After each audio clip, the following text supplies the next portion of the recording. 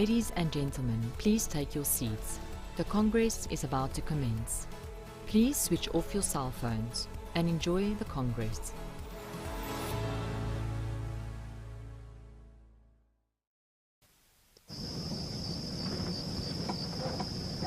Cremacina.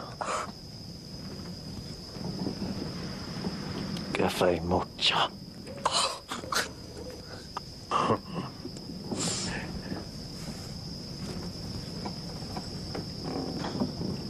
Macchiato. Henry, I love it when you talk foreign. Indulge in Wimpy's delicious new range of premium blend coffees. I was on my way to the deal-proof bus for the 200th time when suddenly, Velskoen. So I raced down the pass to Volstruis to call the fire chief and his truck, Old Elias. Hey man, there's a fire on the deal-proof bus, let's go!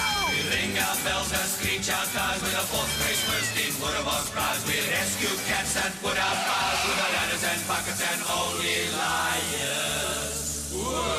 Velskoen. It's at times like these that a man needs a Opel. With a fourth race first in Boerewors prize. We rescue cats and put out fires in a new 2.55-cylinder four-seat bus. We zoom up hills at 100 miles with our ladders and buckets and Old Elias in a 2.55-cylinder four-seat bus. Velskoen.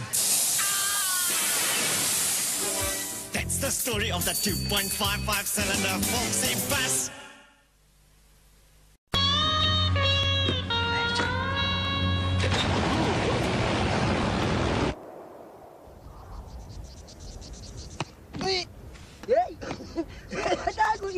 Khui, vậy chứ khui à? Đi, có khí của bác cũng ngã của em. Cái quên là cái câu. Mà có cái khí. Quên là tại câu gì? Thấy là coi.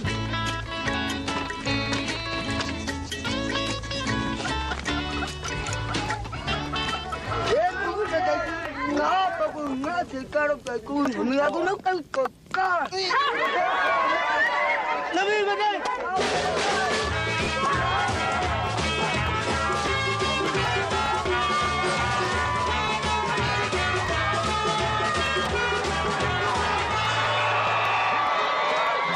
Vodacom, the greatest supporter of Springbok supporters.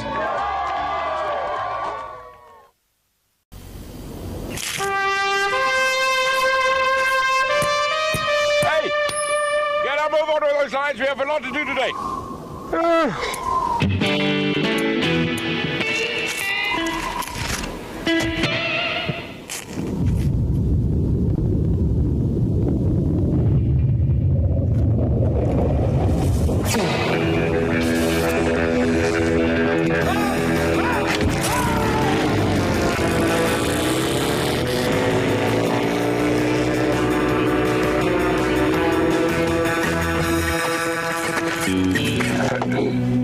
Name?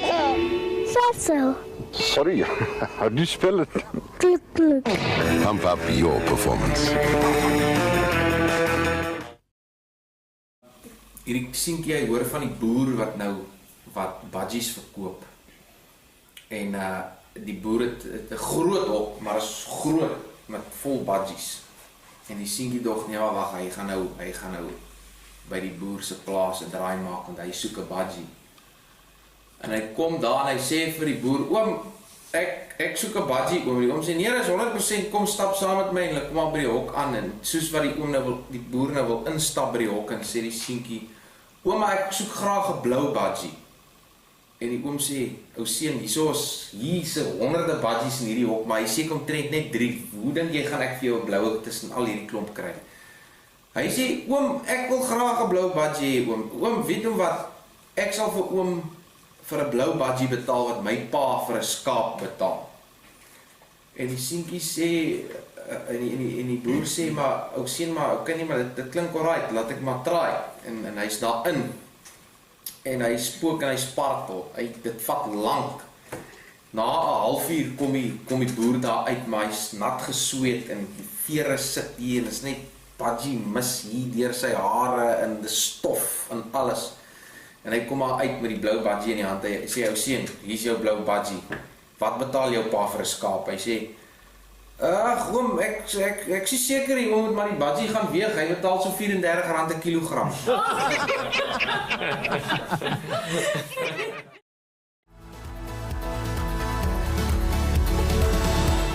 Ladies and gentlemen, please take your seats. The Congress is about to commence. Please switch off your cell phones and enjoy the Congress.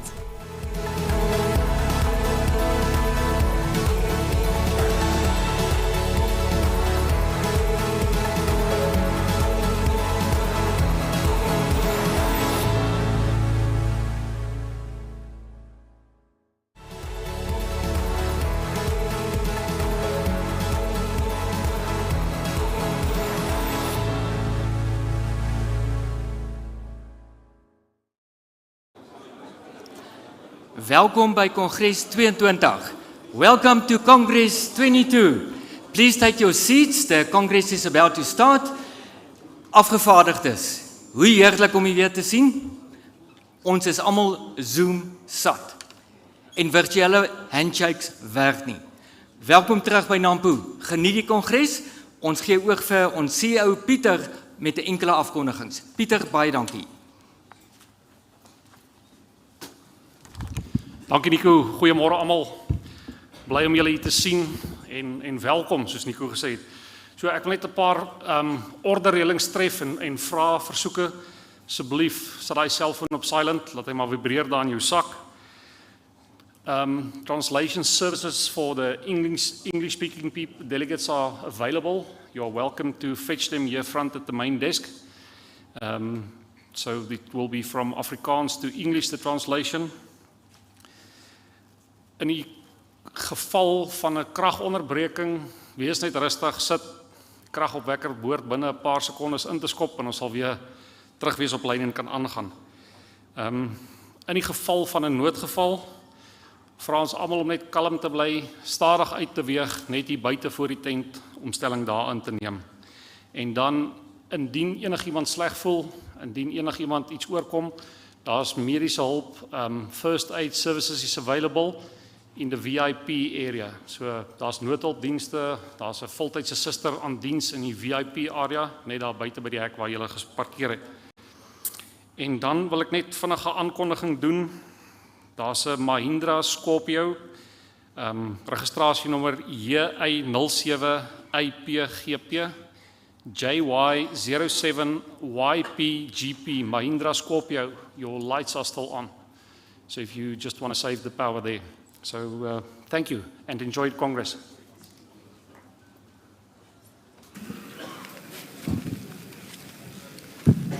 Goeiemôre Kongres, good morning Congress. Dumelang. What a wonderful privilege to be together again. We're most certainly blessed to be able to do this. Dis vir ons 'n voorreg om mekaar in mekaar se geselskap weer te kan wees. Is dit nie net wonderlik laat ons dit weer vir jaar op die normale wyse kan doen nie.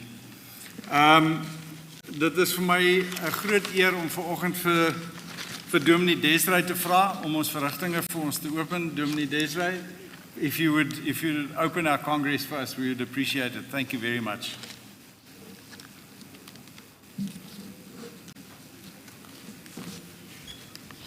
Goeiemôre. Good morning and dumelang. Unfortunately, I forgot to bring my English translation, so I only have my Afrikaans translation here. So I will be reading in Afrikaans. Maar ek gaan vandag vir ons lees uit Genesis 1 en Genesis 2. Soms so in die begin van die Bybel. Die Here het die aarde gemaak en ons lees van hoe hy die waters geskei het en hoe hy die diere gemaak het. En dan kan daar 'n deel waar die Here dan sê in vers 26. Toe het God gesê, kom ons maak die mens as ons verteenwoordiger, ons beeld, sodat hy kan heers oor die vis in die see en die voëls in die lug en die makdiere, die wilde diere en al die diere wat op die aarde kruip. En dan in Genesis 2 vers 7 sê die Here, Die Here God het toe die mens gevorm uit stof van die aarde en lewensasem in sy neus geblaas, sodat die mens 'n lewende wese geword het. Wat 'n wonderlike wonderwerk wat die Here hier doen. Dat die Here ons uit stof uitkom maak het. En is iets wat 'n boer goed ken. Kyk hier Augustus maande, as die wind so in die Vrystaat begin waai, dan ken tot die dorpmense die stof wat van die plase afkom. Maar hoe die Here daai stof maak, maar die grootste wonderwerk vir my is nie net die feit dat die Here 'n mens gemaak het nie. Maar is dat die Here iets wat niks is nie, stof is, kom verander het in iets heel anders. En hierdie ongelooflike lewende wese, die mens, een wat soos sy beeld is. En ons dink baie oor ons stoflikheid, oor die feit dat lewe net 'n tydperk is. En ek dink COVID het ons dit geleer, hoe kort 'n lewe werklik kan wees. Maar Genesis wil nie net vir ons kom vertel van ons stoflikheid nie. Hy wil vir ons kom vertel van die God wat ons aanbid. Die Here wat hierdie wonderwerk doen van verandering. En daarom, as ons later in die Bybel lees, hier in Romeine, dan kom Paulus en hy sê, bid tot die Here, dat hy ook julle gedagtes sal vernuwe en verander. As ons in die Nuwe Testament lees, bid dat die Here ook jou lewe kom verander, as jy tot bekering kom. En dit is my gebed vir elkeen van julle vandag, dat die Here vir elkeen 'n nuwe manier van dink sal gee. Dat wanneer jy, of dit nou in jou lewe is, in jou verhouding is met jou man of jou vrou, en of jy sommer daar by jou lande staan, en jy kyk na jou landerye, jy vir die Here sal vra, Here, leer my om 'n nuwe perspektief te kry, om nie te bid, om nie te kyk. Here, help my om die moontlikhede raak te sien. Al het ek dalk waterskade gekry hierdie jaar. Dalk het jy 'n goeie oes. Here, help my om die moontlikhede raak te kan sien, om anders te kan kyk na die stof wat voor my lê. Want U is die almagtige God wat uit stof uit niks uit, lewe kan bring.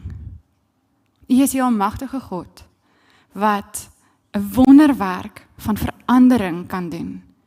En nie net 'n verandering van 'n bietjie tweak hier en 'n bietjie tweak daar nie, maar 'n verandering waar hy iets heeltemal nuuts en heeltemal anders doen. So mag dit ook waar wees in elkeen van julle se lewe. Mag dit ook in Graan SA se lewe waar wees. Dat julle nuwe moontlikhede sal sien. Dat julle waar julle niks voor julle sien, die hand van God daaroor sal sien, wat verander in iets wonderliks, iets groots, iets wat ons nooit kon dink gebeur nie. Kom ons bid saam. Ons God en almagtige Vader, Here, vandag waar ons bymekaar sit van mense van reg oor Suid-Afrika af, kom ons voor U in aanbidding. Want Here, ja, ons het dalk die boerdery in gemeen, maar Here, nog meer as dit. Ons as die kinders kom voor U vanoggend. En ons kom bid tot U vanoggend, wat ons weet wie ons is, wat ons het. Here, dit alles kom uit U hand uit. U self het ons gevorm uit niks uit nie, uit stof uit. En ons sien jaar na jaar hoe U daai stoflande kan verander en kan laat groei. Here, hoe daai saad in daai lande net kan ontkiem en kan groei in 'n plant. Of dit nou 'n mielieplant is, of dit nou koring is, of sonneblom. Maar Here, hoe U dit laat gebeur. Here, daarom kom vra ek, en wil ek eintlik soos Jabes kom bid, en ek wil kom bid, Here, mag U elkeen wat hier is se hande seën. Mag U in elkeen se lewe verandering bring, dat hulle ook nie sal kyk na wat voor hulle lê, na dit wat die Here wat U vir hulle gee. En Here, dat U ook sommer hulle grondgebied sal vermeerder. Ons bid dit in die naam van Jesus Christus. Amen.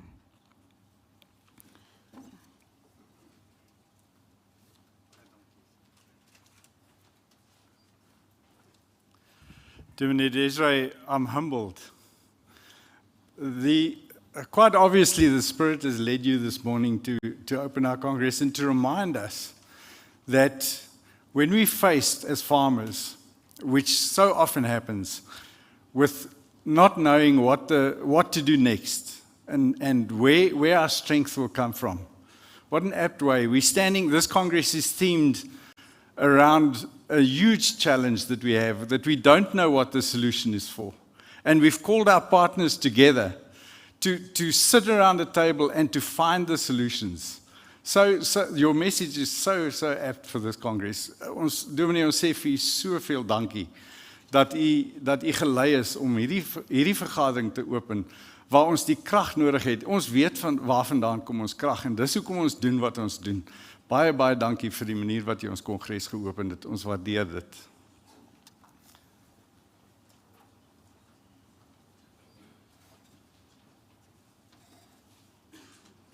Kongres, as jy my gaan toelaat, dan gaan ek deur die vergadering hier in my sitplek inneem.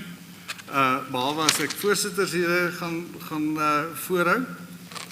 Dominee is natuurlik welkom om by ons aan te sluit vir die res van die dag, maar hy is ook welkom om te gaan sou dit vir u nodig wees, nee. We're now going to call on our Deputy Chair, Ramadisa Manaisa, to welcome all our guests to our Congress this morning. Ramadisa.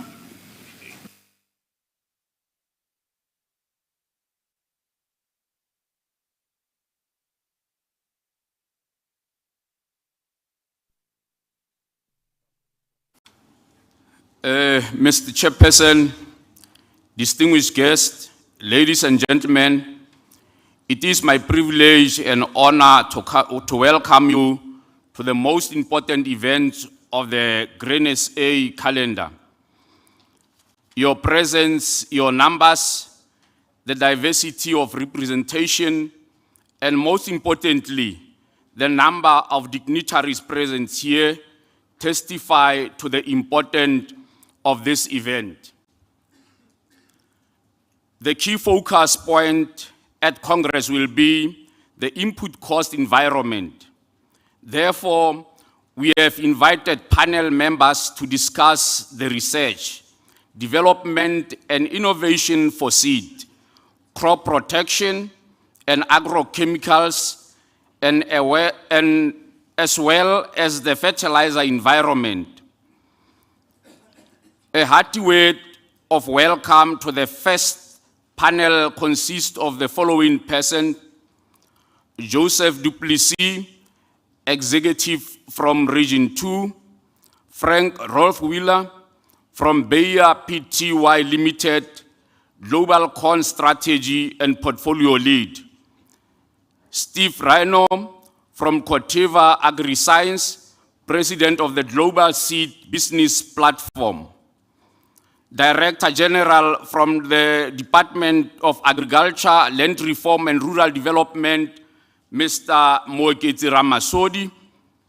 We also welcome the member of the second panel, which are Andries Kestel, Chairperson of the Input and Production Working Group, Julian from Fosco Pty Limited. Unfortunately, we received his apology. Louis Stradom from Omnia Fertilizer as Marketing Director, Johannes Loh from Sasol, Vice President of Planning and Optimization, Ms. Numisa Nkalisa from DTIC, Chief Director of Agro-Processing, Khampi Papela from IDC, Head of Agro-Processing and Agriculture. We are again fortunate to have a high level of representation from organized agriculture. A hearty welcome to Yakuminar, President of Agri-SA, and Nicole Johnson, Deputy President of Agri-SA. Also, a special word of welcome to Benny Van Zyl, the CEO of TLUSA. We also welcome representation from the Namibian Agronomist Board at our Congress.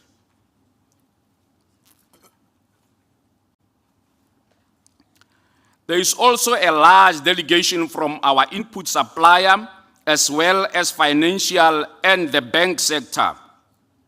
We also thank you for your support to the grain industry.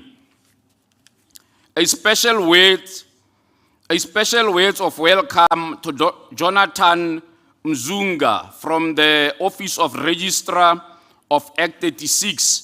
Thank you for the role that you are playing within the agricultural sector.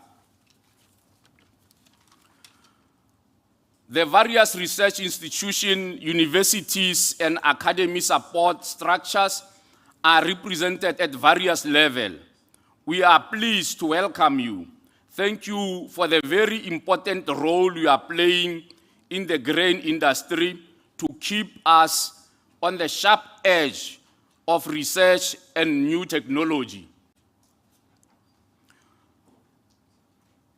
Welcome to the chairperson and official from the Protein and Research Foundation, as well as from the different commodity trust, forum, councils, and advisory committee, who all play an important part in the value chain of the grain industry.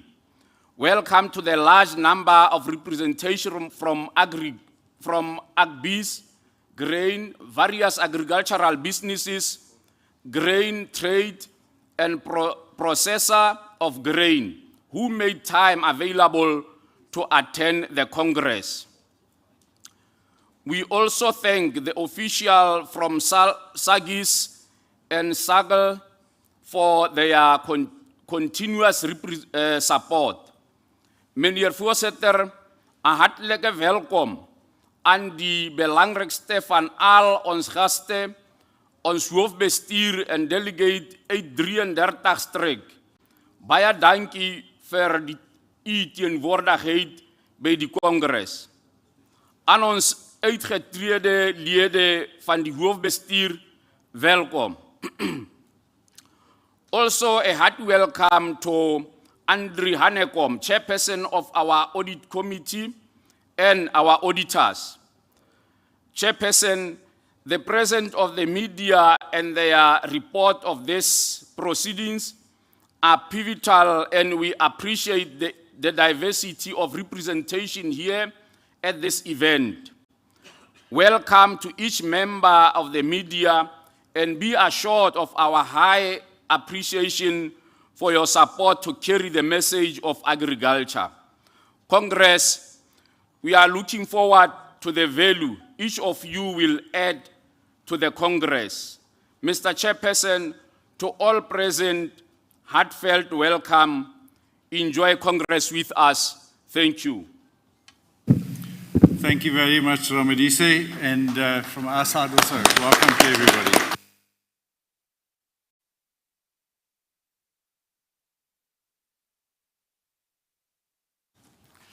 Kongres, soos jy weet,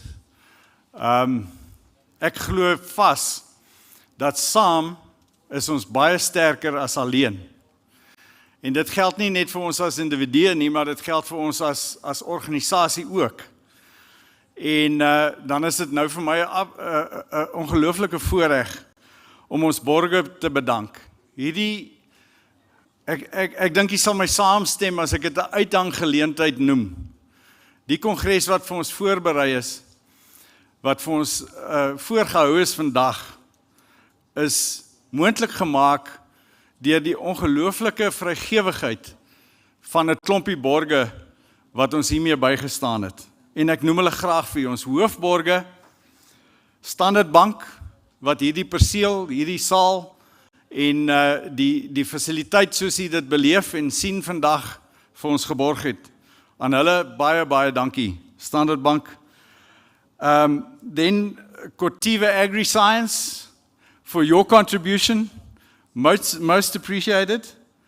You will be enjoying a lunch today, courtesy of Cortiva Agri-Science.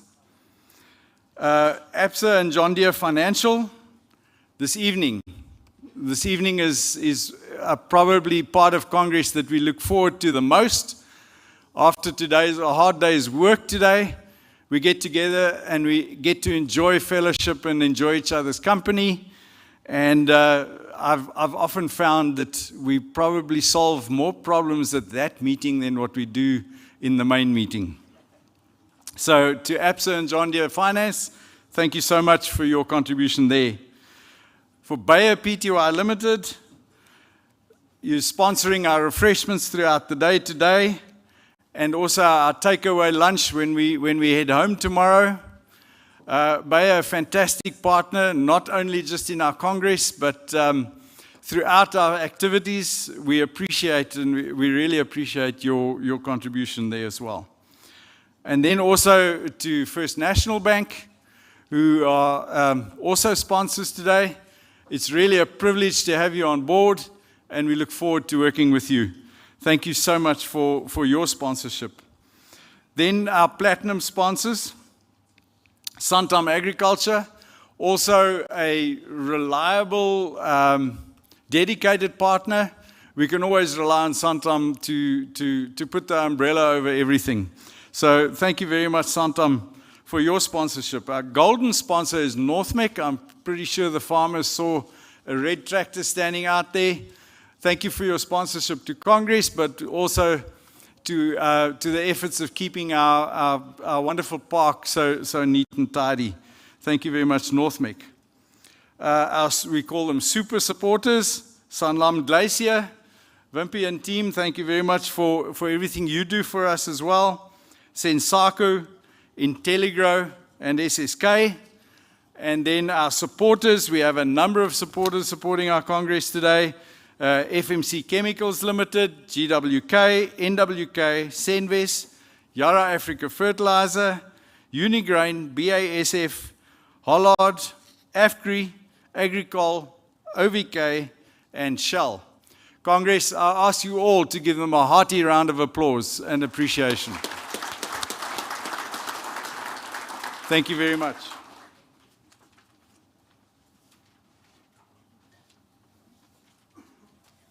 I'm now going to call on our CEO to constitute Congress to make sure that we are a quorum and we can legally take decisions. Yeah, thanks, Chairperson. I'm happy to report that we are properly constituted.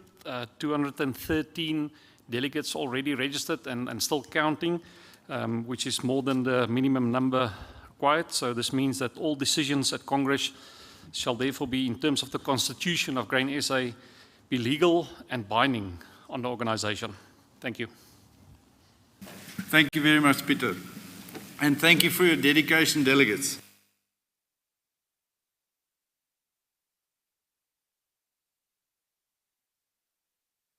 Just a couple of rules of order that I'd like to mention to you. The rules of order were circulated in your document packs.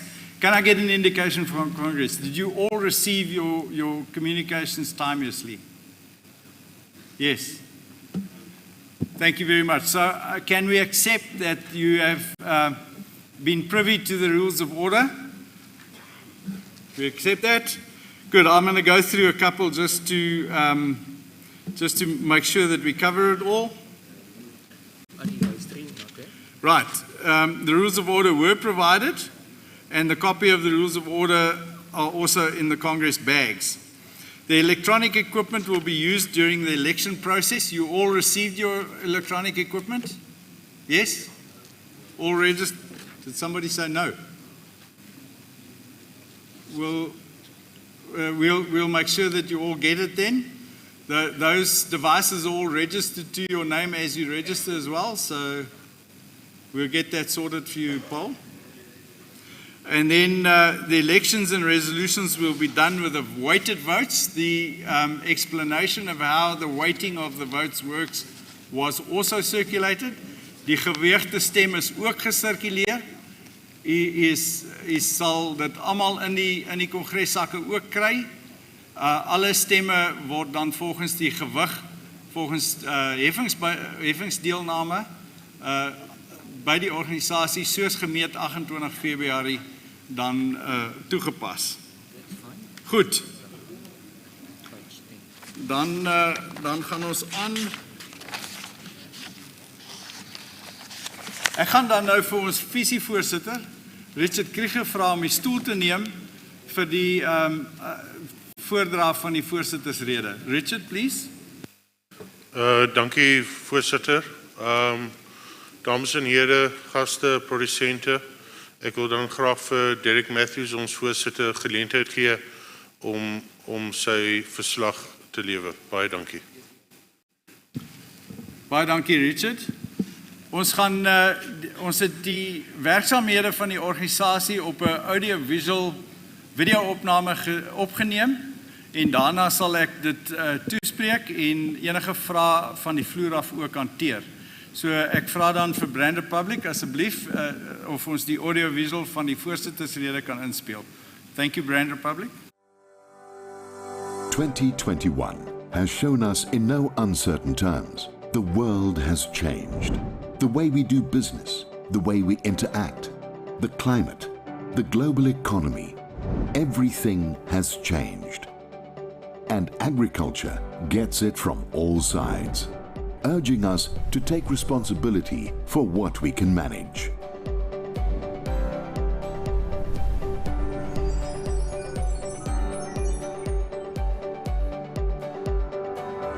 The rate of change these days is absolutely phenomenal.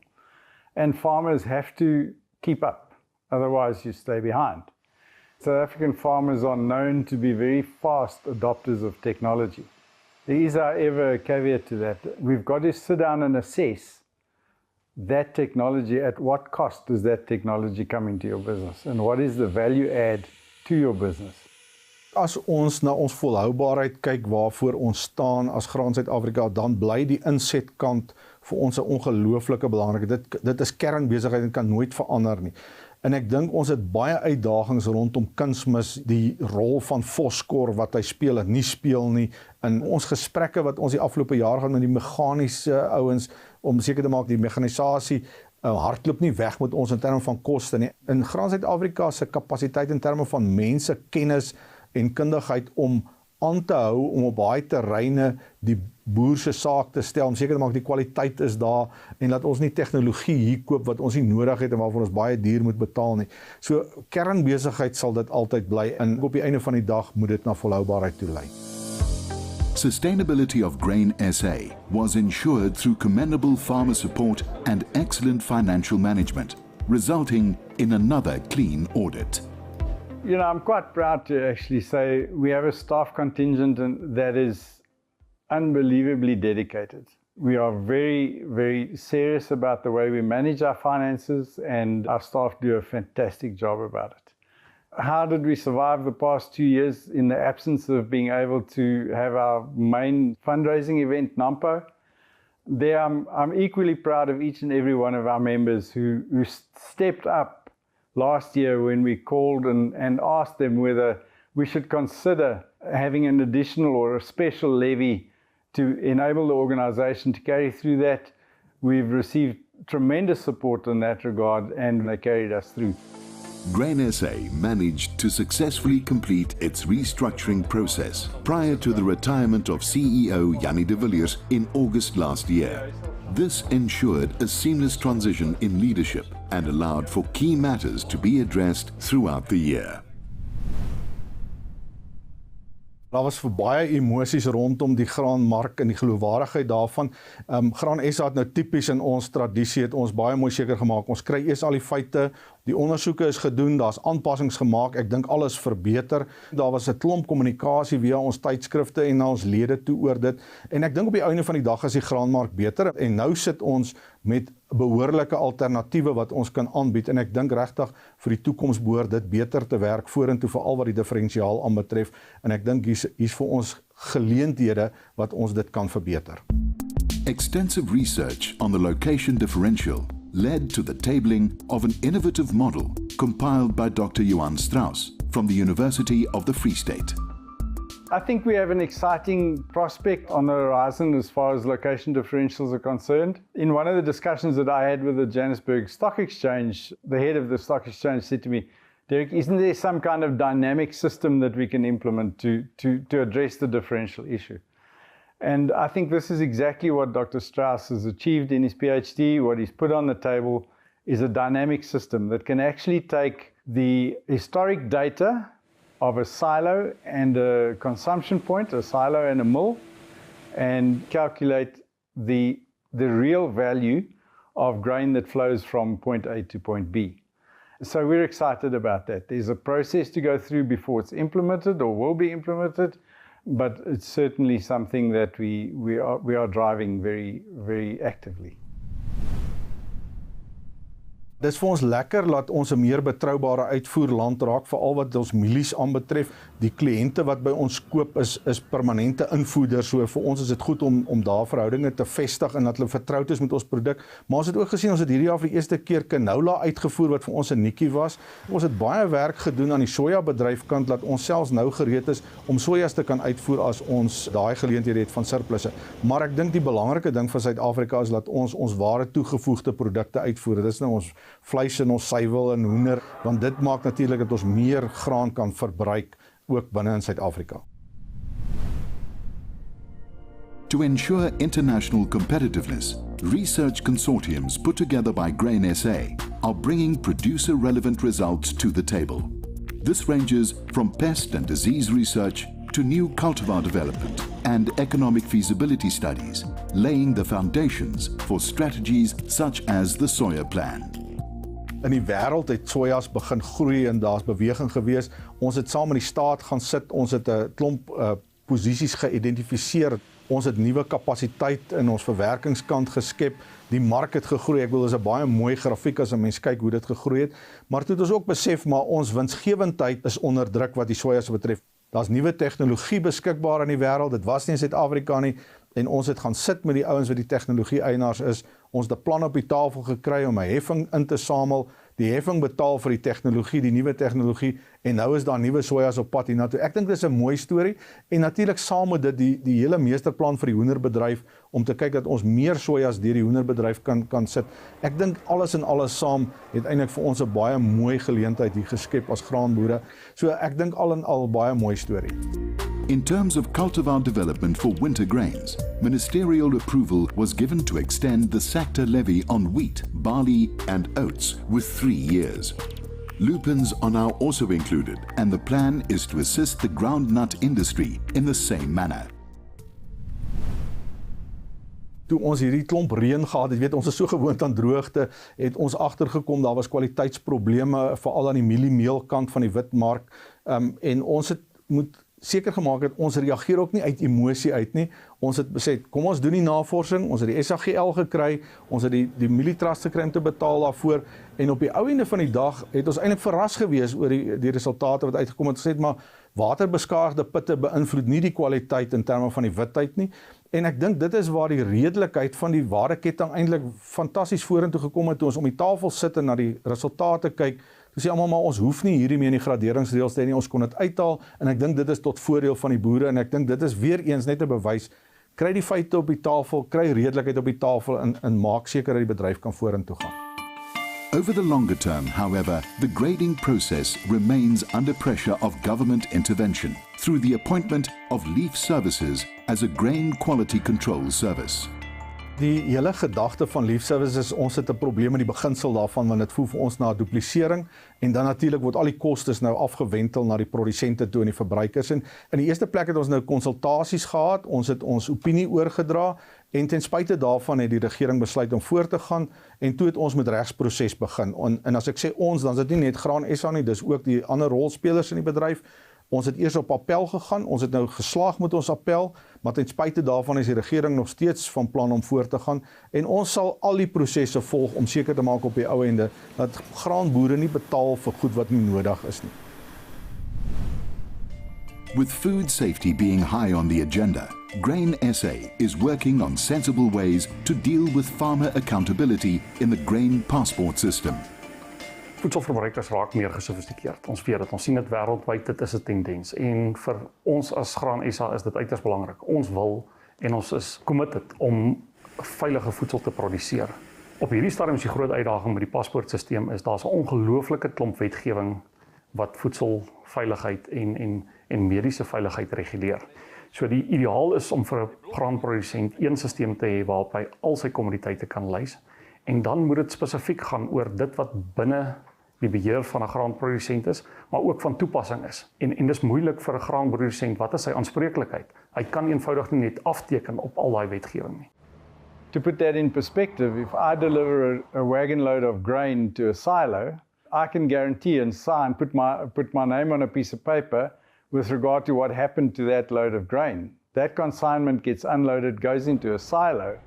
What happens to that from there, I have no control over. So I cannot sign for that. Dit is waar ons met die res van die waardeketting saamwerk om seker te maak ons kan 'n sinvolle en 'n effektiewe paspoortstelsel daarstel. Maar van die graanprodusent se kant af is hulle is betrokke daarbey. Hulle wil dit doen, maar ons moet dit regkry. So die landboumeestersplan eintlik as jy mooi gaan dink is, hoe boer ons Suid-Afrika as een plaas? Waar fokus ons, waar prioritiseer ons en waar is dit belangrik om infrastruktuur daar te skep, ondersteuning daar te skep, sodat die landbousektor kan groei. Ons kom meer en meer agter dat die regering besef hulle kan nie alles self doen nie. En hulle vra die privaat sektor se hulp. En ek dink dit is wat my persoonlik opgewonde maak oor Suid-Afrika se ekonomie, want hier is geleenthede. Hier's groot geleenthede en entrepreneurs moet anders te dink oor die land en anders te dink oor hoe hulle gaan investeer. So die meestersplan goed gevorder met die onderhandelinge, goed gevorder met die implementeringsfase wat ons nou gaan begin. So persoonlik is ek baie positief, baie opgewonde oor die implementering van die meestersplan en ek dink hy's baie goed geskryf. The master plan is in place, but it starts by getting crops on the land. We're sitting at Congress now, and I don't think that we really understand the impact of what is happening. We talk about average input inflation across the basket of 50%.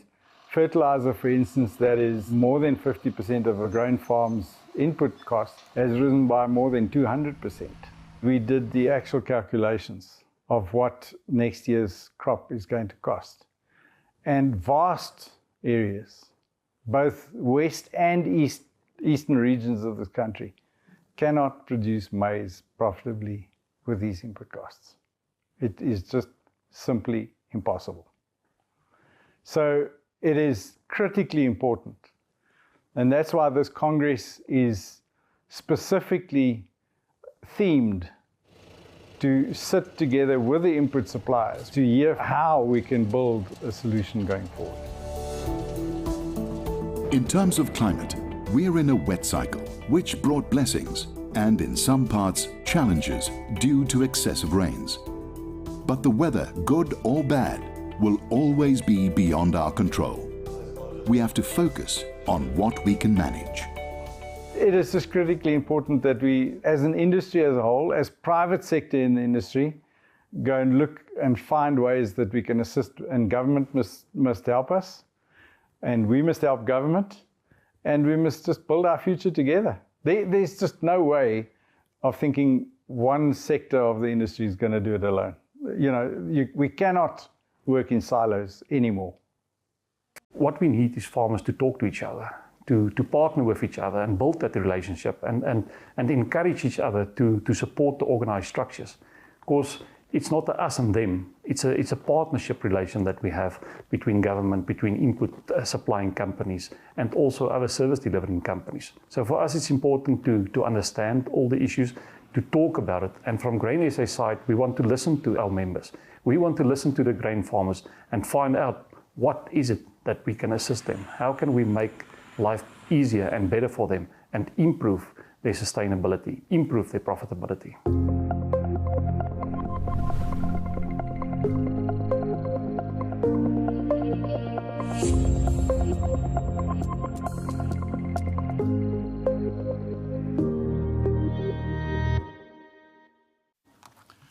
So Congress, now you've seen the report on the activities for the year. Dis nou my voorreg om met u te deel, hoe gaan dit met ons of u organisasie? Jy weet, ek het redelik blootstelling in 'n redelike wye veld van georganiseerde landbou en organisasies in geheel. En iets waarop ek regtig trots is ons het 'n personeelkorps van nie minder as 60 mense. En daardie 60 mense het 'n unieke eienskap in vergelyking met ander organisasies waar ek blootstelling het. 'n Vlak van toewyding wat ek sukkel om aan u te kan beskryf. Ongelooflik toegewyde mense. Ek sal u uitdaag om enige oggend, weeksoggend, tussen half 7 en 8 uur die kantoor te bel en kyk of daar nie iemand antwoord nie. Die mense is nie 8 tot 5ers nie. Dit is mense wat ons saak, hulle eie saak gemaak het. Hulle eie toewyding daartoe, hulle lewens eintlik daartoe toewy. En ek wil net hiermee ook aan Pieter en jou span net sê, baie dankie vir daardie ongelooflike toewyding. Daardie kenmerk maak Graan SA wat hy is.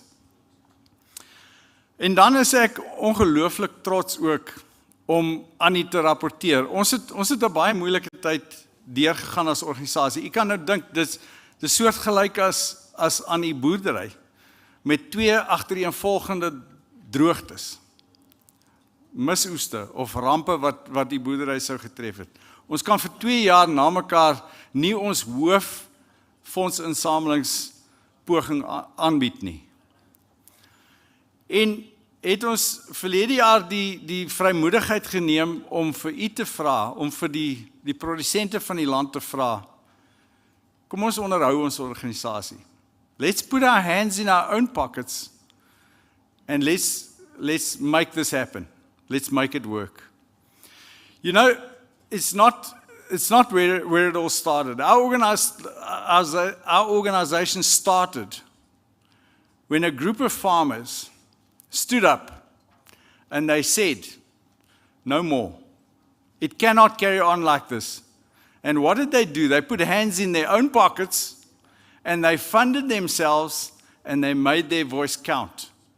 And they laid the foundations on which Grain SA was built.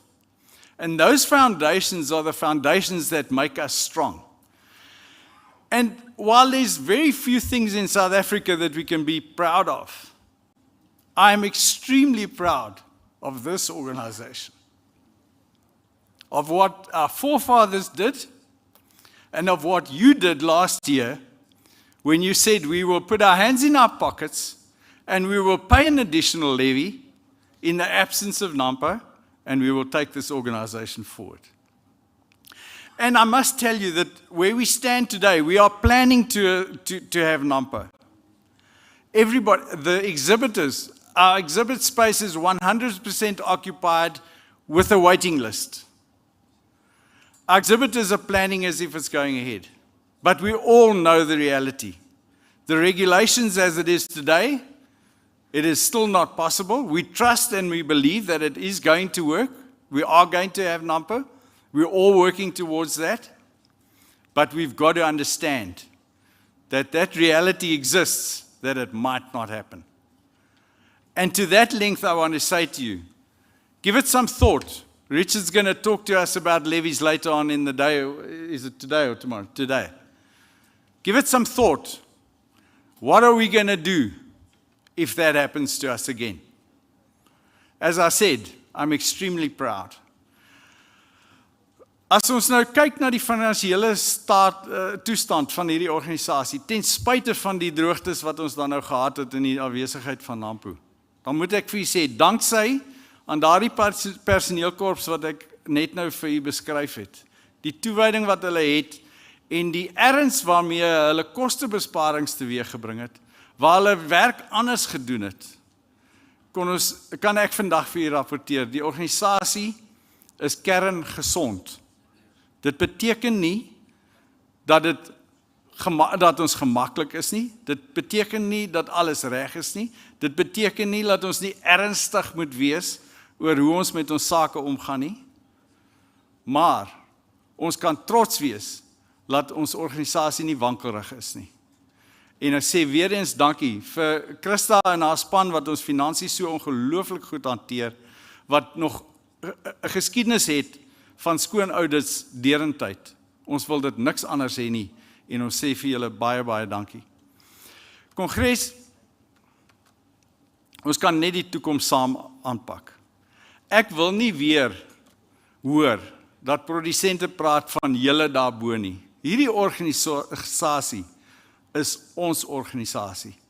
En hy's ons in, omdat ons besluit het, dis wat ons nodig het, omdat ons besluit het, dit is wat ons wil doen, en dat ons gaan besluit, hoe ons met ons vennote, ons stakeholders, gaan omgaan. En ek sê vir u baie dankie vir u ondersteuning, vir u toewyding, en ek antwoord enige vrae wat u moontlik oor die organisasie sou hê, antwoord ek graag nou.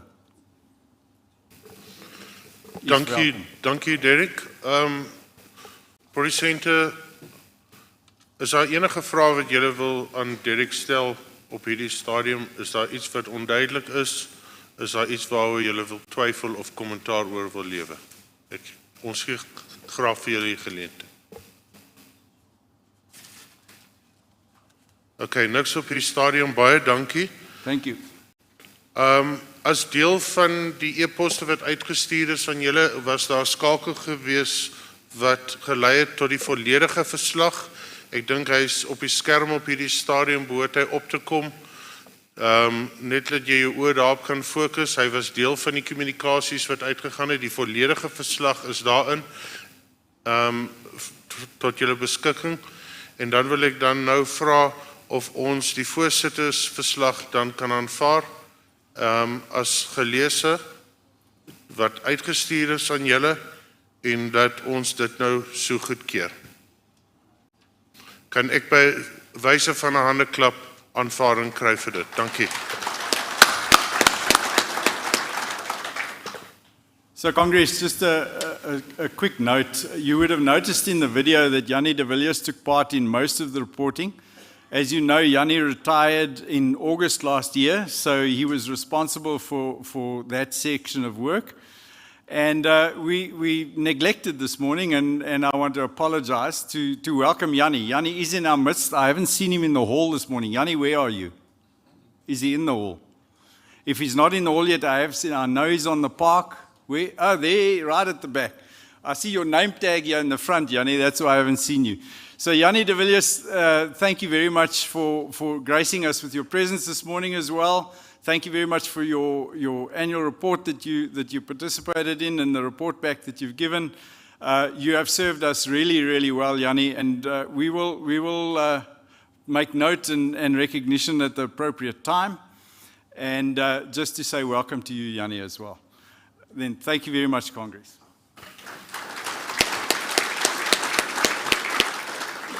Ja, baie dankie voorsitter, en met dit handig ek die voorsitterstoel terug aan u. Dankie.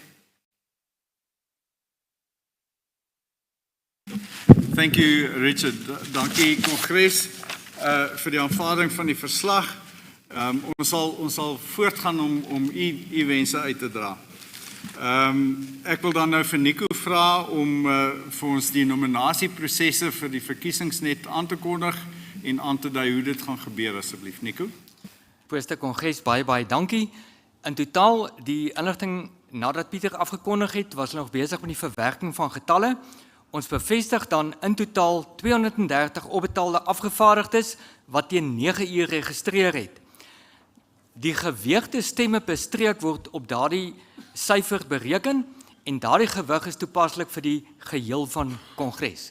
Kan ek vra vir ons span, sal julle asseblief die eerste prosedure vir ons die klankbaan speel?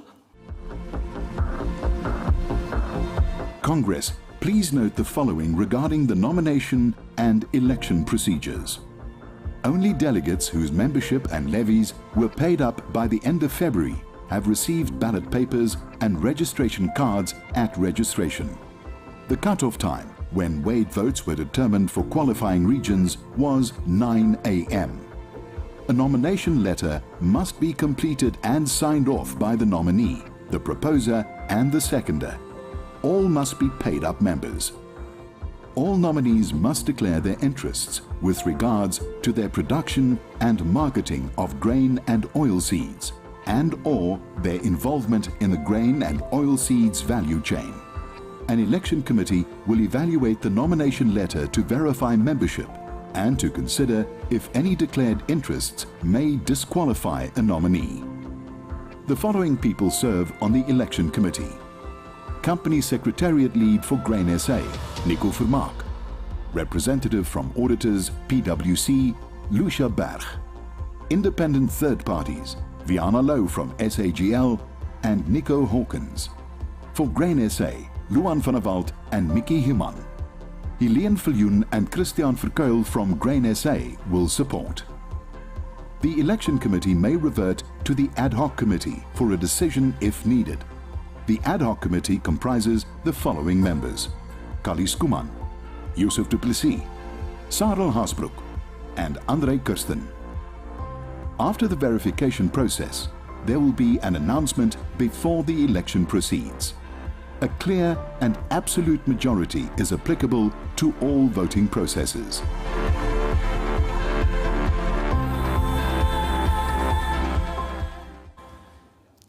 Baie dankie Kongres. Ons gaan dan voort op hierdie stadium om die nominasie vir die voorsitter te hanteer. Vir die opbetaalde, geregistreerde afgevaardigdes, bladsy 1 van die nominasiebriefie, dit word in skrif gedoen. Onthou dat die voorsteller, die sekondant en die persoon wat genomineer is, moet afteken en dit word dan deur die verkiesingskomitee geverifieer. Eers is welkom om die nominasiebrief te voltooi, af te teken en dan gaan ons vir Helene en Christian vra en van die ander personeel om dit op te neem. Voorsitter, ons kan met die res van die program aangaan. Baie dankie. Ons sal afkondig wanneer die nominasie sluit. Dit sal na teetyd wees. So u het 'n tyd, maar begin so lank om die handtekeninge vas te maak. Baie dankie.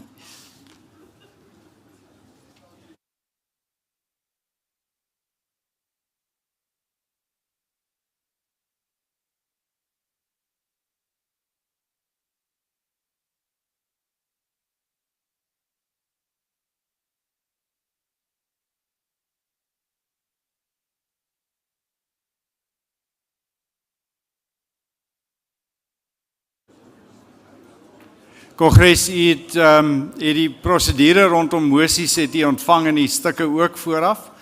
En gee my dan dus die geleentheid nou om 'n mosie in te stel.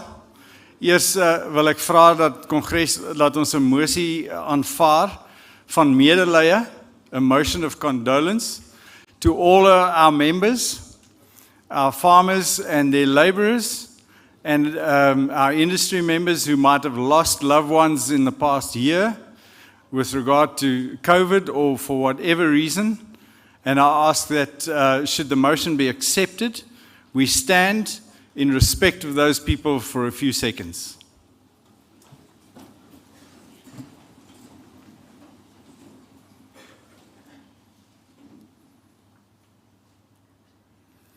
Thank you very much, Congress.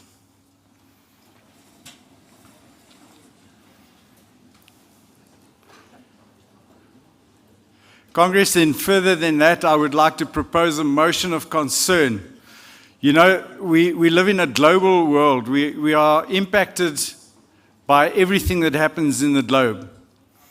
And I'm a member of what is called the Global Farmer Network, which is a group of farmers from around the world that get together and discuss farming issues. Nothing other than farming issues, technology mostly, tillage practices and the rest of that. And I wish I could share with you the discussions, the conversations that go on, particularly pertaining to what's happening in Russia and the Ukraine.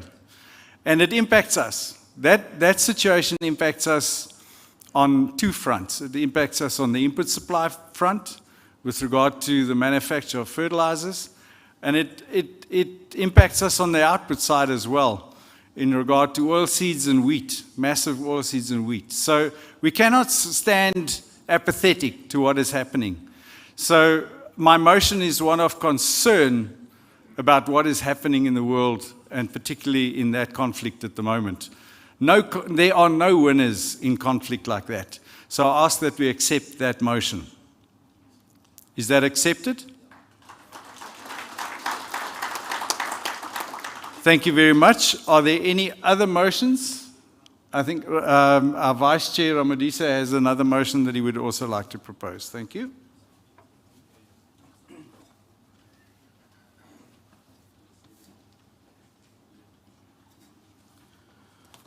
Thank you, Chairperson. I would like to pass this motion for empathy of losses due to recent floods, droughts in certain production area over the past season. Over the past season, climate impact of either floods, droughts in summer and winter grain producers area. President recently referred to loss due to floods in Eastern Cape. Also, loss after high impact floods in Free State and Northwest. So possibly those people who have been affected are our farmers and families of our farmers. So those who have been taking care of the grain and support the food and food production in our country. Therefore, Chairperson, I pass this motion to the Congress. Chair. Thank you, Ramadisa. Kongres, is daar enige verdere moties wat iemand van die vloer af moontlik, ek gee vir die geleentheid om nou enige motie in te stel? Ek sien niks verder nie, ek wil graag een bylas. Ek wil net vra dat ons as Kongres 'n motie van dank aan ons personeel wat ons so goed dien, net instel asseblief. Kan ons dit so aanvaar? Baie dankie, Kongres. Kongres, ons vorder goed. Ek gaan dan nou vra dat ons die audiovisual, 'n boodskap van Beyer, a message from Beyer, an audiovisual that will be played in now.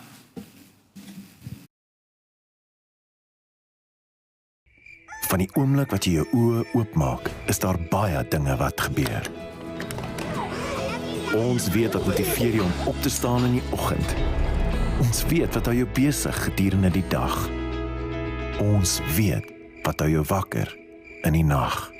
Ons deel in jou uitdagings. Ons deel in jou vreugdes. Ons sien wat jy sien. Ons sien jou. Want by Beyer is jou trots ons passie.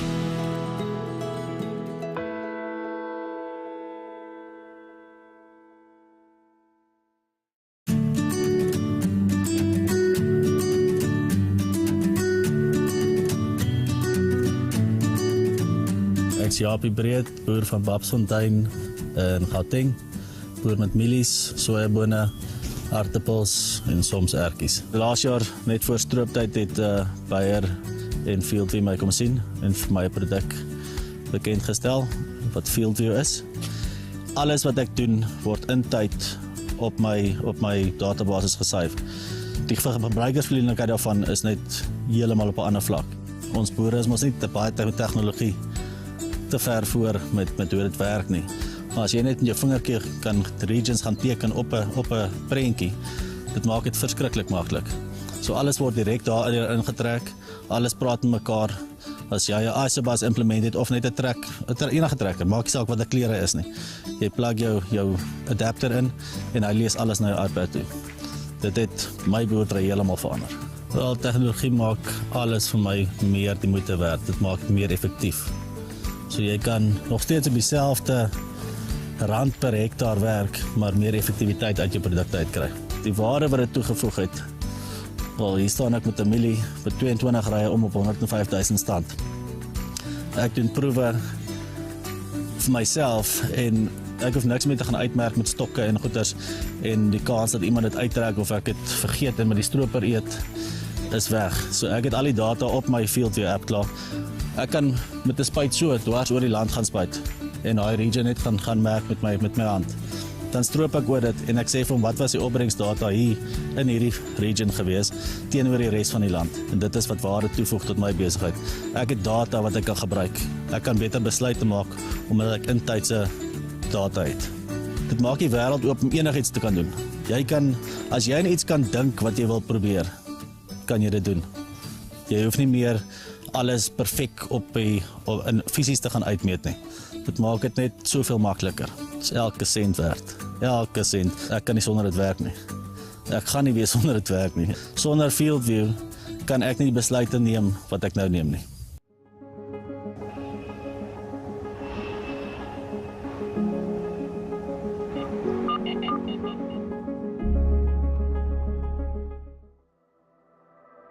By Bayer is ons voortdurend besig om nuwe maniere te soek om jou opbrengspotensiaal te optimaliseer, om beskerming teen insekte te bied wat jou sojaboongewasse bedreig en om die gebruik van hulpbronne te beperk.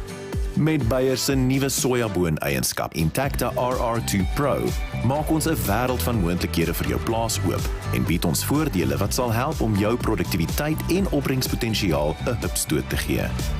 Die bekendstelling van Intacta RR2 Pro is 'n mylpaal vir die ontwikkeling van sojaboon-tegnologie in Suid-Afrika, aangesien dit die eerste sojaboon-eienskap is wat die afgelope 20 jaar deur die Suid-Afrikaanse regulatoriese liggaam goedgekeur is. Hierdie tegnologie bied 3 hoofvoordele vir boere. Beskerming teen ernstige voedingsskade wat deur die Afrika bolwurm veroorsaak word. Optimaliseer opbrengspotensiaal deur die herposisionering van die onkruiddoder weerstandige eienskap op die DNA van die sojaboon. En verbeterde glifosaatweerstand wat deur Roundup Ready RR2 tegnologie gebied word. Wees deel van die revolusie in sojaboon tegnologie.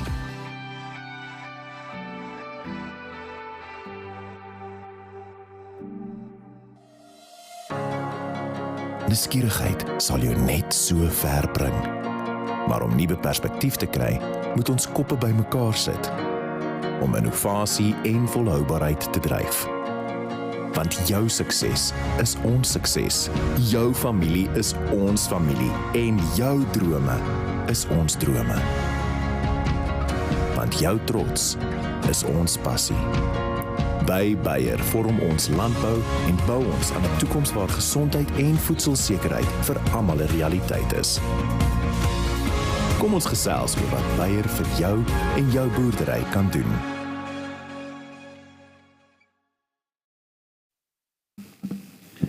Kongres, wel. Ek sit nou terwyl ek kyk na die video, sit en dink ek aan my eie boerderyloopbaan wat in 1983 begin het, waar ons nog 'n span handoesters gehad het en Nigel dorsmasjiene en kyk waar staan ons vandag. Die ongelooflike tempo waarteen tegnologie, waarteen groei en verbetering kom. So Bayer, thank you very much for the innovation that you bring to the table. It really is worthwhile to us. Thank you. I'm going to hand over to Nico to make arrangements for tea. Nico?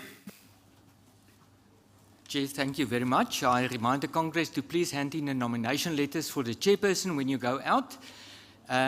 After tea time, I will cut down the notice, but you've got an opportunity to hand in on your way out. Then we remind you of a press conference. Our friends from the media, there will be a press conference in the VIP venue with the Grain SA chairperson, vice chairpersons, as well as the CEO about the focus areas of Grain SA. Then I want to ask panel members one. The first panel members, that is Joseph, Frank, Tony, and the representative from the DG, to please come to the panel next to the stage. The technical team will support you to set up, and thereafter you can go for your tea break. And then to the delegates, aan al die afgevaardigdes, koffie en tee onder die tent en in die leerlokaal. Voorsitter, baie dankie. Ons sien nie dan oor so 30 minute. 30 minute teebreek, baie dankie.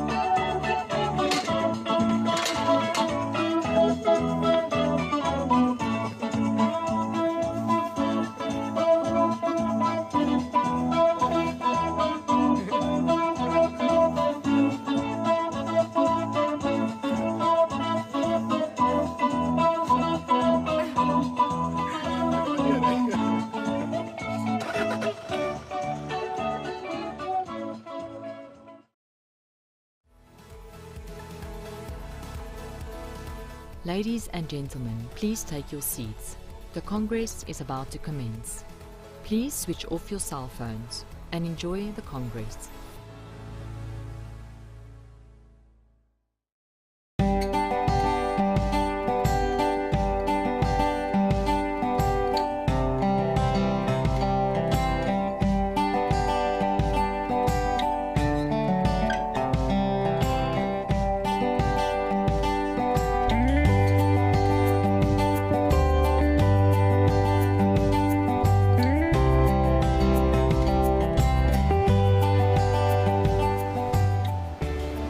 Een wyse man het een keer gesê, "Daai mielies wat jy in jou pap vreet, dis die mielies wat ek stroop." Alright? Boerboys, farming. Okay? Die moeilikste beroep in Suid-Afrika. Boer is 'n ongelooflike ding. As 'n ou boer, boys, moet jy goed doen soos farm management, plaasbestuur. Okay? Daar's handearbeid betrokke, fisiese goed. As 'n ou boer wil wees, moet 'n ou natuurlik begin by die look. Nou boys, enige boer sal vir jou vertel, as jy 'n mooi stoor bou, begin dit by die fondasie. Alright? Nou net so met jou voorkoms. As jy begin met 'n lekker paar van hierdie boere shooties, short booties wat jy kry, dalk 'n dikkerige gekous, anders ruik hy ook nie lekker nie. En dis basies vir enkel beskerming, boys. Want 'n mens weet nooit of jy 'n bok sidestep of 'n plaasindringer of sulke goed nie. Alright? Dan basically, soos 'n ou opgaan, kyk 'n ou basies na die two-tone of kakie. Saam met jean en jou shootie lyk dit glad nie te okay? Baie mense beweeg oor na goed soos camo en dis natuurlik so die taxman hulle nie goed kan sien nie. Of die nuwe trend is enigiets met 'n John Deere sticker op. Selfs al boer jy met wild. Alright? Nou, enige boer se kantoor is bitter belangrik. Nou boys, baie ouens dink as ek praat van die boer se kantoor, dink hulle ek praat van die ding met die aircon en sulke. Nee boys, hier's jou kantoor. Jy het 'n mobile kantoor, jou bakkie. Okay? Baie belangrik as deel van jou kantoortoerusting wat 'n ou by jou moet hê, is dinge soos jou plathond wat nie kan rondrol nie, 'n stukkie koffie of soos die boere dit noem, koffie. En dan natuurlik baie belangrik vir jou kommunikasie en uitwerking van planne, jou dreams and schemes, jou laptop, jou boere laptop. En die belangrikste ding wat jy ooit sal hê of wat jy gaan nodig hê binne in hierdie kantoor van jou.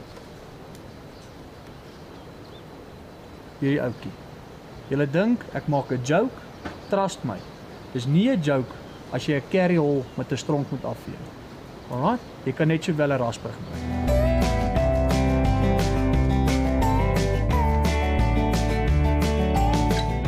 Boys, 'n baie belangrike deel van plaasbestuur natuurlik is kommunikasie.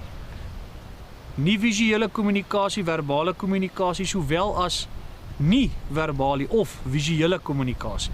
Okay? Dis 'n feit soos 'n Brahmaan, enige ou weet beter as jy hom wys. Alright? Ander dele van kommunikasie is byvoorbeeld kommunikasie met die diere. Okay?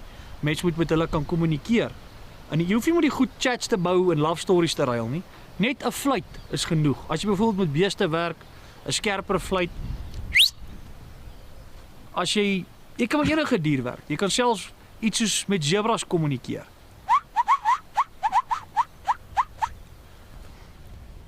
Petrus! Julle moet check, onthou as julle by die stroper is om julle chains binne te gooi. As hierdie in die poelie kom as jy 'n ander vorm van kommunikasie is hierdie tipe van veiligheidskommunikasie. Okay? Hou die werk as jou mense op die plaas sowel as jouself veilig. Die hoofrede vir kommunikasie is natuurlik probleemoplossings. Okay? Om probleme op die plaas op te los en seker te maak goed is reg. Almal weet, dis 'n feit. Die enige ding kan gebreek wees, jy kan dit regmaak met 'n tang. Alright? Baie belangrik vir jou as boer is 'n boer is nooit bang om self sy hande vuil te maak nie. Dan moet jy hier regmaak, hoor. Hy's klaar. Hy's reg, klaar reg. Hy's klaar. Hy's reg. Boys, so soek met die boere. Niks in die lewe is lekker as jy honger is nie.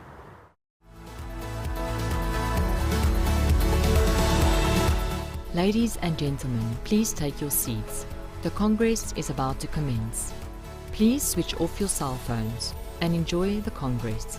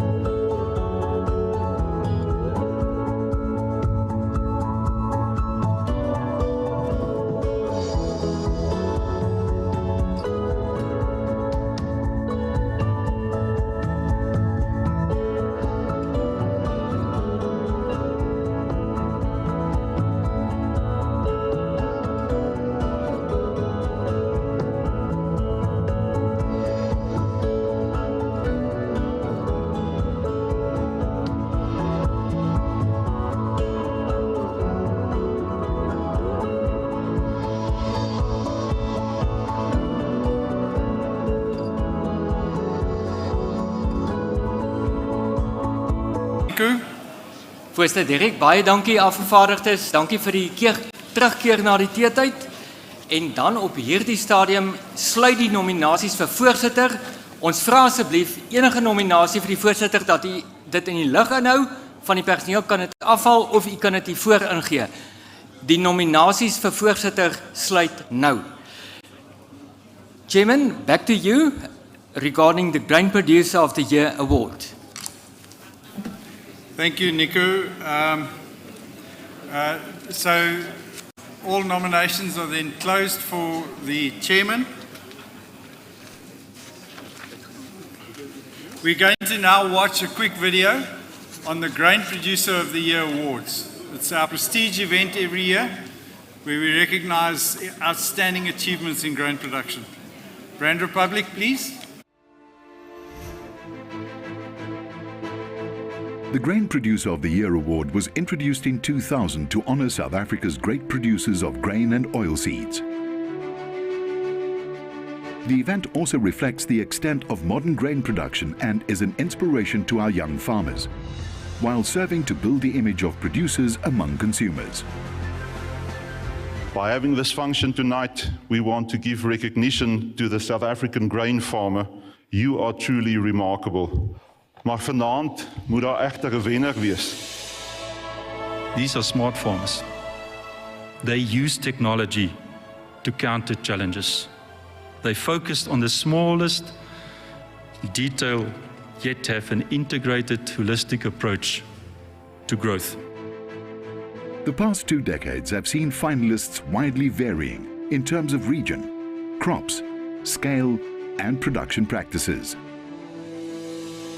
Die proses waarvan ons deel was, het my oortuig hoe landbou in my mug en been is. Al is dit 'n uitdagende beroep, is dit nog steeds baie vervullend. The evaluation includes the completion of a form to give an overall picture of the operation, followed by a panel visiting the farm. Financial information is only seen by one person and kept highly confidential. Dit was 'n besondere ervaring daai dag met die paneel. Dit was te kort. Dit was vir my ook baie leersaam. Die proses was vervullend. Regtig waarom jouself so te ondersoek en te ondersoek hoekom jy regtig doen wat jy doen. Is iets gewees wat ek baie by geleer het.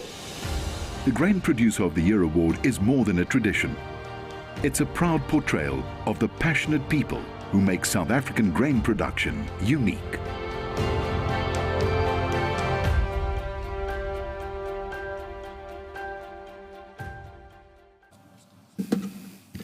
Dankie Kongres, ek herinner u dat ons graag vandag nominasies ontvang vir die graanprodusent van die jaar.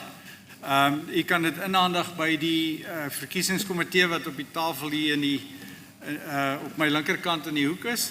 En dit gee ons die geleentheid om uitstekende prestasies en ons boere waarop ons ongelooflik trots is te kan erken en vereer. So ons vra graag dat u deelneem aan die nominasieproses van die graanprodusent van die jaar. Goed, dan gaan ons aan met ons werksaamhede en ons gaan vir Pieter Taljard vra om sy paneel aan ons bekend te stel en die bespreking te lei. Asseblief Pieter. Thank you, Chairperson, and welcome back. Hope the coffee was the right temperature and you enjoyed. With me today, I want to welcome Tony Esparella. We also have Steve Reno that's dialing in from the US. Steve, I hope you're online. Maybe they can give us an indication, but it's a very early morning for Steve that side. Then we have Frank Rottweiler from Bayer. Thanks, Frank, for traveling all the way here. Hope you will have a good visit to South Africa. And then Joseph from farmer from the Schweizer-Reneke area is going to introduce the topic.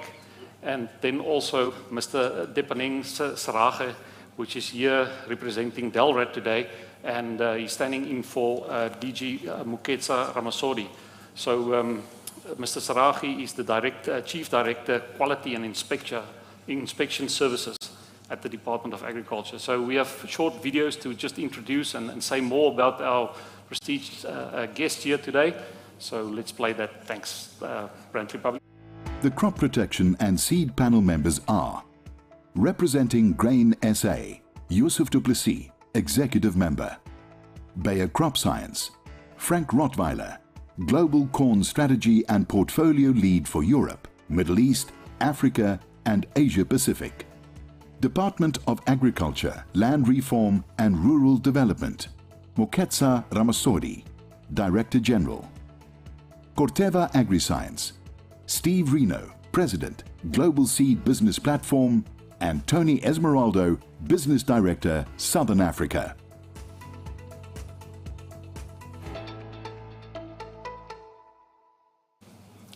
Yeah, so the whole purpose of this discussion this morning is really to look into the future. We have some of our trusted partners here, Bayer and Corteva, that's really responsible to enable you guys to play that pivotal role, to overproduce in this country in terms of grains. And we know how important grains is in the whole farming sector. So, but the challenge that we have seen, and you all have feel it, especially in the Western Cape, farmers are now gearing to plant in the next few weeks. If we look at fertilizer cost, which will be the discussion later this afternoon, if you look at fuel, which is also driven by economic forces on the back of the South African rand, we've seen increase of 40% in fuel prices. And the challenges are just there.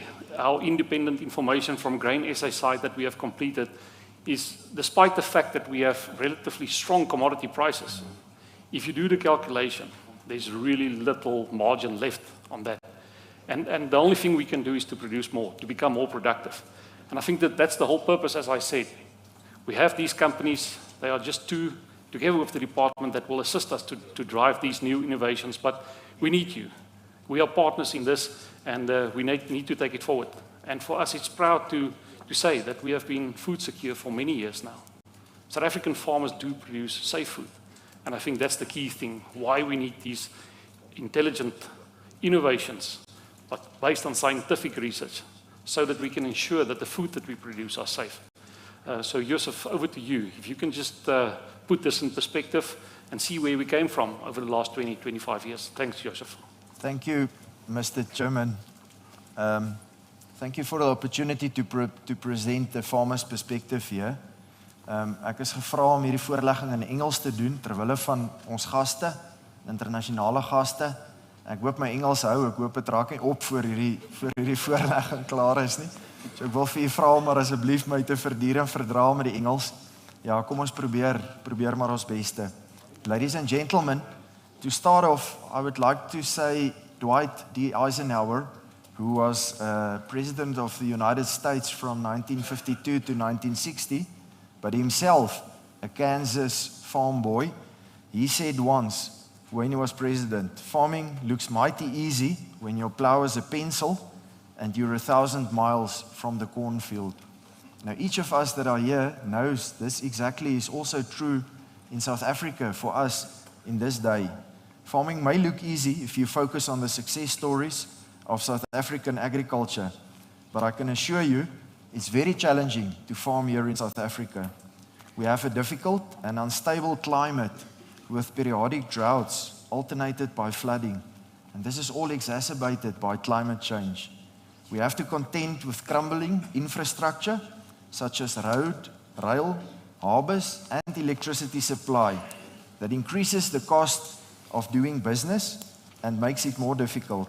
We also have rampant levels of crime, civil unrest, and at farm level, we have a price-cost squeeze where production costs go up more than the farm gate prices for our farm produce.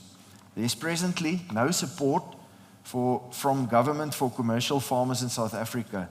There's no safety net, and there's no comprehensive insurance scheme for agriculture.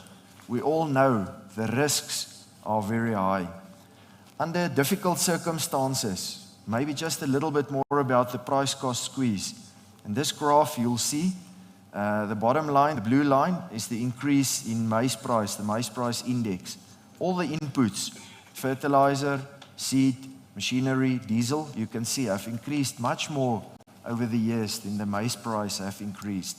This one specifically looks in terms of maize seed in comparison to our maize price farmers receive. You can see how the gap is opening up, how much more expensive maize seed is becoming in terms of an index. This is one of the most popular wheat kilos. The 2022 price is not even there. If it's there, you will see how much this cost price squeeze makes things difficult for us. But I must say, under difficult circumstances, especially since 1995, when the support structures for commercial farmers disappeared and the marketing system changed to a fully free market, many grain farmers went out of business. The farming businesses that failed were small, medium, and up to very large scale producers. Size was therefore not a determining factor who survived or who did not survive. In my district, Schweizer-Reneke, on the western side of the grain producing area, there were more than 100 farm units that produced more than 500 tons of grain in 1995. By 2015, 20 years later, only 52 were left. This is the sad news. The good news that we have is that those farms that survived had to adapt and became much more efficient in the production of grain, primarily maize. You will see on this graph the South African maize yield, national yield, how it increased over the past years. By the grace of God, on our own farm, the 10-year average maize yield increased. In the 1980s, it was 1.8 tons per hectare. In the 1990s, 2.4 tons per hectare. In the 2000s, it went up to 5.2 tons per hectare. And the past 10 years, it was 5.9 tons per hectare. Much the same correlation as over the whole country. This increase in yields and productivity came primarily from the implementation of new technology in farming practices, more productive inputs, better genetics, biotechnology, and the use of agrochemicals such as glyphosate. Farming in South Africa feels like running on a treadmill, and each season this treadmill gets set one click faster, and you have to keep up, otherwise you fall off. And this means we have to continuously improve yields and productivity on our farms. We have to do more with less. We have to be better than the seasons before. Otherwise, we won't survive financially. This explains why the South African farmers are of the quickest adopters of new technology in the world. Much of this technology, like better genetics, biotechnology, and agrochemicals, are scale neutral. Grain South Africa has demonstrated through the successes of their farmer development program that from the smallest farmer to the largest farmer, all can benefit equally from the adoption of this new technology. To farm profitable brings for us the ability to compete internationally. It brings long-term sustainability, and it brings, very important, food security for our country. Without making a profit, no farm can survive in the free market environment. And soon, agricultural production will go down, and with that will come food shortages. With maize, the free market system we currently have, we as South African maize farmers have to compete with the best maize farmers in the world. Some of them who operate in regions with much more suitable climate, and others in countries with comprehensive assistance from their governments. The price, the maize price, or any grain price a farmer receives here is determined by the world price in rand. If we have a shortage, not enough for the country's needs, it is the world price plus the cost of transporting the grain to inland centers. This is called import parity. When we have a surplus, too much what we need in the country, we have to export, and then the market determines the price at the world price, less the cost of exporting the grain to the end user. This is what we call export parity. In this graph, you can see the big difference in our country between having enough, the blue line at the bottom, export parity, and not having enough, need to import parity. The difference is about 2,000 rands per ton if you look at that graph. Now, ladies and gentlemen, for the past 10 seasons, we were net exporters of maize for 8 seasons, earning valuable foreign currency for our country, but also selling our maize at export parity. And that means many years having the cheapest maize in the world in the local market. And this, we must all say, is a massive advantage to a population with huge unemployment and poverty. Just think about it, to have abundance of your staple food at the cheapest possible price for 8 out of 10 years. Here's a comparison between our price, current price, and the world price. You can see South African maize is cheaper than the world price is. One thing we must discuss is food security. Food security and affordable food is extremely important in an urbanized country like ours, where 50 million out of the 60 million people have to buy everything they eat every day.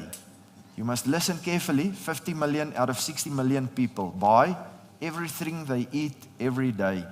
Furthermore, we have a rapid growing population.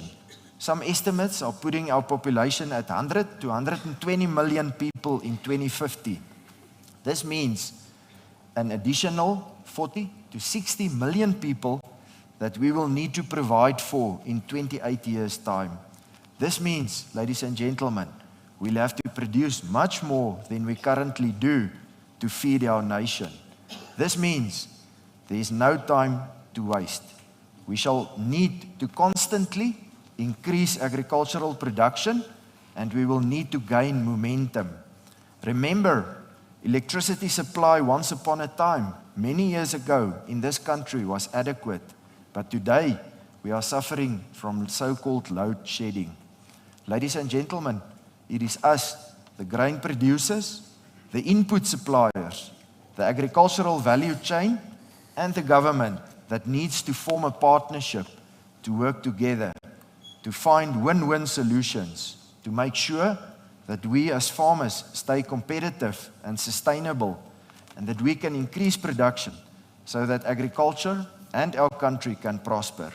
South Africa must maintain food security so that one day, in the not so distant future, we won't have to do food shedding. Innovation and the adoption of the relevant technology will be the driver of better yields that we are going to need to feed our nation.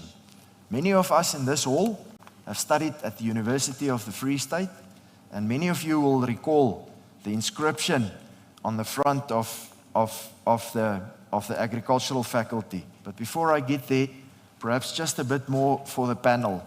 What we need is a partnership between stakeholders. We need science-based policies by our regulator. We need consistent, timeous, reliable regulatory process for products that come in. We need faster availability and approval of new technology and genetics. We need creative solutions to counter the high costs of biotech and genetics. And I hope we can discuss this now. To end off, I'd just like to say in front of the agricultural faculty of the Free State, there's this inscription in Afrikaans. I've translated it to English. It says, "A nation that cares for its agriculture, cares for its future." May that be so for us, here and now and the years to come. I thank you, Chairman.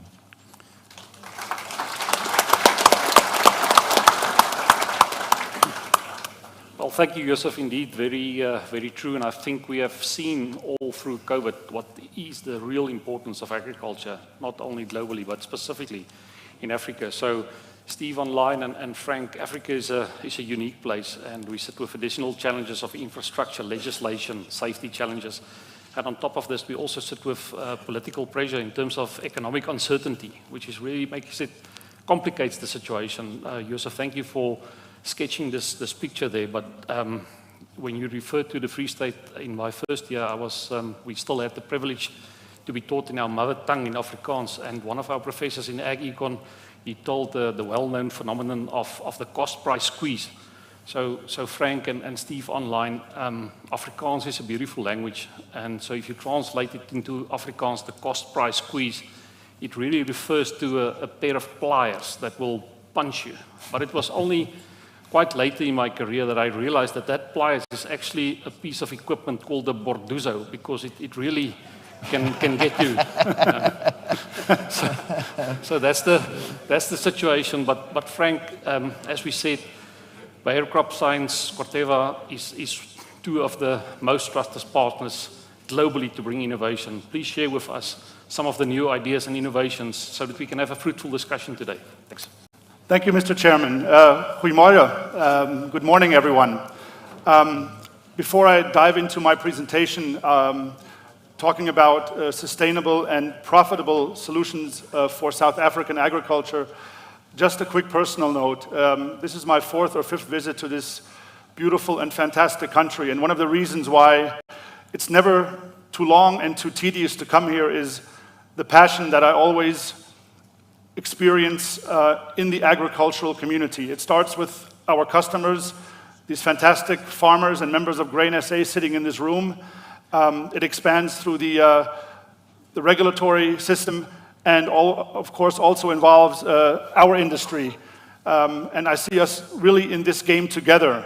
And I think, Joseph, the message is clearly taken and clearly understood, and I hope that the information I have to share with you actually addresses some of the very severe challenges. And I think everybody in this room can be extremely proud of what you've achieved, especially during this past season. It was quite a convincing and impressive video that I saw. So congratulations to Grain SA and your members before I start. Thank you, Frank. Looking a little bit at sustainability at crop science and the challenges we face, and I think you can relate to all of them here in South Africa. a growing population, expecting 2.2 billion additional people on the planet by 2050. Joseph mentioned 40 to 60 million of them coming in this country, resulting in a 50% higher demand for food and feed requirements. 1/3 of the land is only able to be used globally for agriculture, and 75% of the freshwater resources that are devoted to crop or livestock production. So agriculture, while we can never get enough water, is the main consumer of the water we have on the planet, so we must actually treat this natural resource with utmost care going forward. 17% harvest lost by increasing climate changes, and 20% loss in arable land per capita between 2016 and the outlook for 2050. And all of this leads to the need to look at sustainability and to create sustainable and profitable solutions that not only meet societal needs, but most importantly, meet farmers' needs. We translate these global challenges that you see on the left, and I won't repeat them, I've just taken you through them in a more quantitative manner, into priorities within our company. And as you can see on this slide, we're working both on the input optimization side, so the maximization of your top line through increasing yields, but we're also simultaneously working on technologies that allow you in future to use our inputs more efficiently and also reduce costs, especially when we talk about certain crop protection applications. Higher yielding disease-resistant seeds. I think everybody can relate to that, especially in the area of maize, that hopefully will allow the South African farmers with disease issues to reduce their crop protection applications on these specific hybrids. Biotech traits was mentioned as a key technology going forward, and crop protection. Biotech traits as our preferred option in Bayer to be able to protect maize, soybeans, cotton, other crops against pests, diseases, and allow the over-the-top use of very efficient herbicides. The example of glyphosate was mentioned at the very beginning. And this hopefully will also lead to a more efficient use of crop protection, kind of saying crop protection, yes, if needed, and only there where it's supposed to go, but then reducing the need or the application and avoiding the crop protection to be sprayed where it's not needed. So we're talking about precision application going forward. Fewer natural resources, I will come back to that with a concrete example on maize, what we're working on there. And then a new value pool for all of us going forward, which is extremely exciting in the area of carbon sequestration and carbon credits. This slide on sustainability, I'd like to focus specifically on the second point. We at Bayer are a company that is very, very, very focused on listening to the farmer's perspective when we talk about sustainable solutions. So while sustainability has to address the environment and the society, we need to make sure that these solutions also allow the South African farmer to keep producing profitably. Otherwise, we're not walking the same talk here. We have clear global targets which are also related to this country in terms of our sustainability targets. And what you see here basically are very clear reduction targets for carbon emissions of 30% by the end of this decade. We're also aiming to reduce the impact of our crop protection products equally by 30% by end of this decade. And here we will come back to the topic of precision application and things like that. And finally, and this is also a topic for South Africa, we are also committed to addressing the needs of our smallholder customers around the globe and have the ambition to reach over 100 million smallholders by the end of this decade. And the means of doing that you see in the circle on the right-hand side of the slide. We call it internally tailored solutions, and I think the word tailored is very important. Depending on where your farm is, which type of geography you're growing your crops in, what soil type you're dealing with, the precipitation situation, we are here to make recommendations that specifically meet the needs on each and every individual farm. And maybe something just to think about. Maybe the definition of 1 hectare in future is no longer 1 hectare. Maybe it's 3 square meters in terms of precision. Just think about that for a moment, and that is something that we really take seriously to really address the needs of farming going forward. Some of the examples I'd like to bring into the discussion here that we're working on. Only last year, we have deployed over 250 new maize hybrids to expand our leading seed position in this very, very important crop. And as you can see here in the red frame on the bottom middle of the slide, South Africa is for us one of the top 10 core markets when we talk about breeding new maize varieties from our R&D engine that we work on. And we're very proud of having the market share that we have, and we take this country as a leading country in terms of the receptiveness to new technology. I think this was clearly stated by all of the presentations we've heard so far.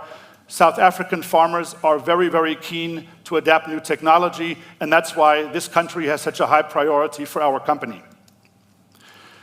Last week, we were very, very happy and proud to launch a new technology in soybeans.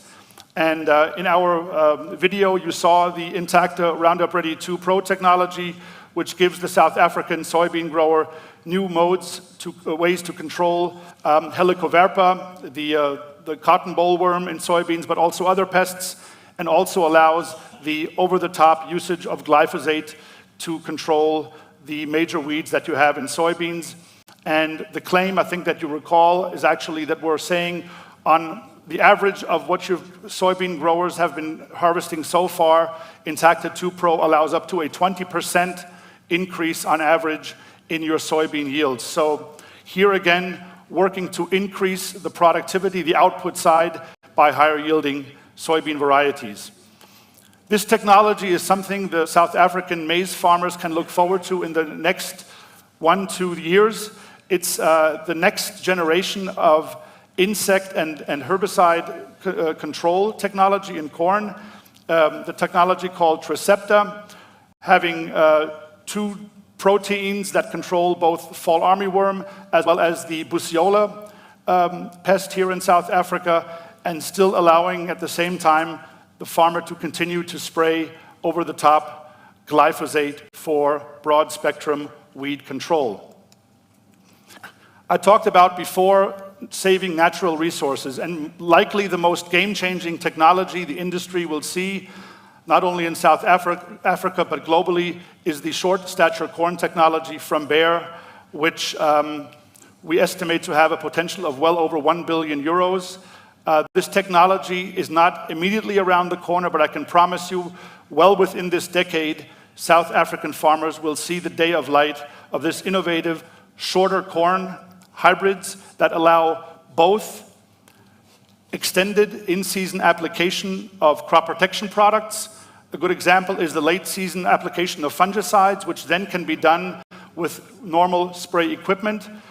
But even more importantly, the cost squeeze that you are experiencing with nitrogen, with this technology allows you to split your nitrogen application into an early application and followed by a later application at the 5 or 6 leaf stage of maize to allow the crop to receive the vitamin injection that it needs at the right time to optimize your output.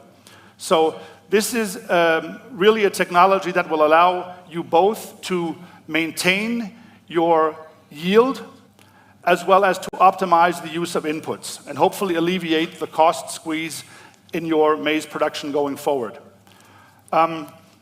And maybe just relating to another aspect of 2 of the technologies I just mentioned with relation to that new value pool in carbon sequestration. The Intacta Roundup Ready 2 Pro soybean system is able to reduce greenhouse gas emissions that are equivalent to 3.3 million automobiles globally. The short stature corn technology I mentioned on my last slide is able to not only produce higher yields and reduced crop loss, especially if you can imagine very, very erratic storms and high wind velocities, but it also enables the precision use of crop protection products and nutrients like nitrogen, which result in less input. And also, a final aspect on short-statured corn, early indications are telling us that the root system is actually developing itself in a quicker, more rapid way than traditional corn. And we're hopefully going to be able to see that short-statured corn is able to be grown in areas with less water availability. Coming towards the end of my presentation here, the digital aspect, I think you saw the very impressive video on the Climate Field View platform that basically is going to support our inputs to allow you to not only document what you're doing, but also track the success of what you're using in terms of technology. And one of those climate projects that we're working on is the precision application of herbicides based on weed detection, and that will definitely be able to reduce the amount of herbicides sprayed on a field from a blanket application to a very targeted application on your individual weeds. Danke, and thank you very much for listening.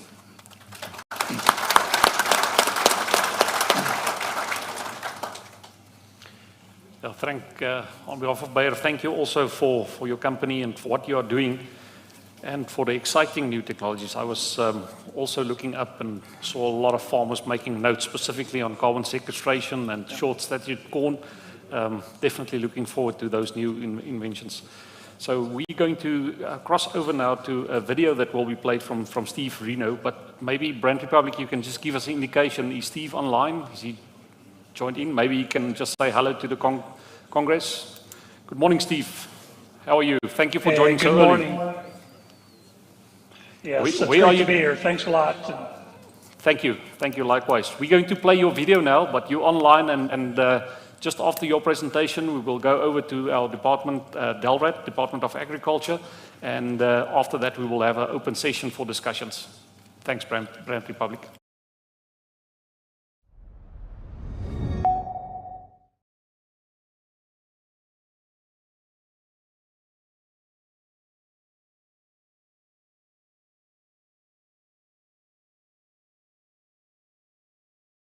Hello, everyone. I'm Steve Reno, president of Corteva's Global Seed Business Platform. I'm coming to you from the United States in our Global Seed Business Center in Johnston, Iowa. I'd like to thank President Derek Matthews and CEO Peter Talliard for the opportunity to address the farmers and the members today. I wish I could be there in person, but with travel restriction, that was not an option. So we decided to be on the safe side that we do a video just in case we had any technical challenges. I am excited to participate in the live Q&A later with Tony Esmeraldo. I'd like to start out by thanking all of you. Thank you for being innovators in grain production. Thank you for demonstrating to the farmers around the world what is possible when you use those technologies available to you. And thank you for your commitment to efficient, sustainable production. Corteva is committed to bringing innovations to the market to keep you competitive. We know you need seed products not only with high yield, but with strong agronomics. And that starts with our research and development teams. Our researchers strive to be the best at designing, discovering, and developing innovations that create value for farmers and deliver consumer benefits in a sustainable fashion. We start with Corteva's collection of unique germplasm that allows higher production with fewer resources, while also resisting disease, pest, and the extreme weather that you have on your farms. Corteva has more than 90 years of germplasm expertise, and we're proud to have built the largest and most robust germplasm portfolio in the world for key crops like maize, soybeans, and sunflowers. Our elite germplasm is a differentiator for all of you. In addition to our farmer benefits, seeds with higher yield potential also have environmental benefits as well. When seed products perform at a higher level, less arable land is needed to meet the rising food needs of a growing population. And the acres saved by the higher productivity can help bolster farm income, protect fragile and uncultivated land, and help meet food security goals. But germplasm alone is not enough. Corteva is dedicated to a multi-crop approach. In key regions like yours, we have researchers at several locations in South Africa that are breeding for products you need, and working with our local agronomists to make sure those products perform on your local conditions, on your local farms. And we're investing in new breeding methods to ensure that our scientists have the tools they need to build our genetic gain for the trajectory for years to come. And those are prediction-based breeding, marker-assisted selection, predictive analytics, digital phenotyping, double haploid, and CRISPR technology are just a few of those breeding tools that we use to deliver the products you need to maximize productivity by combining genetics, statistics, engineering, and analytic principles. We have built a powerful breeding system that can be applied to all crops in South Africa. Corteva is proud to have launched PowerCore maize in 2021. PowerCore contains new insect trait technology that helps protect plants from two of the most serious insects in South Africa, maize stalk borer and spotted maize stem borer. PowerCore maize contains a Bt gene that is stacked with 3 modes of action against above-ground pests. The multiple modes of action help reduce the potential for insect resistance, helping to ensure trait durability for years to come. You'll find the PowerCore trait in Corteva's elite germplasm and the Pioneer and the Pinar seed brands. Bred and tested in South Africa, where our researchers also prioritize agronomics like stress tolerance that are important for your local growing conditions.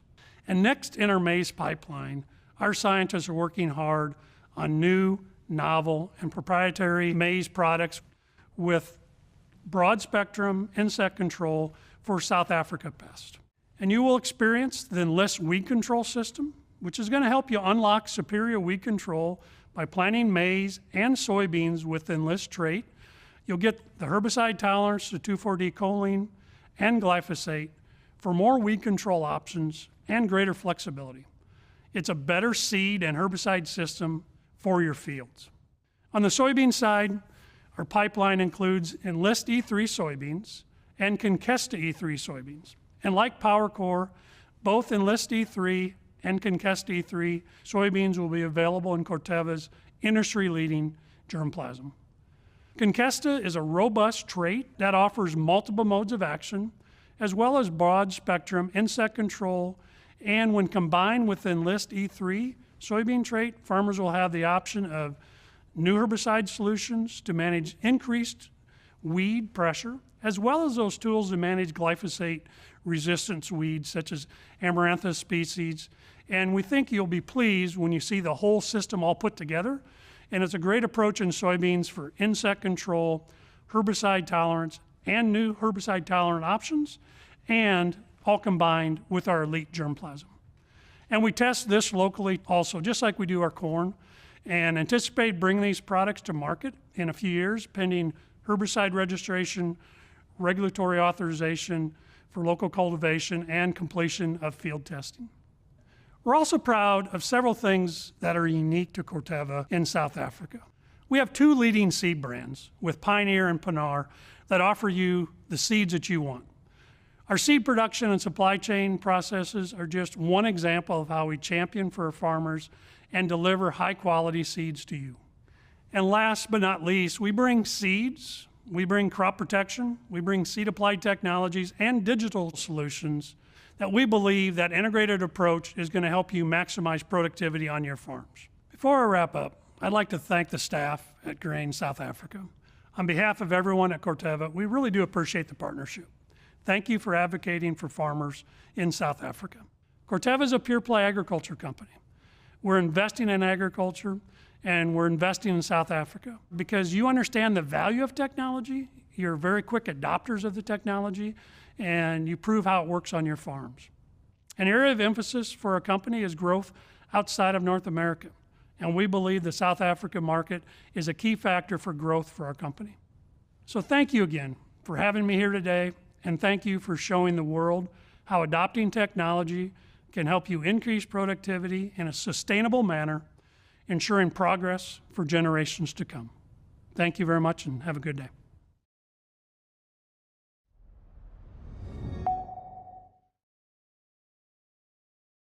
Steve, thank you again, and we would love to have you here. And Tony, thanks for joining us on stage today.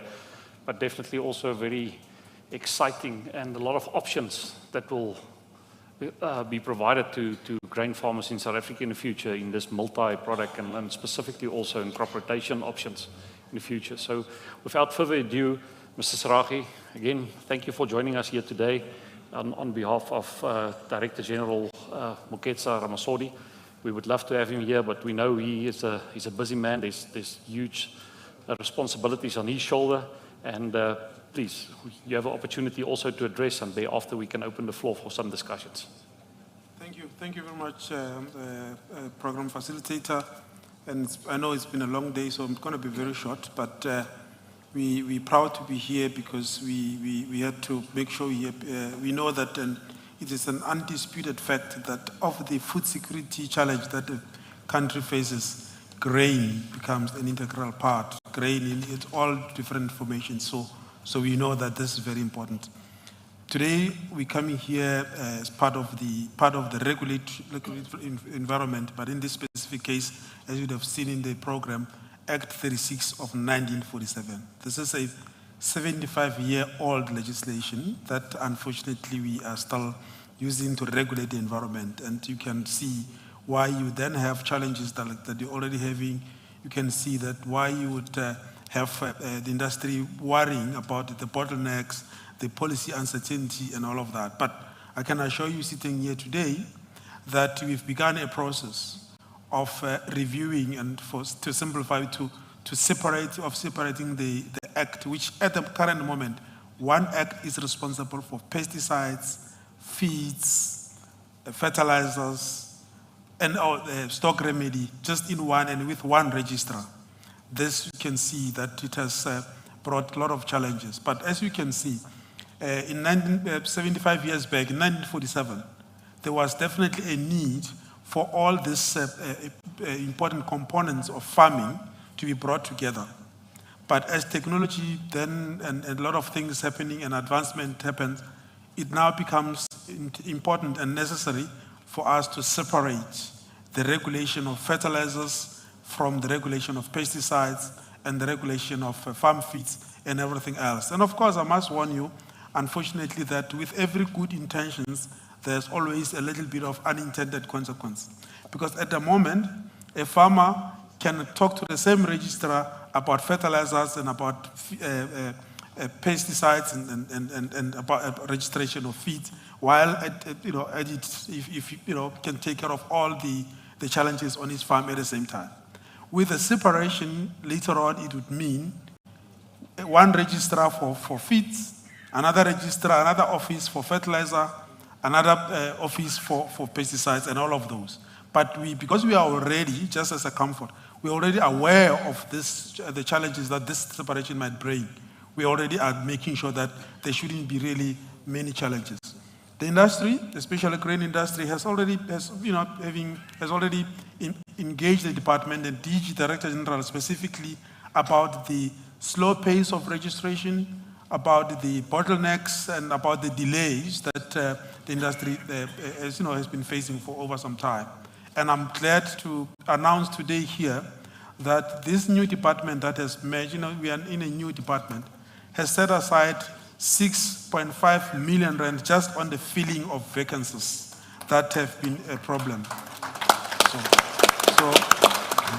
Thank you. So this is not a plan, it's already an action because we've got 6.5 million rand specifically earmarked for filling of vacancies, and we've started the process already.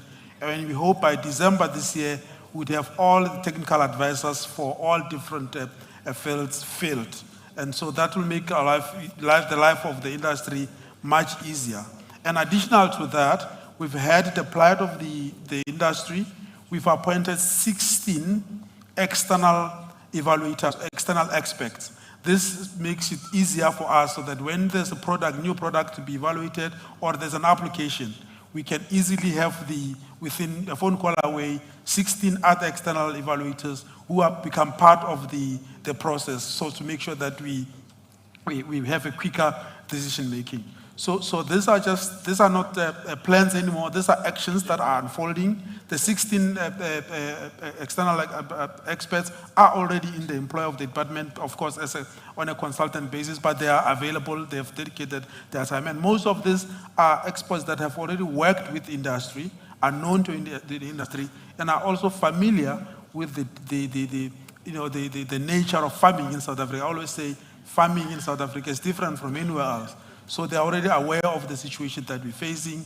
And I'm glad to also announce to Congress that as things stand today, there are pesticides and remedies for all known pests and diseases in the country. We are sure of that, and we've got that ready now. There are products already registered in the market, and we are innovating the registration process as well. We're coming up with an online system to ensure that we cut to chase, we shorten the red tape, the bureaucracy. So we're going to have an online system rolling out. We've already started the process of rolling out that registration. So we're going to have that done quicker. By the end of this year, we should be able to have that system in motion. So this is one of the ways of ensuring that farmers concentrate on farming, not on the paperwork, the administration, all of that. That should be just form less than 10% of their worry on a day-to-day basis. So I must also inform the Congress that the registrar is here with us today. Mr. Maluta Mzunga is here. So during tea break, if there are any other issues we didn't leave him behind, he's here with us as part of the delegation from the department here. Yeah, and other things I think are easier when we talk to address to questions that are posed. But without wasting time, thank you very much, facilitator in the program.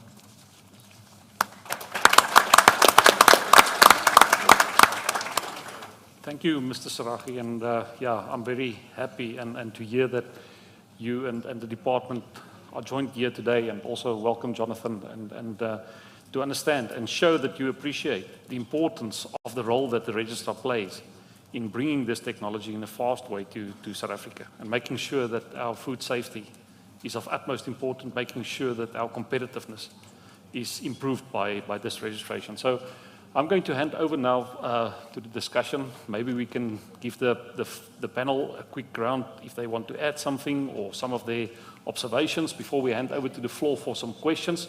So please get your questions ready.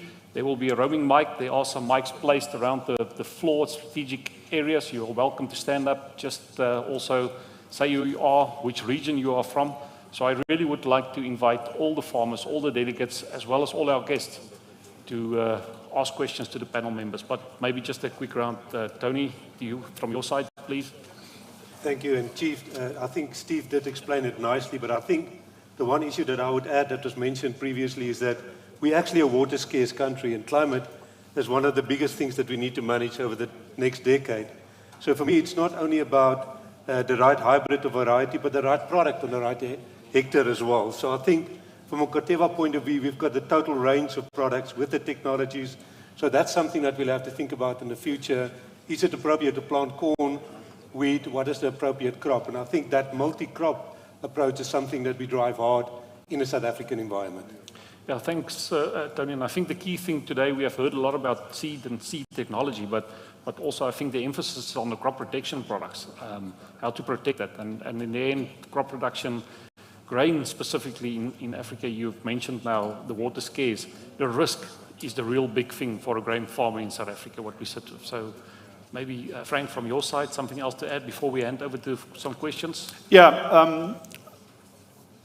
As you saw from the presentation, our, let's say, major, what we would call game-changing innovation is coming in the area of maize and also soybeans.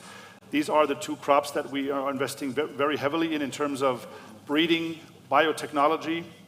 I think also it's fair to say that crop protection does play a very important role as well.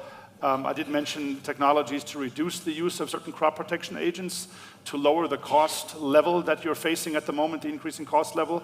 But here, I can assure you that we're also in crops like other cereal crops or canola, oats, barley, sunflower. We are very diligently working on what we call life cycle management, which means basically taking what we have available, either in our own portfolio or also collaborating within the industry to access other molecules, mixing and matching them in a different way.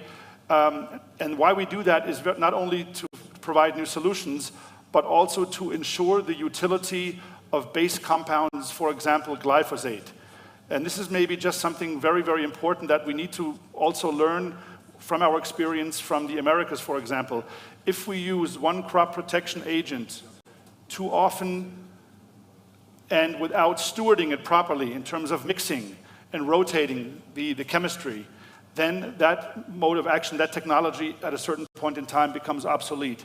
And I think if there's one thing that South African agriculture needs to preserve, it's the value of the existing tools that you have available from our industry, especially in terms of broad spectrum weed control. So that's an additional aspect which maybe is important to consider. Thank you, Frank. Joseph, something else you observed today? Chairman, I think as a farmer, I'm very excited to see what's in the pipeline and what's coming. I can see that a lot of the new technologies is going to make a big difference in productivity, will even help us to increase yields much more. But I'm cautious about the cost of some of those technologies, and we have to be very sensitive to see if they are really profitable. And I appreciate Mr. Rottweiler's comments that they are cost sensitive and they understand that our situation in South Africa is a bit different than from farmers that farm in the USA or continental Europe. And we'll have to go and sit down and think about innovative ways how we can bring that technology on a win-win situation. So, but I'm sure we'll find each other and we'll be able to implement them profitably for us, because it doesn't help we bring technology, but it's not profitable, it's too expensive for us to implement here. But I'm sure we'll find each other. And then for Mr. Saragi, I'm very excited to hear the changes you are making there. We hope through what we've said here that you realize how important role the Department of Agriculture plays. If you look at what happened in the country the past 20 years, agriculture is actually a shining light. And we need all the farmers in the country, from the smallest scale farmer who can farm 1 hectare to the largest commercial farmers. And much of this technology, as we've said, is scale neutral. But we have to be on the edge. We have to do more with less. We have to be quicker with the implementation. And that urgency we'd like to impart on you in the department. That urgency to get things more done, more quicker done. We appreciate the steps you are taking, and we hope that our partnership will bear fruit in future. Thank you. Thanks, Joseph. Mr. Saragi, before, I'm sure the questions are there, before we hand over to the floor, something else that you want to add? Yes. Thank you. I liked you see, as regulators, we find ourselves between the rock and hard place. At the same time, we must balance the registration of the innovation and the new chemicals and all of that. But at the same time, we also have to balance that against the environmentalist. And I liked Bayer's statement that, in trying, I'm paraphrasing, but that you don't want to starve the planet while trying to feed the world. So this is the challenge that we need to continue as a balance, so that South Africa is unique. And so far, I like it. We know now that be it from the fruit industry, from the grain industry, we are known all over the world of how our best products that we can compete with other countries. So we don't want to drop the ball. While we innovate, we just have to be responsible at the same time. And lastly, from us, I can assure you that the days of regulators sitting in Pretoria and the offices and doing papers is over. We now want to be with you. That's why we left everything today to come and be here. DG would have loved to be here. So call on us and don't, instead of having challenges and mourning amongst yourselves, let us know of your challenges before they become big challenges, so that we can together solve. The days of industry taking us to court are over. We shouldn't even get to that. We are here. We go in the 16 the panelists we appointed, none of them are lawyers, because you see no need. We're going to collaborate with you. Let us know. Our details are all over, are known to you. That's why we brought even Mr. Mzunga, the registrar, and I'm available. DGs every day when there's challenges. Let's know about them, and we'll come to where you are. Thank you. Mr. Saragi, thank you very much. We appreciate and we appreciate that balance that you are talking about, and we also understand that. So, yeah, I'm sure there's a lot of burning questions from the floor. Just by the raise of your hand, you can raise your hand and we'll give you opportunity. So please, the panel is available. We've got 25 minutes left for this discussion. There's plenty of time. Richard, are you allowed there from the floor? Yeah, please go ahead. Thank you, Peter. My question goes to the department and the registration process and management of 36. I saw an interesting statistic, and I can't remember offhand the exact number, but we've been producing soyas as an argument since the mid-40s and have produced 17 million tons to date in this country. And that sort of number is equivalent of what some of the South American countries produce in a year. The process to have products registered, in my opinion, is need of a total revamp and a bolstering and acceptance of the work that's done in very rigid economies and markets like the European market, where MRLs, etc., are highly monitored and a lot of work done. I know there's a climate condition, but we need access to products quicker and at a fraction of the cost and the complexity that it takes international companies to do it. And I'd like comments maybe from the other panelists as well on that. Thank you. Thank you, Richard. Mr. Sarahi, do you maybe want to respond? Yes, yes. Thank you very much. That's true. The process of registering new products takes longer, and we are aware, like I said earlier, it's one thing that we are going to, and I can simply just be blunt. It used to be almost okay, and then measures of government happened. First, we were merged with forestry and fisheries, and that process just takes you unnecessarily too long for you to then become fully functional in one department. The delays then led to us not being able to fill critical vacancies. That's the one problem. The other positive, it's a problem, but it's a positive, is that the very industry then poaches all our experts. Most of our experts then get poached by the industry, they go into the industry. We then have to rerun the whole process again and fill the vacancies. But we're going to do that. So what makes the registration process long? Two things. One is that, of course, the issue of vacancies, and now we will be introducing the online system. But the other problem is applicants not providing all the information at the go. Because in order for us to register a product, we don't just quickly register because of the urgent need, unless in the event of an emergency, like we would have seen with the fall armyworm registration. We were very quick because we knew, and the industry came on board, and quickly we could register that quicker. But that's not how things should be done if it's not an emergency. We need all the information available, all the technical information must be available, and we test that. And some of this registration have to happen over more than one season.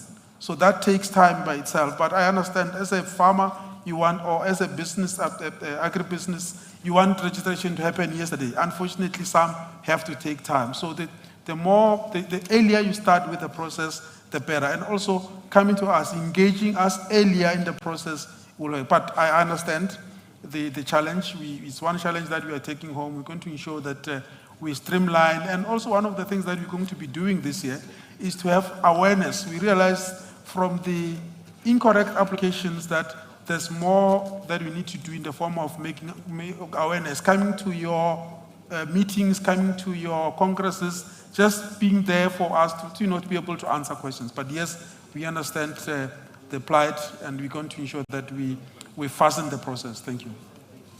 Thanks. Frank? Maybe just to add from an R&D perspective, what we're doing and what we've changed in order to facilitate let's say, the speed of approving our submissions for new agrochemical products, but also the probability of them eventually being approved. Our internal screening process is now very, very rigid in terms of toxicological and ecotoxicological studies at a very, very, very early stage of development. So what we basically do is that we discard many times very efficacious products if we very early have the notion that they are either environmentally or from a human tox perspective not able to be registered, taking into consideration the requirements of the registering country. So this will hopefully result in the quality of our submissions increasing and hopefully facilitating the speed and the work of the regulatory bodies around the world, including South Africa. Thank you, Frank. I've seen also you are all welcome on Twitter, hashtag GSA Congress 2022. Please post your tweets there or tweet something there. You are welcome. We also have people dialing in on YouTube. But Steve, you online, please also indicate if you have something to add. I can't from this position see if you have a question, so somebody can just indicate. But let's go back to the floor. If there's any more questions from the floor, please just raise your hand and say who you are. Peter, Steve was online, if you want to give him a chance. Yeah, thanks, Steve. Chris, we'll take your question now, and then we'll go over. Steve, you're welcome.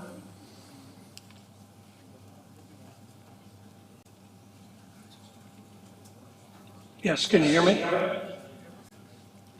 Yes. Yeah, the only thing I'd comment there is I think we also have to take the consumer into account and what the consumer is going to want us to bring to market, along with the regulatory things, I think is going to be extremely important in the future. Thank you, Steve. Chris Quinwinkel, you're welcome. Thanks, Chair. My name is Chris Quinwinkel. I'm a representative of Region 21. The question which I'd like to ask is, the mother company provides us with seed on the farm, and we as producers do like it to receive the whole package which they provide. And what I'm referring to now is the chemical side of it. I would like to ask the question, and I know it's a difficult question at this stage. We buy chemicals through second, third, fourth, fifth party representatives. We would like to buy these chemicals from the mother company. I don't know if you follow me now, but we would like to buy the chemicals directly. What is your response to this? Thank you. Thanks, Chris, for that direct question. So you will give it to Steve. Tony, can I use it closest? Can I pass the ball to you? I think I should pass it to Steve and see if he can answer it. So I think that question is asked quite often by farmers. Why can't they buy directly from Corteva as well? So obviously at the moment, our go-to-market is through strategic partners. But that doesn't mean we cannot package looking at a seed product and an appropriate chemical and get that onto farm through the same channel as well. So there's certainly different things that you need to look at. One of the things that I think was mentioned earlier is that if you keep on using the one molecule resistance, how do you manage that? And then secondly, I think that there needs to be farmer's choice, and you need to have a complete portfolio in terms of covering all the crops that I don't always think exist within one company. So it's been a discussion, and I think Derek and some of the Grain SA focus already engaged us on that. So we're thinking about all the time, but that's how it works at the moment. Yeah. Before we go to Steve online for his reaction, Frank, from your side, any other opportunities, any other models that you see elsewhere in the world working? Yes, thank you for the question. Very, very important question, and something we really are discussing almost day and night, I would say, around the world, saying, you know, how do we see the roles of the different value chain players in agriculture evolving over the next 5 to 10 years? And I'm personally convinced that these roles are going to change. If you recall on one of my slides, you saw on the right-hand slide the word tailored solution, which is nothing else than matching our hybrids with our crop protection agents and layered on top of that our digital enablement to really apply seeds and crop protection in the most sustainable and profitable way. As we work on providing more holistic solution packages to the farmers around the world instead of single products. For example, testing how a fungicide responds to a specific DeKalb hybrid. A lot of testing going on in different countries around the world. How can we change the application, as I mentioned, of herbicides being more precise on certain crops? As we develop these packages, certainly the discussion comes up, do we then have the right and maybe also the need to go more directly in terms of financial transaction with such a package to the farmer? I think we do, but having said that, we must do it in a way that we keep all of the existing value chain players at least complacent and discuss together what are the roles and future of growers, of dealers, and of the industry. And I think we have a good basis in terms of research and innovation to really jointly and openly discuss new business models and new value capture models going forward. Thank you, Steve. Certainly, risk and value plays a big role in all the roles players. But Steve, online, maybe do you want to add something?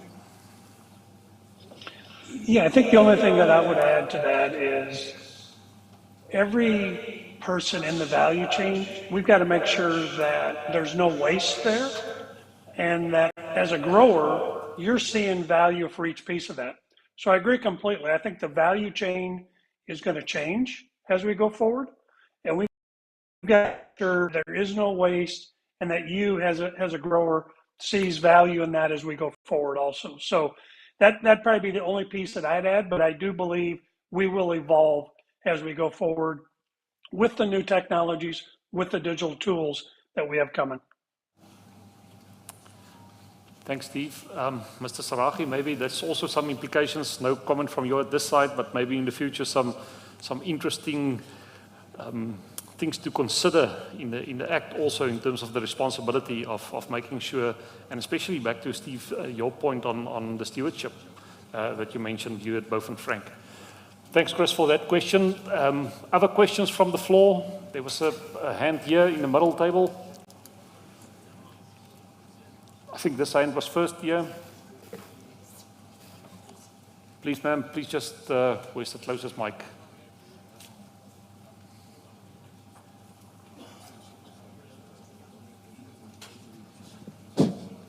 Thank you, Chairperson. Thank you, everybody. My name is Maleshwane Mokwezi. I'm from Ventersdorp in the Northwest. My question is for Ndate Serage. Ndate Serage, I might be out of line, but I think it will help. As you know that today everything went up. Diesel and petrol went up. So it affects everything. The inputs are so expensive. We don't know what's going to happen to or during the next planting season. How about the government meet us, the farmers, halfway concerning the fertilizer? That's my only plea, that one. Thank you.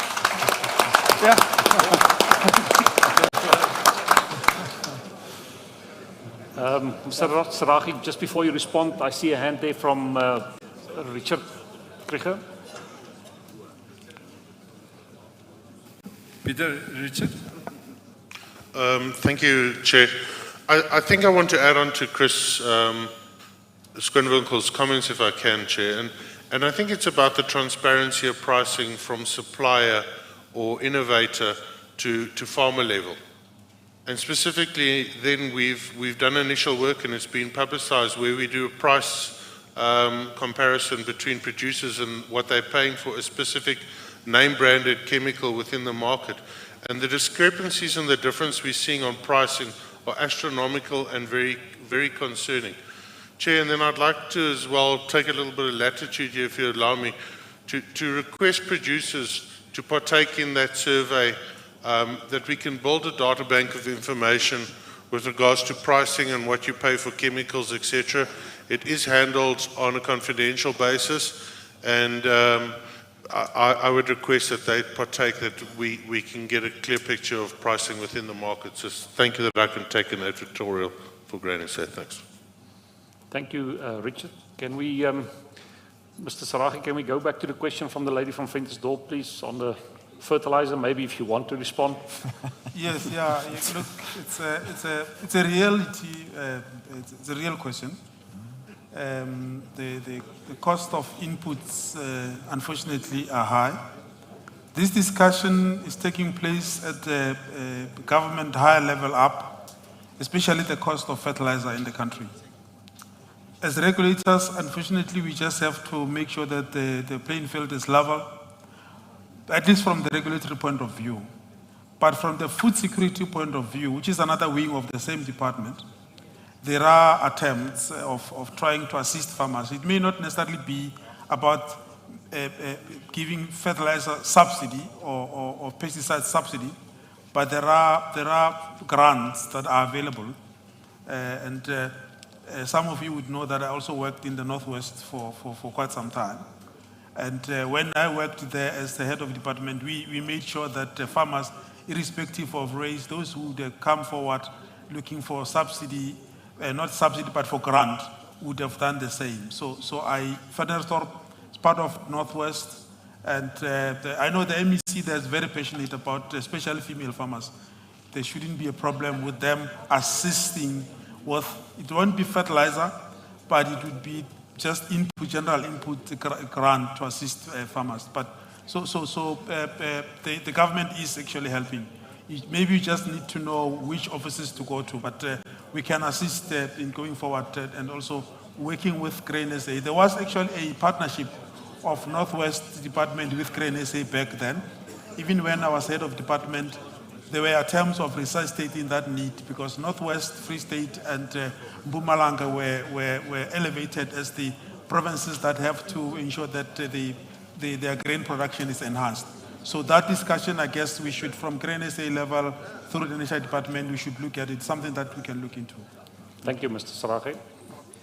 So there's a lot of questions. Jan George, you're welcome. Thank you, Chair. Yes, I'm from Region 5 in the West, and I don't have a question, it's more of a concern, and maybe the guys from Cortiva and maybe Mr. Rothweiler can just help to shed some light on that. And that's a concern of sclerotina on sunflower with the hectares that went up. I think we're a big producer of sunflowers, and that even in the soya side, it's a big concern. And just maybe to get a pledge that there's navorsing, sorry, the English research being done on that part, because that's a big concern for us as farmers. Thank you. Thank you, Jan George. Yeah, Tony, I know both your teams, Frank, your teams are also in the hall. You're welcome to also respond, but the question specifically on sclerotinia on sunflower. This year, I think it's one of the highest, Joseph, if you help me, 620,000 hectares that was planted this year in sunflower, and we're looking for the day that we're going to plant 1 million hectares of soy in South Africa, but I think that's a big concern and really a big need from that side. Tony? Yes, so I think obviously you guys may know Louis Koenraad, who's our breeder on sunflowers, that participates in all the workshops with Grain SA as well. So obviously one way to approach it is to look at it from a breeding point of view, and is there, in terms of native traits, a way to address that. Now, I think we're a bit away from that, but there's a lot of work going into that and see whether we can get natural traits to get resistance against that. I think it's a problem for us. I think we focus on that, but I think it'll take a while before we do have a solution in terms of, especially from the genetics point of view. Thanks, Tony. And we know what the value for oilseeds nowadays is. Frank, maybe some learnings from other parts of the world that you have seen? Yeah, and maybe to complement what Tony just mentioned, from the breeding native trade side. What we definitely are committed to, and we have quite a significant franchise already in Brazil established with our fungicide business in soybeans. I think it's worthwhile taking the learnings, and this is something we will discuss here within our South African team. What are we doing successfully to manage the major disease complexes that we have in Brazil? And can we take some of those fungicides that we have, the learnings that we've established from that market, and really ideally fast track those registrations to get a solution against things like sclerotinia.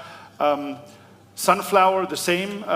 We wouldn't now have a global breeding activity for sunflowers, but we do again have the opportunity to label extend what we're doing in other crops in terms of disease applications or fungicide applications to a crop like sunflower. So from our side, more on the crop protection side, we would be looking for solutions there. Let's just go back to Steve online. Steve, do you want to add something?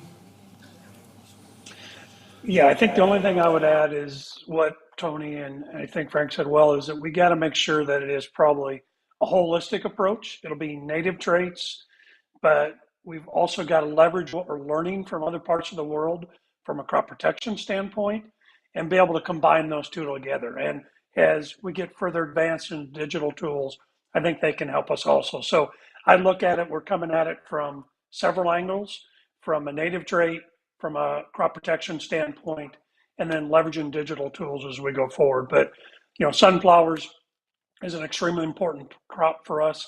And, you know, we've got to leverage, though, our learnings from other crops around the world to help us there. Thank you, Steve. Derek, before you go, yeah, please, Derek Matthews. Peter, yeah, a question perhaps to our partners, the multinational companies, and then after that, a second one, if I may, to our department. To the multinational, you know, we talk about mitigating risks. Most of your presentations were about how you assist us as farmers to be more efficient, to cut out risks, whether it's weed control, whether it's insect control, whether it's disease control. But there's a risk that comes like a thief in the night in the South African market, and we never talk about it. And this goes to the relationship, the international relationship that we have, the global economy within which we work. It's the exchange rate risk. So often as farmers, we are confronted with extreme price increases as a result of exchange rate. What, if anything, are US companies doing to mitigate an exchange rate risk in the offering that you make? Because we as farmers are simply, I mean, we're confronted with it all the time, and we do what we can. We hedge out our prices, but we're exposed in that. So that's the question to the multinational companies. Do you do anything to hedge out exchange rate risk in your offering that you make to us? Frank, maybe you, the first opportunity here. Then yeah, we go to Tony. It's a very appropriate and important question that Derek is asking here, and it's well recognized. And we have several countries that are facing, because of devaluation of local currencies, we have Latin American countries having that situation. And what we try to do, similarly to what Grain SA does, is of course hedge our major currencies in terms of being able to absorb certain devaluations, and in which way, shape, or form we then react flexibly to local currency risks is something that we basically very diligently discuss within our local organizations, because here there's no one size fits all. There's no global recipe to solve these issues, and we recognize the situation here in South Africa, and that is something that we would typically then discuss within our local commercial organization to see in whichever way, shape, or form we can somehow contribute to relieving some of that pressure. Thank you, Frank. Tony? Yes, so let me start from a seed point of view. So obviously I think it's a well-known fact that about 90% of our seed are produced locally. So the dollar is not necessarily impacting us, but then we need to understand that the growers in South Africa want commodity prices. So the commodity prices, especially like soy and sunflower at the moment, those are the type of prices that we pay for producing seed locally. So we try and mitigate it through that process. I think the other component, except just the dollar, is if you look at the crop protection molecules, the disruption in the supply chain is impacting everybody, cost of flying stuff in. We do not have any hedging against that, but I think we try and take as much as possible in terms of that. As we know, the molecules are mostly produced on other continents. So I think there could be some flexibility around that, but we'll always be impacted in terms of that. Our approach in Corteva is obviously we see as much as possible that we can absorb and not giving all of that through to the growers. Yes.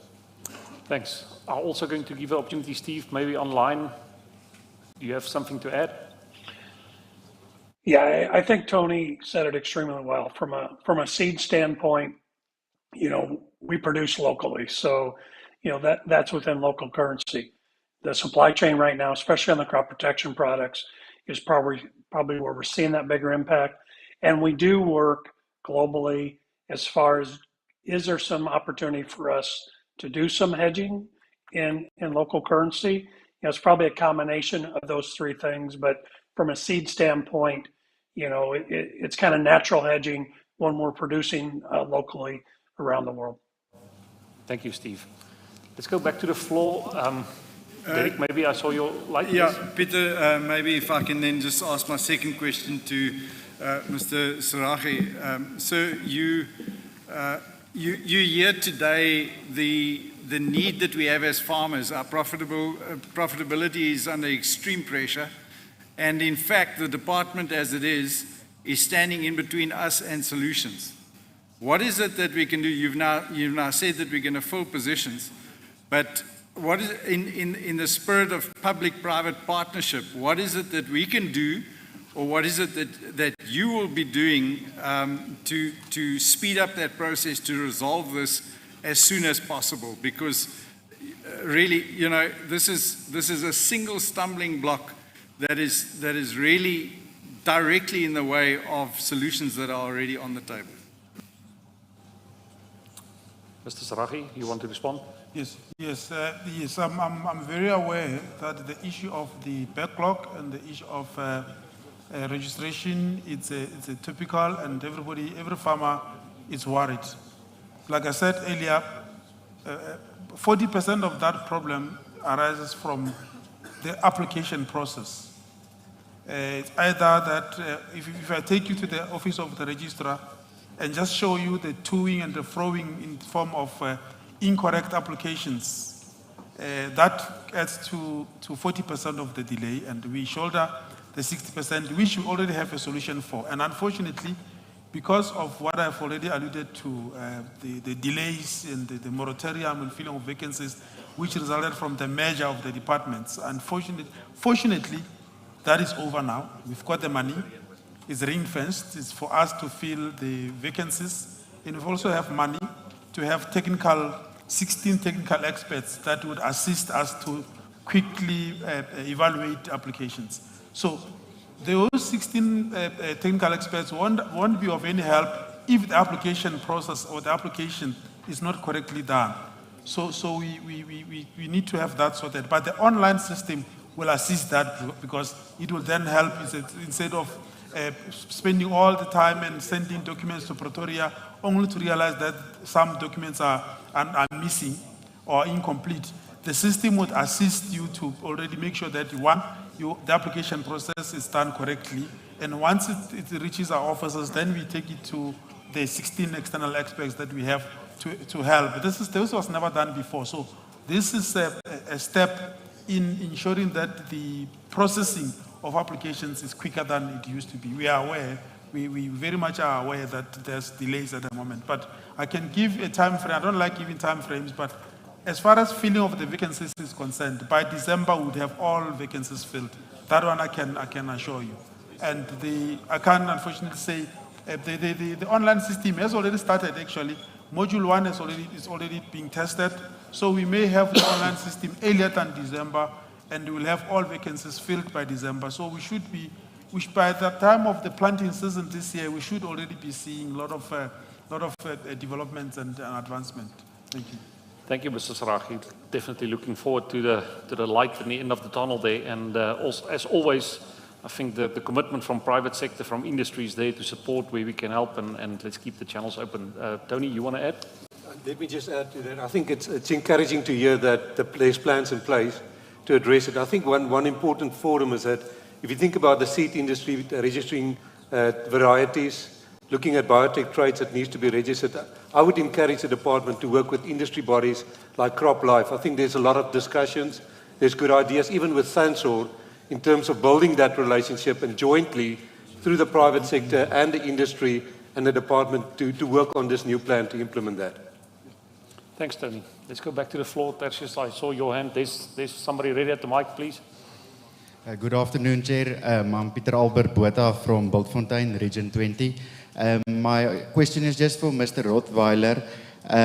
Regarding glyphosate, I know that there's been a lot of questions regarding cancer and the lawsuits that you guys faced in America. And we as farmers became quite reliant on it. And I just want to know what's the worries regarding it, and if there's any new products that you might think, and what would that be on the grain passport and the master plan, if there's questions on the safety of glyphosate, because not that we want to have questions regarding it, but thank you very much, sir.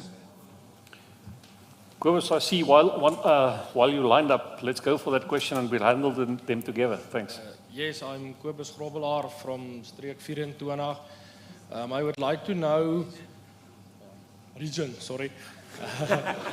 I would like to know if maybe because you can give us a lot of discount if we buy seed, you pay early or the amount, but maybe if you can also put in if a farmer only buys Bayer's crop or Corteva for the smaller farmers that only can buy or only buys one company's seed, to give him extra discount because he can't buy the large amounts.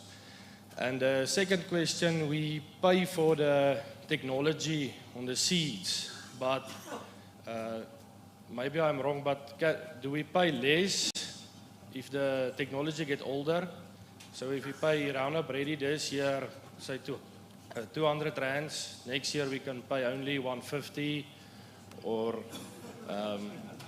it's just a question, I don't know, because it's older technology, can we pay less per year, or does it stay the high amount because US have showed us the price of seed versus the maize price is growing out of each other, and so if you can pay less for the older technology, maybe it can maybe shrink a bit. So, thank you. Thanks, Kobus. Frank, maybe the first question on the glyphosate, well bespoken, well communicated also in South Africa, but maybe some of the latest news from your side. Yes, so I think to summarize the question, what is the future of glyphosate? Do we see any risk of anything happening to the molecule here based on what's going on the legal side in the US, if I correctly understood the question? So what we've basically done is, number one, we are not giving up on this legal situation in the US because scientifically speaking, there is no risk of cancer development if the farmer, the customer, the end user applies glyphosate according to the registered label, which is also printed on each and every liter and jug of glyphosate that we sell. That said, the US legal system is challenging us at the moment, as I think everybody is aware of, and the proof of what I'm saying that we're not giving up on this is simply that we've taken this to the Supreme Court, to the highest jurisdiction in Washington, D.C. We're hoping that the Supreme Court will, within the next 3-4 months, come back with a decision to take over the final jurisdiction on glyphosate from the federal, which means state jurisdictions from which we are getting these allegations. And if that is the case, we legally see a very, very big opportunity to get this litigation topic off of the table. Even if that does not happen, you can be assured that we will continue to fight our cause, and we are confident that this chemical is amongst the, in italics, safest of all chemicals that are globally sold. So with the hope that local registration authorities continue to apply a science-based approval system, we're confident that this molecule will stay in South Africa. The bigger risk, and I mentioned it before in one of my additional statements, is please steward that chemistry properly by doing proper crop rotations, by doing proper mode of action rotations when you look at your herbicide strategy. I think definitely that integrated weed management is a key thing and a focus, because we have seen it with some hot weeds coming in, if I can call it that way. Yeah. Before I give you an opportunity to respond to Kobus' question, which is mainly on the pricing and looking at the value and of all the technology, Steve, I'm sure online you have heard the question. Maybe you first want to respond on your pricing methodologies, your strategies. Also, if I can add to that, what do you see globally happening in other parts of the world? How are you forming this partnership with farmers, the way you look at value and thinking about technology getting older? Thanks. No, I think it's a very valid question. And, you know, as we look at how we price, is at the end of the day, the growers have to see value there. So traditionally, yes, as we bring new technology to the market, you know, it will be, you know, at a higher price. And, you know, as products age or as products get older, you know, they're at a different price differential. You know, the question comes though, what is the value of that new product for you as a grower versus something that, you know, that may be a little bit older technology? And that's where the partnership has to come into play. And, you know, whether it's, you know, in the Americas or whether it's in South Africa or it's in Europe, you know, that continues to be the challenge that we have. But at the end of the day, you know, you as a grower is going to vote with your pocketbook, and we got to make sure that the value is there from the new technologies, and, you know, the investment we're making, we got to make sure that you see that value also. But as we have some older technologies in the marketplace, you know, there usually is a value spread, you know, between those. Thanks, Steve. This is key to understand, Frank. Before we go to the last question, maybe an opportunity for you to respond on this. Yeah. Basically, I'd like to just more or less refer to what Steve said from Corteva's standpoint, which is basically also the same philosophy that we follow. New technology, the pricing of that is based on a value proposition that is derived from the many thousands of field tests and R&D results that we've received. And it's always priced to a point where there has to be space for the grower to increase profitability, but there also has to be space for our company to make sure that our margin is of such that we can continue to drive innovation. Because if we start getting into a negative price spiral, to be very open and frank here with the audience, then our R&D activities are also at a point where we cannot sustain the degree of innovation that we increasingly need when we talk about not only performance increases or enhancement, but also addressing the sustainability issues that we've talked about today. So that's a little bit just adding a little bit more context, but in essence, fully in line with what the colleagues from Corteva mentioned here. Nico, my time is on empty, and I know there was one question from table 5. No more questions. Okay, one more question. Table 5. Thanks. Yes, Thomas? Ja, my name is Thomas van Amersfoort, Region 29. Ek het net bietjie vraag daarso voor. Daai goed van die pryse is 'n moeilikheid. Ek dink die mense of die saad diesel, alles daai goed van die government. Ek dink nie van ons van die farming nie. Laas jaar het gepraat van die almal die besigheid die gaan onder. Die government het gee iets almal van die mense van die besigheid, maar van die farming het geen niks van ons nie. Nou ek hoor ek moet om die register, die grant sal hom uitgee, wie daai die grant kan hom kry. Ek vat die grant gee die smallholder van 1 hectare, dan ek verkoop hom. Van daai groot farming, waarom nie van dit nie? Hoekom ek vat nie daai grant nie, gooi van daai goed van die sand, ek vat daai geld van die kunsmis, dan ons weet almal van die besigheid van die boerde, ons gaan saam van die government. Maar daai klein project, ek kry iets by government. Ons groot die farming, ons kry fokol. Dankie.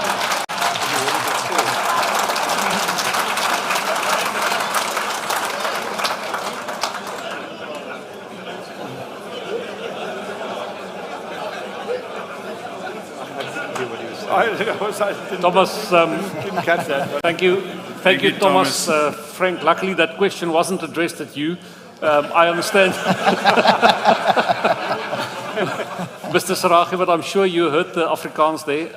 Maybe a last minute to respond there and say, but I'm sure, Frank, Tony, Steve online, there's a big contingency of Western Cape cereal growers here, and they have been very quiet. But be sure, afterwards, this afternoon and tonight, they will be there with the questions. So, but maybe a last opportunity to respond, Mr. Saragi. Thank you. It's really, he's right.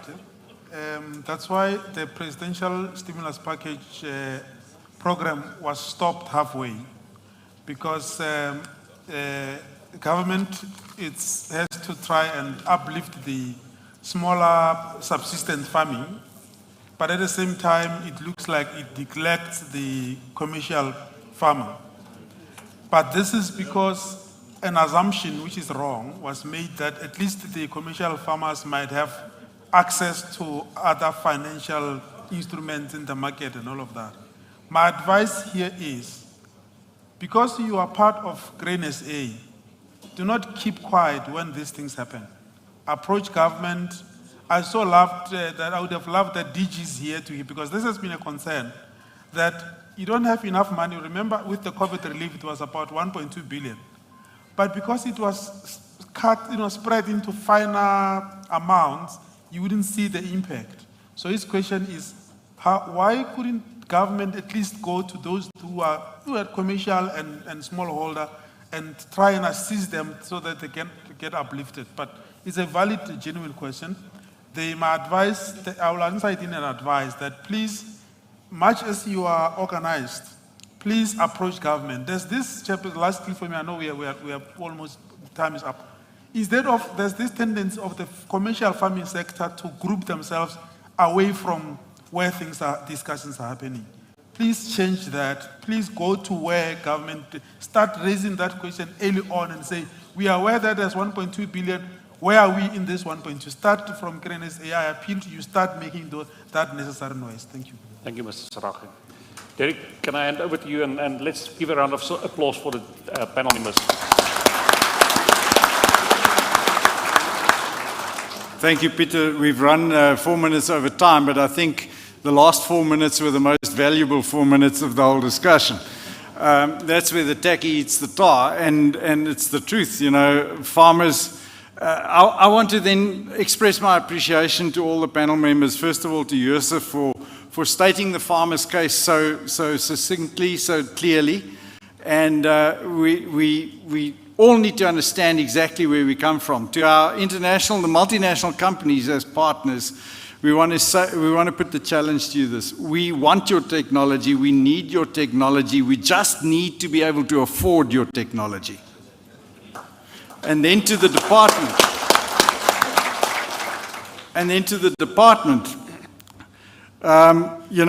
Mr. Saragi, we appreciate your presence here today immensely.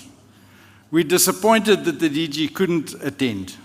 We take our business extremely seriously, and we would like you to convey the message that we expect our Department of Agriculture and the departments with which we do also to take us very seriously.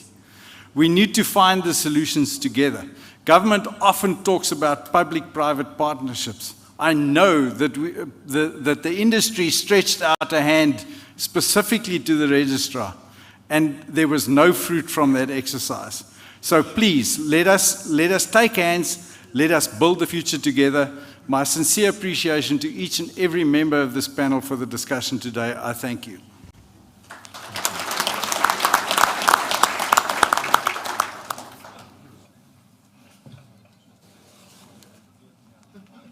Right, Nico.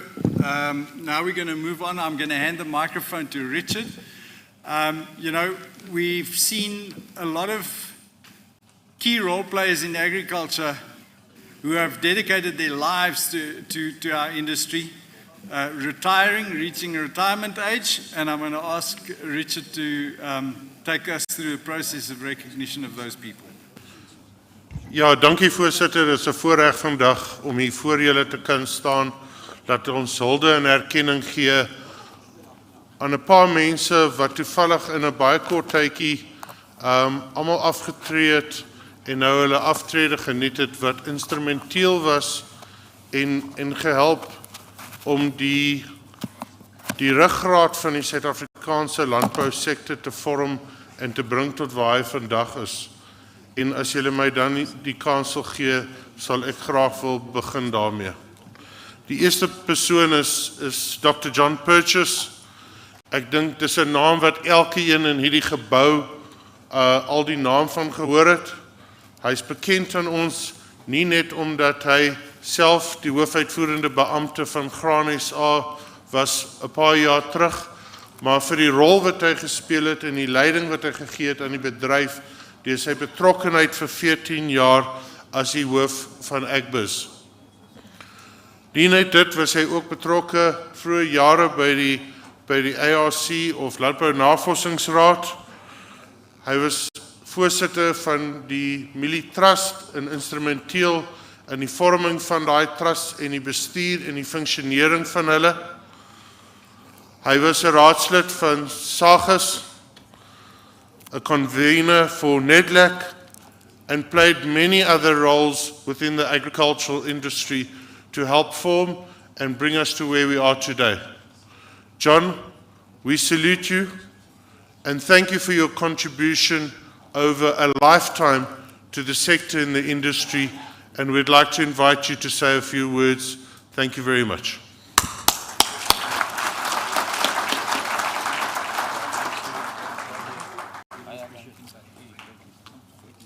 John, our appreciation. Many thanks for your service. And if you'd like to address Congress. Yeah, thank you, Derek, Mr. Chairman, Richard, Deputy Chairman, and Mr. Ramadise, sorry. It's a great honor and a privilege to stand here today and to receive this recognition. I've been very fortunate when I chose my career to choose agriculture, to work in the grain industry. Even from my university days, holidays, I've been blessed. I've met so many wonderful people. Many of you I know very well. It's been a journey. I'm still doing quite a lot in agriculture, but now in a different field. But I want to also say that it was a blessing driving here today, just to see the crops, to see how the industry is still progressing and growing. You are in good hands, and I really wish you well going forward.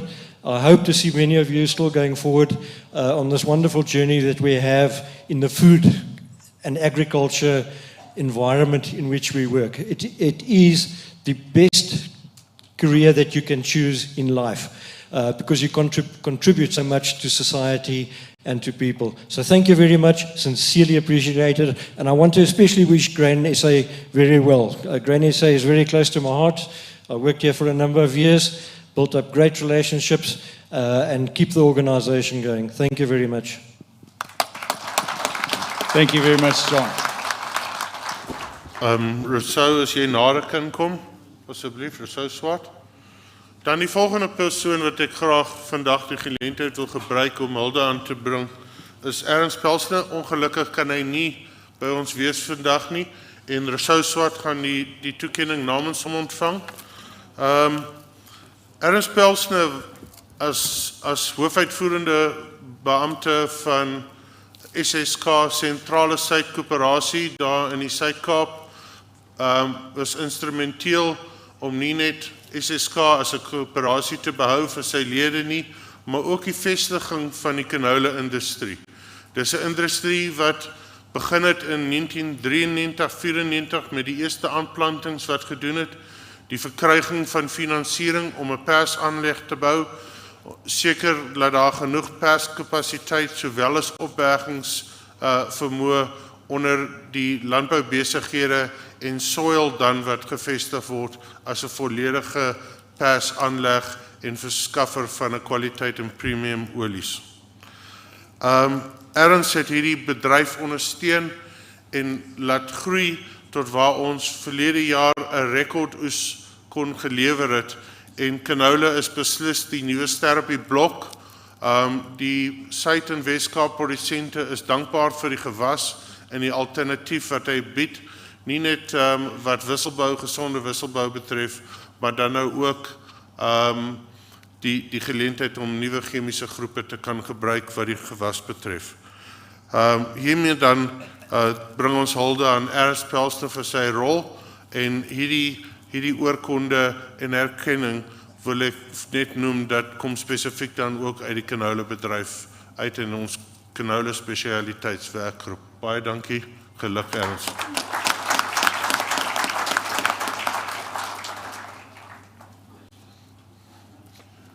Voorsitter, dan bring het my na die volgende persoon toe. Iemand wat ook bekend aan ons almal.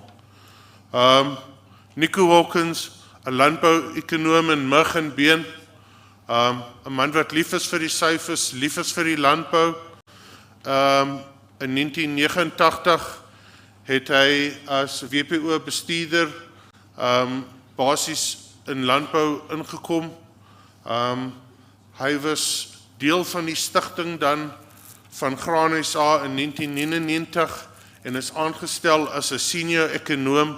So ek dink julle sien hier's 'n patroon wat gevorm word wat mense uit ons geleedere gekom het en aanbeweeg het, is kwaliteit mense en dit spreek ook van die kwaliteit mense wat nou nog hier in hierdie organisasie dien.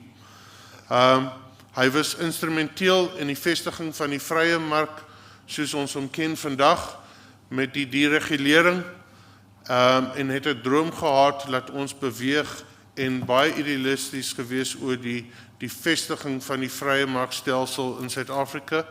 Hy was 'n stigtingsdirekteur van SAGIS en van 1 April 2012 was hy die hoofbestuurder van SAGIS en hy het met uitmuntendheid hierdie organisasie bedryf tot sy onlangse aftrede en eerbiedigheid in die syfers in die mark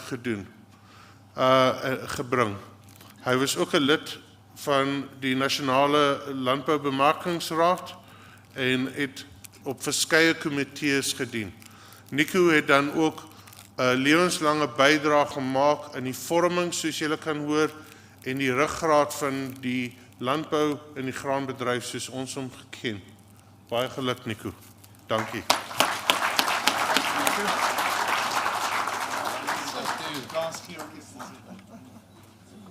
Baie dankie voorsitter. Ja, almal sal my ken as die donkie, want dit is my spreekwoord gewees. Ek is die donkie wat die werk wil doen. Ek is nie baie in die voorgrond nie, ek het daarvan gehou op die agtergrond te wees. Ek hoop hierdie donkie het 'n swaar vrag getrek en dat hy die ploeg mooi getrek het. Ek wil net 'n pleidooi lewer. Hy het 2 bene die pleidooi. Die eerste een is aan die produsente van Suid-Afrika. As julle in hierdie lokale soos hierdie sit, moet julle asseblief nie met mekaar beklei nie. Ook daar buite moenie met mekaar beklei nie. Redeneer met mekaar, maar asseblief kom tot 'n besluit en vertrou mekaar se besluit sodat dit vir u bedryf die regte besluit kan wees en u hom kan uitvoer. En die ander een is dan almal in die kettinge van hierdie bedryf. En dit is 'n baie goeie voorbeeld. Baie geluk met die eerste sessie wat u gehad het. Die produsente kan nie alleen in hierdie vrye mark opereer nie. So selfs daar ook, asseblief, stry met mekaar, maar moenie met mekaar beklei nie. Kom tot 'n besluit, voer dit uit ter wille van die hele al die skakels in die hele bedryf. Dankie voorsitter.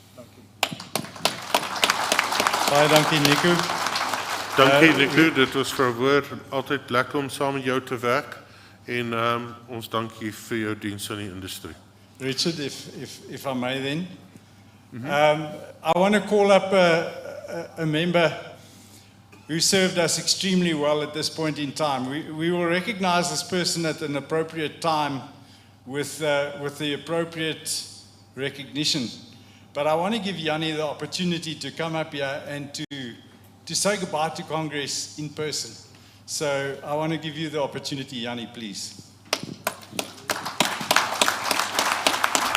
Ja, terwyl Jannie nou 'n bietjie vorentoe kom, Derek, miskien kan ek 'n paar goed uitlig wat van julle nie geweet het van Jannie en sy loopbaan tot en met sy aftrede. Hy is gebore in Welkom in die Vrystaat in 84. Ja, Josef, hy was ook daar by jou universiteit. Koffsies het hy sy BCom graad behaal en honeers dan voltooi by Tikkies in 86 en het verskeie opleiding en opleidingskursus voltooi beide in Suid-Afrika en Oosee. Hy het sy loopbaan begin by die Departement Landbou in 85 as 'n ekonoom en was betrokke by die Nasionale Bemarkingsraad in 'n advisory body for the Minister of Agriculture. Hy het die he joined the National Chamber of Milling in 87 as a financial manager and became the executive director in 92. During his career in the processing sector from 87 to 2011, he held the offices of CEO of the Chamber of Milling, SA Chamber of Baking, SA Agricultural Process Association, and the National Maize Millers Association. Yanni was always on the other side of the table when it came to negotiations with farmers. The board in 2011 decided to approach him and get him onto our side of the table, a wise move at the time.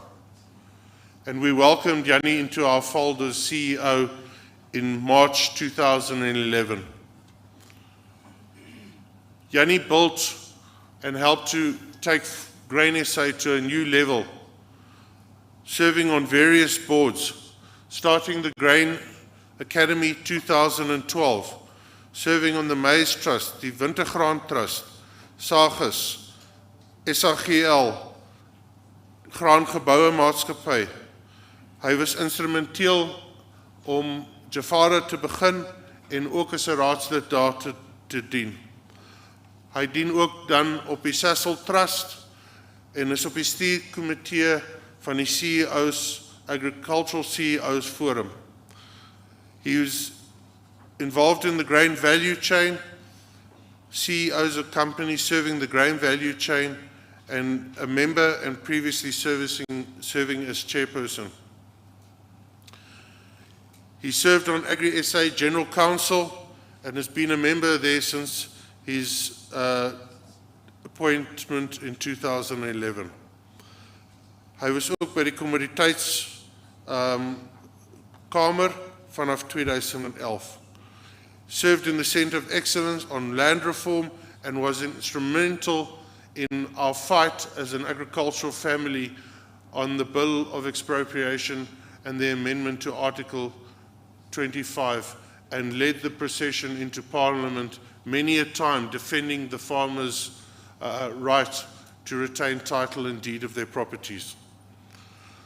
He also was instrumental in founding SORCIT, which is the new funding body for the winter cereal industry after the collapse of the Winter Cereal Trust due to the nature of the relationships there. Yanni, you've been a leader internationally, you've been a leader in South Africa, you became the face of the grain industry for a long time. As a spiritual person and a spiritual leader in your church, you remain active in your church, within your community, and serve on various boards. Yanni, you have certainly helped form, guide, and grow Grain SA as an organization, and we can certainly build, and your legacy will long be remembered within this organization and within the industry in general. We salute you. Thank you very much.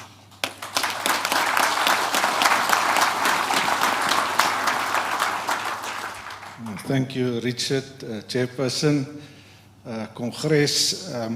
Toe ek nou so luister na al hierdie lang goede, dan kan jy hoor, ek het 'n lang innings gehad. Ek het 5 dae cricket gespeel hierso in hierdie organisasie en in die landbousektor. Maar dit is maar long haul in the same direction. Dit is wat ons op die ou ende volhoubaar maak. En ek hoop dit is die goed wat gaan agterbly hierso van al die boustene wat ons in plek gesit het. Dit was vir my lekker om vandag te hoor van die internasionale ouens, hoe praat hulle oor ons boere, wat die beste boere is, omdat hulle tegnologie aanvaar, omdat hulle die nuwe goed traai en nie bang is vir die toekoms nie, en hoe ons baie keer struggle om sonder die government hierdie goed reg te kry, omdat daar baie min support vir die landbou is. Ouens, maar ons gaan ons eie toekoms moet vind, die organisasie gaan julle help, daar's mooi boustene in plek, ek dink dit sal regtig goed gaan. Ek het laas jaar met die virtuele kongres eintlik gevoel, ek het baie gesê vir almal, maar dit is vir my 'n voorreg om vandag hier te kan staan. Dankie Derek vir die geleentheid wat julle vir my gegee het en geskep het, Pieter. Om sommer nou net fisies hier te wees, is lekker om almal weer te sien. Ek het net vir iemand gesê, ek trek nou so by die 24ste Augustus 2015 met my slaap opvang. So ek doen baie beter. Ek het nog so 'n paar slaapies wat ek moet inhaal, maar dit is nogal lekker om hier in te kom en nie te worry, is die airconditioner nou warm of koud genoeg, en werk die wifi, en gaan dit reën vanaand. Ja, dit is baie lekker om hier te sit, en nie daaroor te worry nie. Maar dankie dat julle my getolereer het, dankie dat vir die ouens, sorry vir die ouens wat ek kwaad gemaak het, dat ek maar jammer sê daaroor, en dankie vir die span van die personeel wat my so ondersteun het, en die leierskap wat my geleentheid gegee het om hierdie goede te doen. Dit was vir my 'n voorreg gewees om die land op die manier te dien. Baie dankie.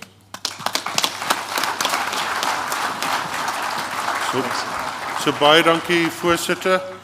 Soos Derek reeds genoem het, is dit ons plan dan om erkenning te gee by die graanprodusent funksie in Oktober en Jannie, wat 'n meer prestige en 'n baie prestige event is op ons jaarlikse kalender, en dan sal ons weer daar eer en 'n oorkonde aan Jannie doen. Baie dankie.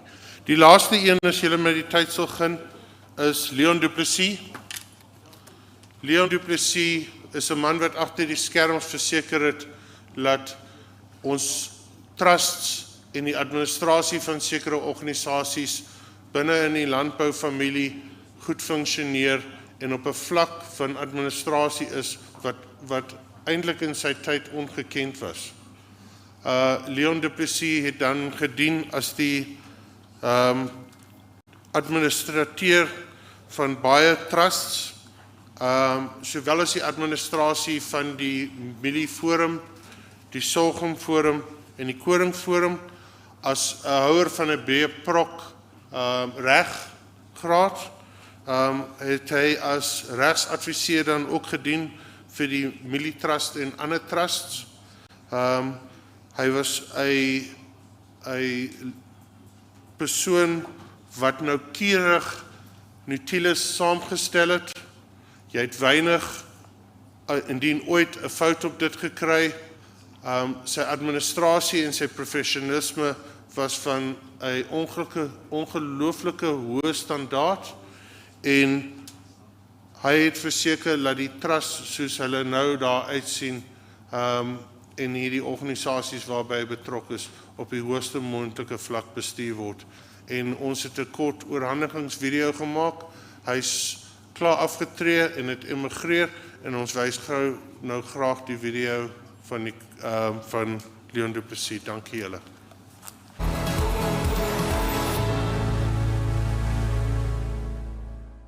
So Leon, if I say I was surprised, it's actually an understatement. I think I was quite shocked when you told me that you were leaving us. And that forced me to think a little bit, about Leon du Plessis and my experience of Leon du Plessis in my career in organized agriculture.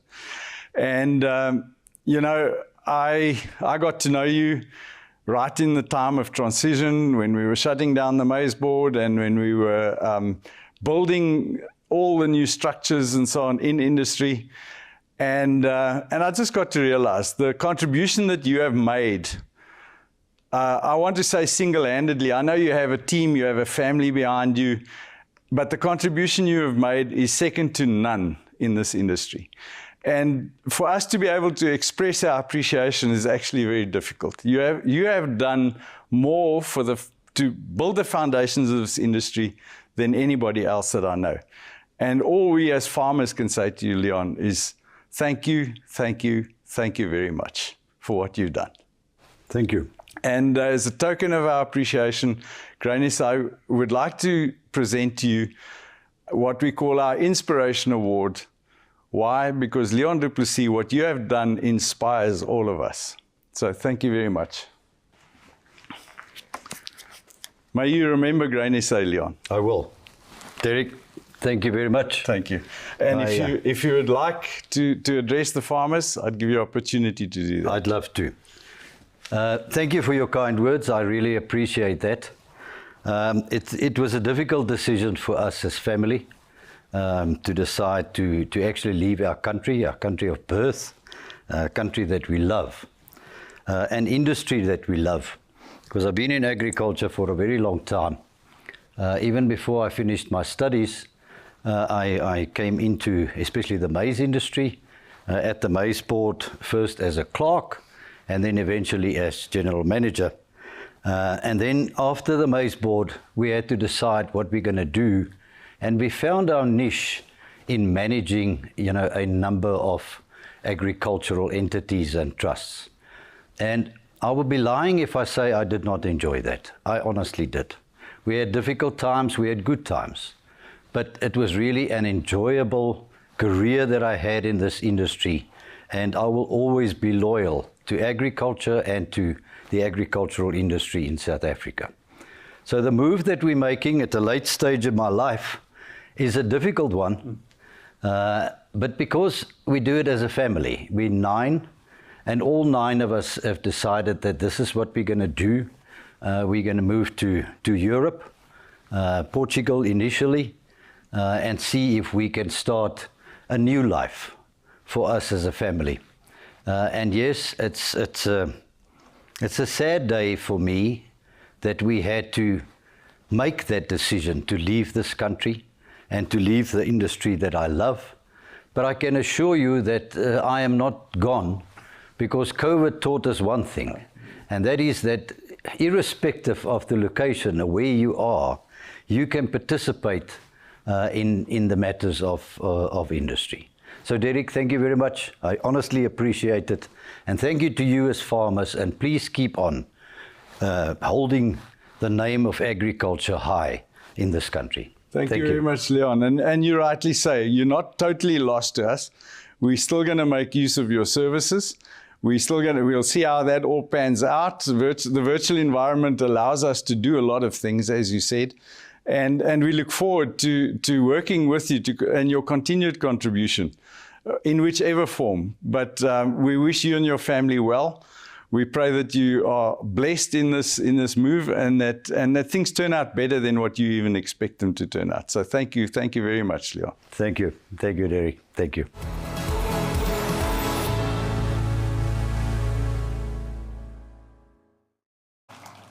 Kongres, ons vra dan nou vir Nico om 'n paar aankondigings te maak. Dankie Nico. Thank you, Chair. Sometimes we must just observe and note and recognize a special moment. Now, I think this is one of them. It's not often that 3 CEOs of one company shares one venue.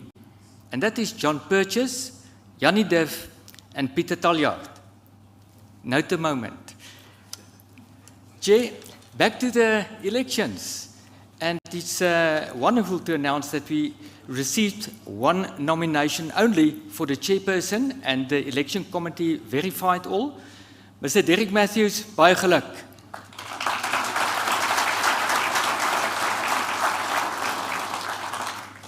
Derek, you're welcome to share some words with the Congress if you want. Congress, thank you very much, Congress. Ek is baie bewus van die vertroue wat hulle in my plaas. Ek onderneem om my bes te gee vir die volgende termyn. Maar ek wil graag herhaal wat ek met die vorige Kongres toe ek die eerste keer verkies is vir u herhaal. As hierdie ore nie hoor nie, kan hierdie hande nie regmaak nie. So praat asseblief met u organisasie. Dit is uiters nodig dat ons verstaan presies wat dit is wat u nodig het. Baie dankie vir die vertroue in my gestel. Dankie. Ja, Nico, miskien kan ek die geleentheid gebruik om Derek te bedank. Ja, ons het vertroue in jou, Derek, en ons dank jou vir dit wat jy vir ons doen as organisasie en as produsente, die toegewydheid en die ywer waarmee jy alles aanpak, is fenomenaal. Jy lei die organisasie op 'n wyse dat ons die vertroue in u het en dat die naam van Graan SA altyd baie professioneel en op baie goeie manier uitgedra word aan die breë gemeenskap en ons produsente. En ja, namens ons almal, ek dink kan ons net vir jou dankie sê vir jou leierskap en jou toegewydheid aan die organisasie. Dankie. Baie dankie.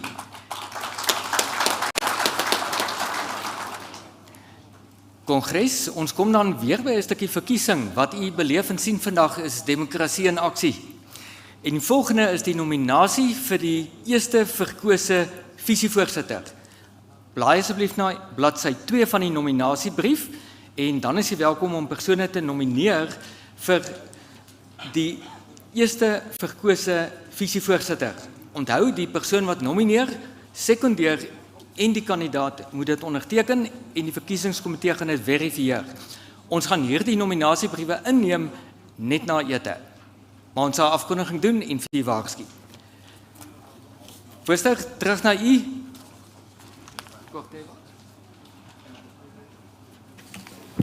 So Kongres, ons terwyl daai proses aan die gang is, gaan ons graag kyk na 'n video-insetsel van Corteva. En Tony kom vorentoe om vir ons 'n paar woorde te wissel.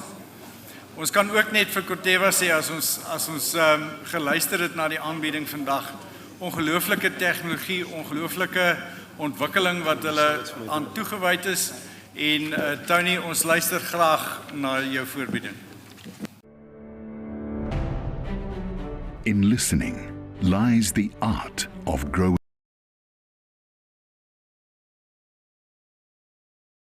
together, sharing breakthroughs, breeding success. Die vooruitgang in potensiaal op saad was een van die enkel grootste verbeterings wat die landbou gehad het die laaste 10 jaar. Ons het bewerkingspraktyke verander, maar ek dink op die einde van die dag die genetika, die opbrengingspotensiaal wat in hierdie medies ingedeel was, het die grootste enkel bydrae gehad tot ons opbrengingsverhoging. Corteva's research and development are focused on addressing challenges and offering choices, options for specific needs, relevant seed and crop protection technology that are locally tested to make a real difference to a South African farmer's bottom line. Ons is multigewas spesialiste, weet ons doen sojabone, droëbone, weidings, sonneblom, mielies, koring en as ek sien hoe ons produkreeks die laaste tyd uitgebrei het, is dit eintlik baie lekker om met so wye produkreeks daar te wees en nog steeds 'n unieke Suid-Afrikaanse produk met daai internasionale backing, as ek dit so kan noem. As a company whose very existence revolves around agriculture, we are in it for farmers, in it for good. Corteva, making sure South African farmers keep growing.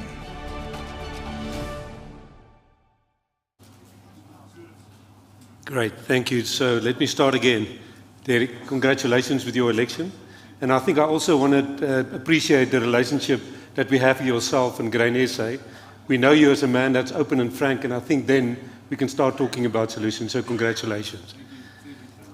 So guys, I think I can't remember when last did I speak to so many farmers pre-COVID. It's probably the previous conference that I did that. So thank you for sponsoring again. I think it's our 3rd year, and we want to commit to do that next year again from Corteva's point of view.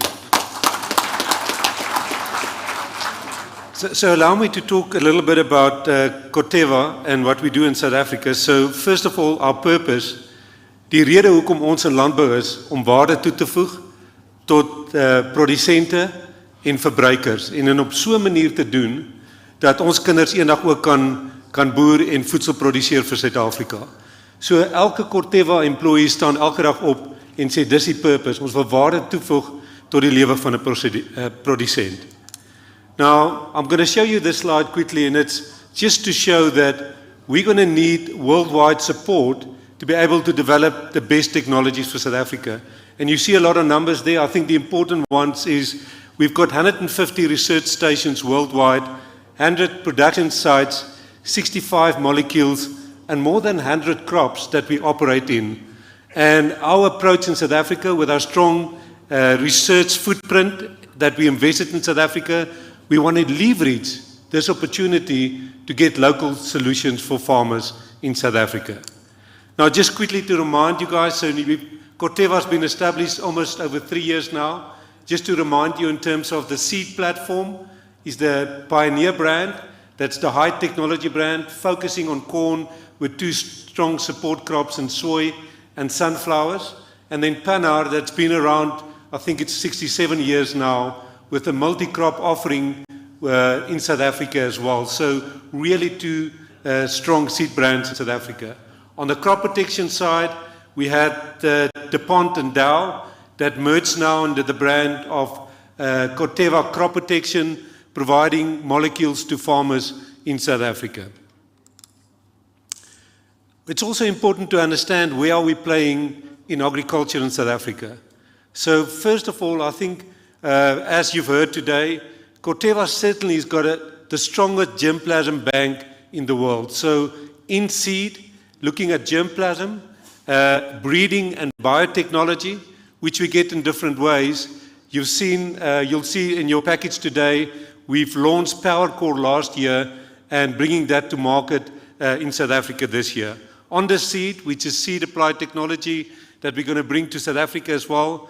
And I think importantly on the farm as well, in terms of crop protection through our channel, and then secondly through digital and agronomy services, advising farmers on a day-to-day basis.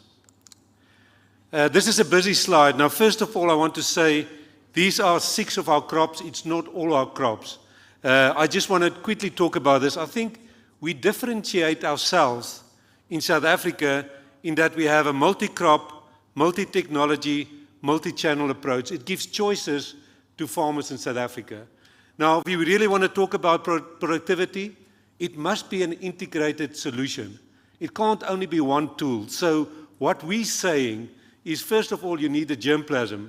And you can see in all 6 those crops, maize, soy, sunflower, dry beans, wheat, and canola, we are playing in the germplasm game in South Africa, either through a fully fledged breeding program or a strong testing program in South Africa, providing germplasm to farmers.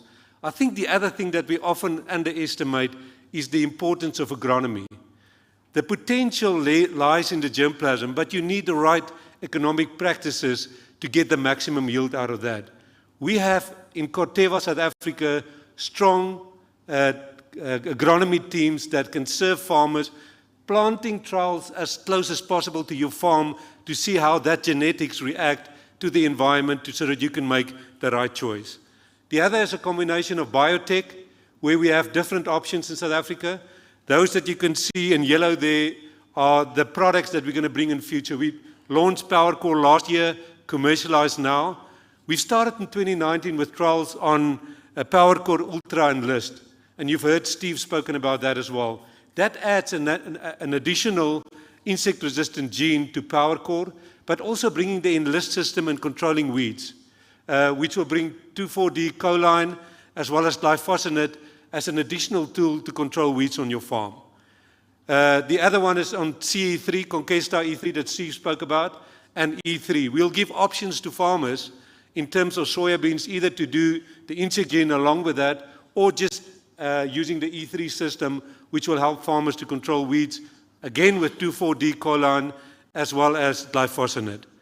And then I think the other things that we're bringing through our breeding programs is native traits. If you think about sunflowers, we've got Clearfield Plus, the high oleic seed that's available to farmers, which has got an output value for farmers. And then in canola on the Western Cape, we've got canola Clearfield as well. Crop protection, you can see I'm not going to go through the detail there. And this year, we'll be rolling out our granular light inside product into South Africa, especially on the row crops, to give that option to farmers as well. Almost done. I can see I'm on 0 here. So in agriculture, it's important to work on the relationships. People do business with people. So our values is important. So you can see that one of our values, we always do what's right. Our sales rep or agent will tell you, we do not have a product for your farm, look at an alternative. And that's the way that we operate. Whatever we do in our boardrooms, it's championing customer success. And you can read there at the bottom, we will work every day to deserve the business of our farmers. And we will never take the business of any farmer for granted. Thank you.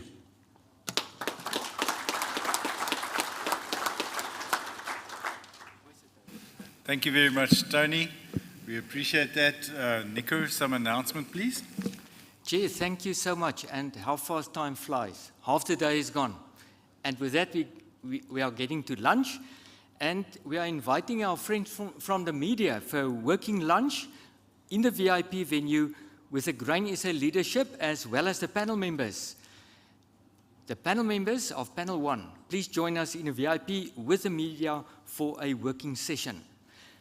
Then I would like to ask for panel 2, the panel members for panel 2 and Courtney to stay behind so that the technical team can set you up. Just after lunch, panel 2 will follow. Kongres, middagete. Die deure agter gaan oopgaan. Al daardie wit deure wat jy sien agter hier gaan oopgaan en die ou spreekwoord wie laaste is gaan nou eerste wees want die persone agter gaan eerste ontvang. En wanneer u middagete ontvang, kom sit lekker onder die tent op die ledelokaal se stoep, geniet middagete en dan sien ons vir u plus minus in 45 minute se tyd. Ek wil ook bevestig vir die vegetariërs, daar is ook vegetariese disse beskikbaar. En ek sluit af teen koffie in die tent en in die ledelokaal. Voorsitter, Ntate Ramodisa, please come to the fourth to say grace for us. Kongres, ons vra vir Ramodisa om net vir ons die seën op ons maaltyd te vra asseblief. Dankie. Thank you, Chair. Let us pray. Our dear Heavenly Father, we thank you for being with us in this Congress. We thank you for protecting us. We thank you for giving us wisdom. Dear Heavenly Father, bless the food that we are about to receive. Bless the hands that made it. And we ask all this in the name of our Lord Jesus Christ. Amen.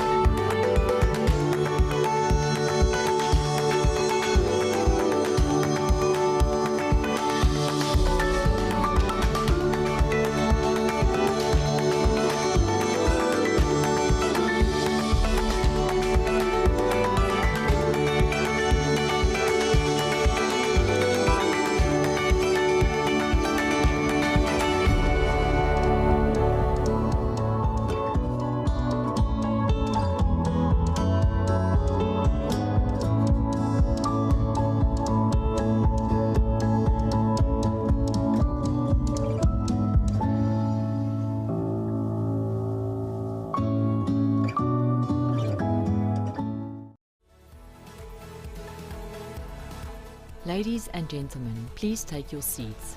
The Congress is about to commence. Please switch off your cell phones and enjoy the Congress.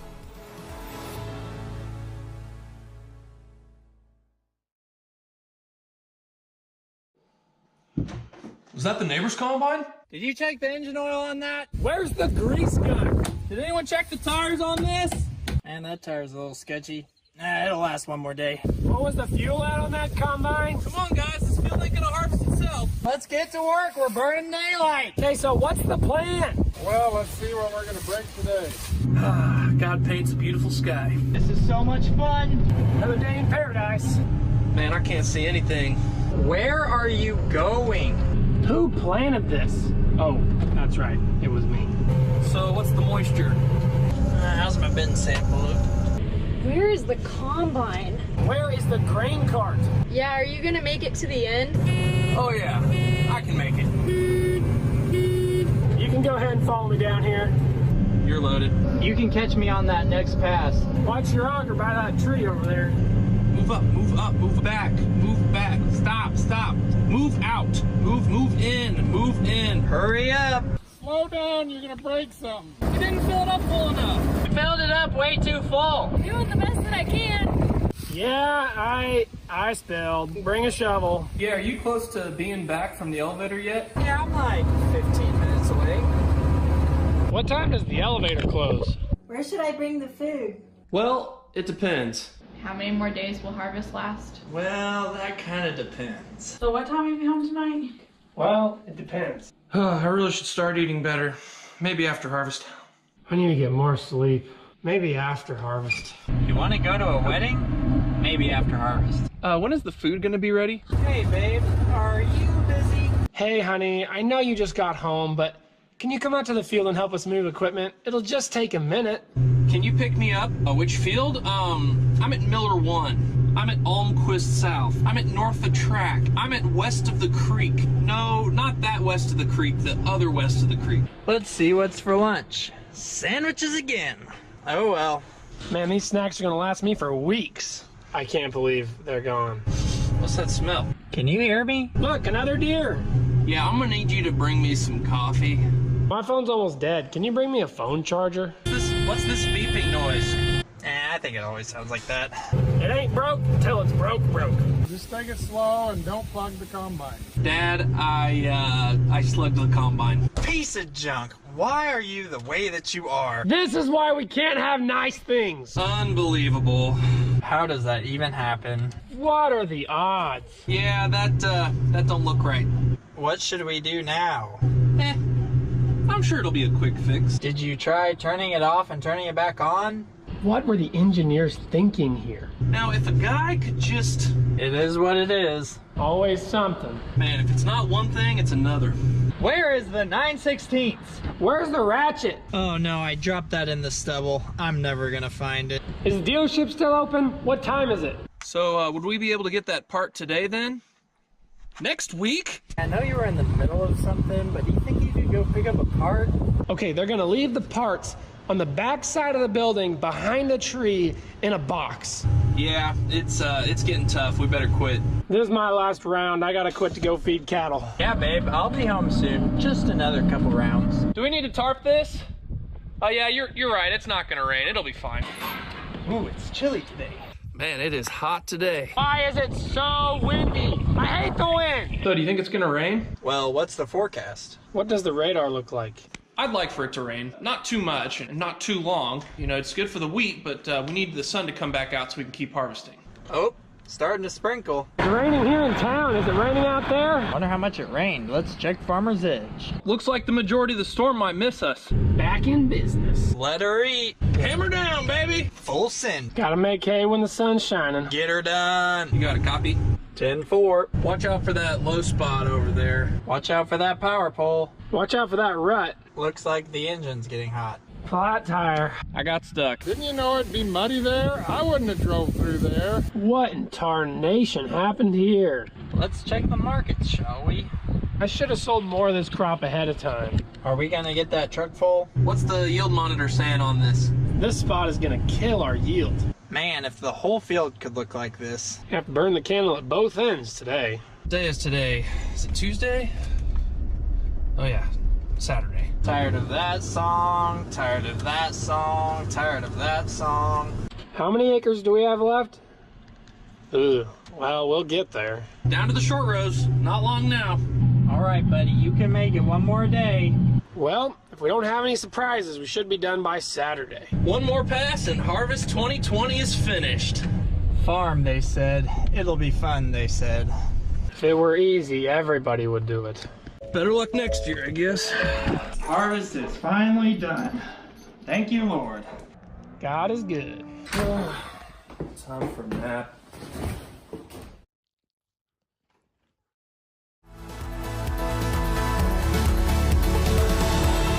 Ladies and gentlemen, please take your seats. The Congress is about to commence. Please switch off your cell phones and enjoy the Congress.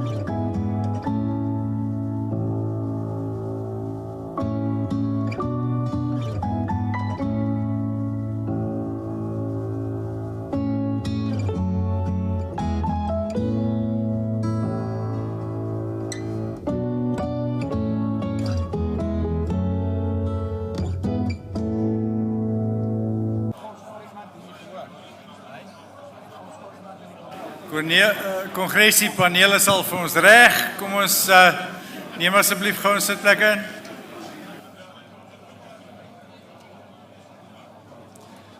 Kongres, baie dankie. Voorsitter, baie dankie. Dis tyd om af te skop. Ons sit die bal hoog in die lug op en dan soek ons 'n losgemaal laat ons hom klaarmaak. Kongres, terug na verkiesingstyd. Ek gaan nie aandag vra. Kongres, jy moet ons help. Right. Nomination letters. Janie help hier van die kant af. Hy sê tik tik. Manne, julle moet tik tik as Janie sê tik tik. Daar's hy. Kongres, nomination letters for the vice chairperson elected first must be submitted now. We are closing nominations now. So if you want some to hand in, put your hand up and the staff will take it to the election committee. Thank you.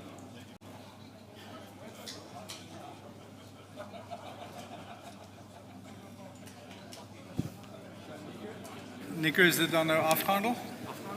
Dankie Kongres, dan gaan ons vir Corneil Lou vra, die fasiliteerder van hierdie paneelbespreking.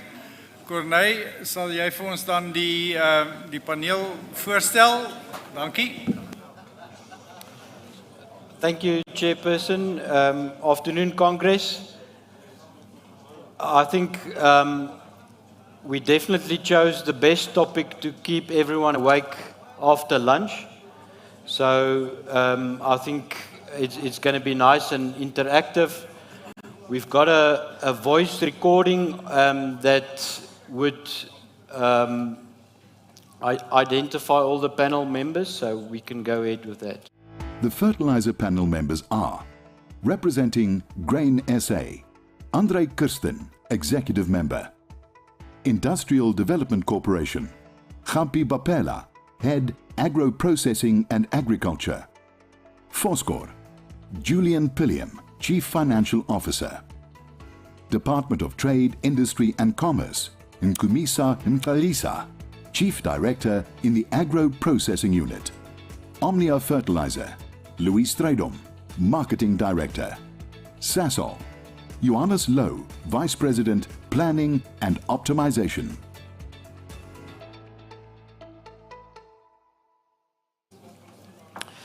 Thank you, Congress. Thank you for that introduction. Welcome, panelists. We've got a good mixture of fertilizer companies on the panel, as well as government institutions that support our industry. We're going to start with André Kirsten, our chairperson of the Production Input Working Group, giving us the platform to lay the discussion. I think we've got big steps to follow in. The question that was posed to the panel was, can the fertilizer cost structure be more cost effective for our local grain producers? So we have this nice balance between government and fertilizer companies, as I said. Just as an introduction, I think we've seen fertilizer prices increased to record levels. We're currently at levels where we haven't seen it before. So, and I think the Russian-Ukraine war, if we can call it that, has even made it worse. So without further ado, I would like to ask André Kirsten just to lay the table for us for the panel discussion. Voorsitter, hier agter ons, mede-paneellede, afgevaardigdes en gaste. Josef, jy het net gesê jou Engels gaan opraak. Myne het opgeraak van heeltyd Engels luister. So ek gaan dit in Afrikaans doen. So die wat die Afrikaans verstaan nie, vat maar die vertaaldienste. As ons net ek wil net vir julle 'n bietjie inligting gee. Ek dink ons is altyd almal bewus van wat aangaan met die kunsmisbedryf in ons land hier. En kunsmis maak 'n baie groot deel van graanboere se insette uit. Dit kan enige iets tussen 25 tot 50% van jou insetkostes wees.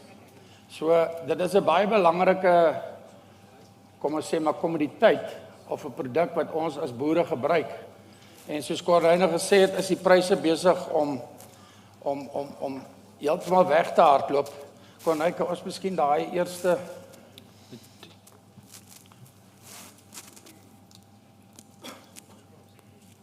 Jy sien die goed pas nie op ons boere se koppe nie. Corneille wil nie aankom nie. Kan ons die klikker maak werk asseblief? As dit so okay, Corneille, gaan maar nog een aan. Nog een.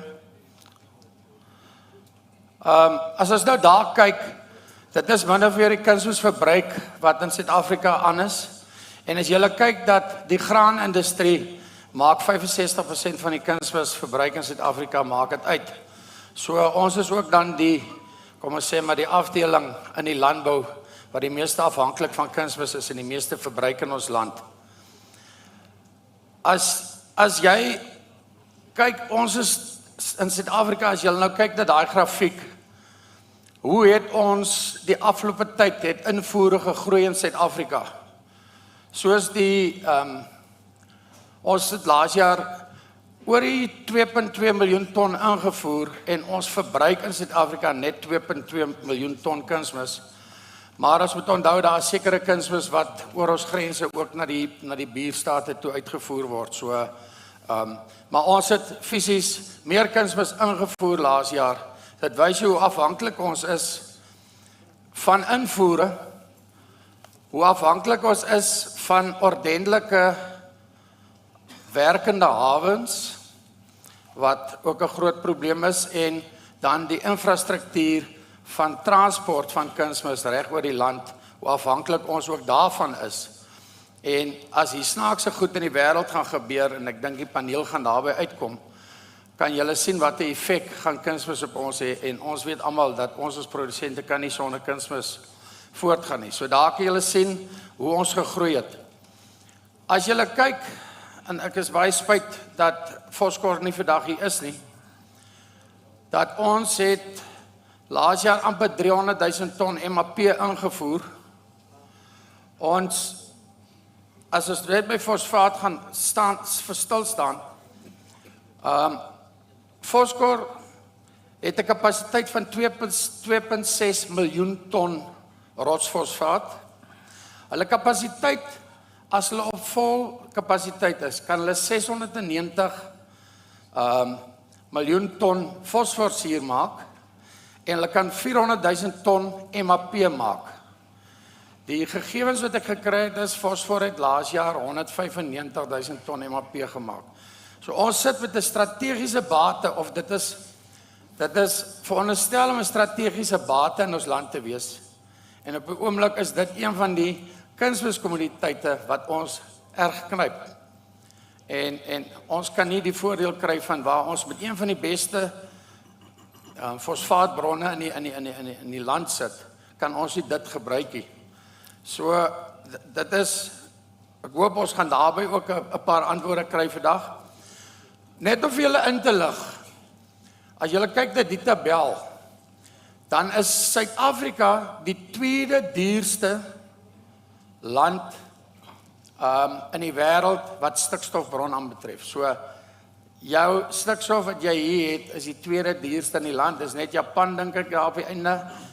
Hulle moet alles heeltemal invoer. So net om vir julle te wys dat ons per kilogram stikstof redelik betaal teen die res van die wêreld.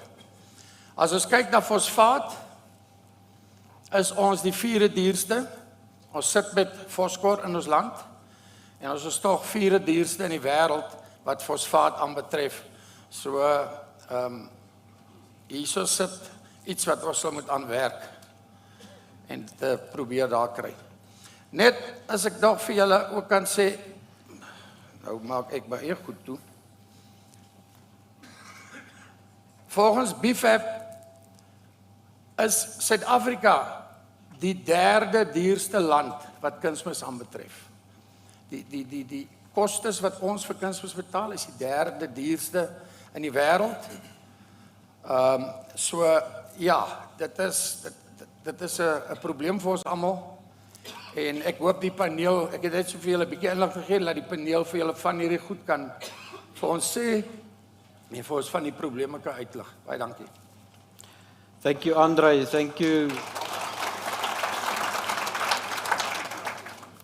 you for setting the scene, Chairperson, Andre, panelists. To summarize, I think the challenge we have in South Africa, as you've seen, is the increased dependency on imports for fertilizer. That what makes it worse is fertilizer is between 30 and 50% of our producers' variable production cost. So it's kind of critical for us to be sustainable going forward and profitable over the long term. So as we said, as Andre said, unfortunately we can't have Foscor as part of the panel. We wanted to have Foscor part of the panel.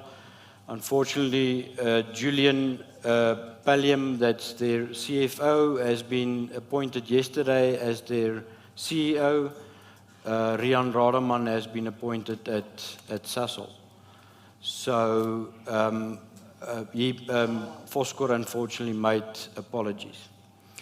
But just to add on what Andre said, we've got a challenge in South Africa.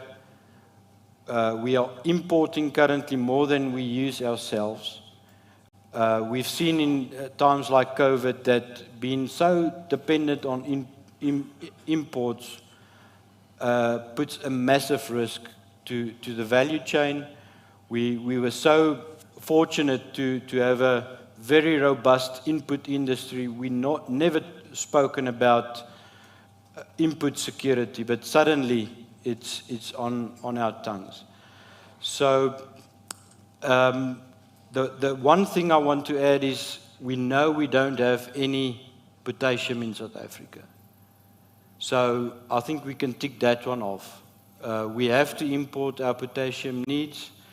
For that we need our harvest to be streamlined and our transport. But for nitrogen and especially phosphates, we need to be able to be more dependent. As economists, we see it frequently. If you more self-dependent, over a long run, you are the best priced, the best cost for your own industry. So Dr. Johannes Louw is from Sasol, and I think it would be good to start maybe at the nitrogen part of fertilizer, because we believe it's the start of the nitrogen of the fertilizer chain. And we know Sasol, through the manufacturing of ammonia, is the main and sole manufacturer there. So Johannes, can you maybe just tell us where does the ammonia chain or the nitrogen chain start? Where's maybe the low-hanging fruit? What can we do to improve our dependence on imports, or are we at a dead end? Thank you, Corneille. Chairperson, Congress, good afternoon. Thanks also for the opportunity to be here. Allow me to briefly, on behalf of Sasol, just to express also our appreciation of Grain SA and its members and the larger agricultural community for your support of Sasol products. Many of that beyond fertilizers, of course, also. So Sasol's role in the fertilizer industry is currently essentially just in the nitrogen value chain. And I will give a few perspectives in that respect. If some of this is old news to many of you, please bear with me.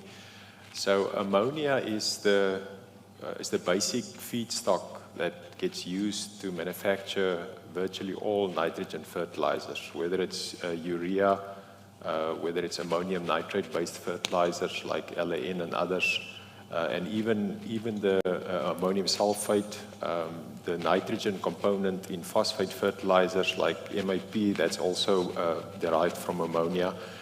So globally, ammonia is the feedstock commodity that drives manufacturing cost and prices. Sasol is still, as Corneille mentioned, the only manufacturer of ammonia in Southern Africa. Unfortunately, there's no urea capacity.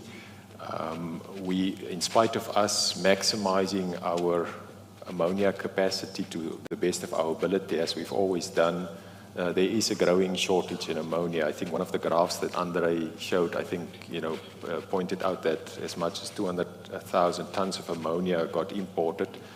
You can compare that with, in the order of 600,000 tons that's manufactured by Sasol. And obviously, the million tons of urea that gets imported is really what, I guess, drives the local nitrogen industry to a large extent.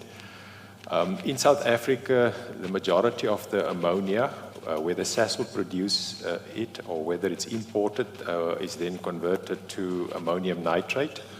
And it's important to also understand that ammonium nitrate is then used to manufacture either fertilizers or mining explosives. So there is a trade-off there. Let me then just also briefly reflect on where and how we produce ammonia. That is now Sasol. So roughly 50% of our ammonia is produced in Sasolburg, where the feed is natural gas, which we pipe from Mozambique. And the other 50% is produced in Secunda from coal gasification. Now, as much as I would have loved to give just good news here, I think the reality is that there's probably more risks than tailwinds generally for ammonia and nitrogen manufacturing locally. If I talk firstly, as far as gas-based production is concerned, we are bringing the gas from southern Mozambique, and we are doing everything we can to continue to exploration there. We've also got projects to lengthen the life of our reserve there. But ultimately, if there's not other more economical or economical reserves becoming available, the feedstock will become increasingly a challenge. If you ask what would be the alternative to gas that currently comes from Mozambique, LNG or liquid nitrogen gas is certainly a readily available option, and Sasol is in discussion with international entities on potentially at a later stage using that as a complementary feedstock. But it brings you back to the dilemma that you are in essence would be relying on an imported feedstock. In Secunda, we've got a bit of a different challenge in the long term, and that's the environmental challenge. So those of you that follow Sasol will know that we've committed to a 30% reduction in greenhouse gas emissions by 2030. Now we are using a host of projects, mostly in energy efficiency, looking at sourcing some renewable electricity, etc. But to the extent that ultimately, if these suite of projects, if they don't assist us fully to reduce our greenhouse gases, the ultimate impact will be that we will have to start cutting back on coal gasification in Secunda. And the unfortunate thing is with ammonia, the ammonia that we produce in Secunda is fairly directly related to the coal gasification. So yeah, coal is clearly a very competitive feedstock, and we've got enough coal for many decades, but the environmental risk is staring us. So if you ask whether there's any good news that I can share, I think in the long term, Sasol certainly has got an ambition to start to produce green products. And in the case of ammonia, it would then be green ammonia. So if you ask how do one produce green ammonia, you use green hydrogen. And how do you produce the green hydrogen? You use renewable electricity, either from solar or wind. And you then use a process called electrolysis, where you basically split water into hydrogen and oxygen, and then you use that hydrogen as your feedstock. But as is the case with all these green and newer technologies, they work in the laboratory and they work on pilot scale. But to make them commercially viable against the fossil fuel alternatives is easier said than done. And to be perfectly honest, I think, I'm not sure whether it's going to be 3, 5, or 10 years, but it's going to take considerable time before commercial scale production of green ammonia could compete effectively with imported alternatives. It is something to look forward to there. I personally, can't see a better future for South Africa's fertilizer industry if in a decade from now, we could become almost self-sufficient in local ammonia production using green hydrogen as a feedstock. But it's a long road to travel. Corné, I think I'll stop at that. Unfortunately, quite a bit of headwinds, but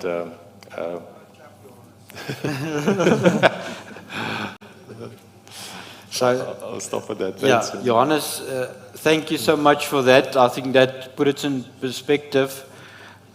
Just to make sure I understand correctly, so the half of our ammonia is produced through the coal gasification process, and the other half comes from gas out of Mozambique. 100%.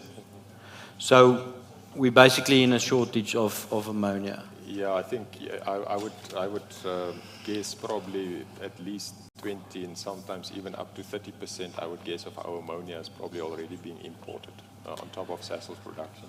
So just allow me for another follow-up question. When you get ammonia and then you have to make a decision on what's going to be done with the ammonia, whether it's going to be used for manufacturing of fertilizer or for using in explosives. Yep. What drives that decision? Yeah, you must try to ask a question where I can give good news, Corné. Yes, so I think the hard reality is that it's more feasible, both economically and from a safety and regulatory perspective. It's just more feasible to import ammonium nitrate-based fertilizers than what is the case with ammonium nitrate-based explosives.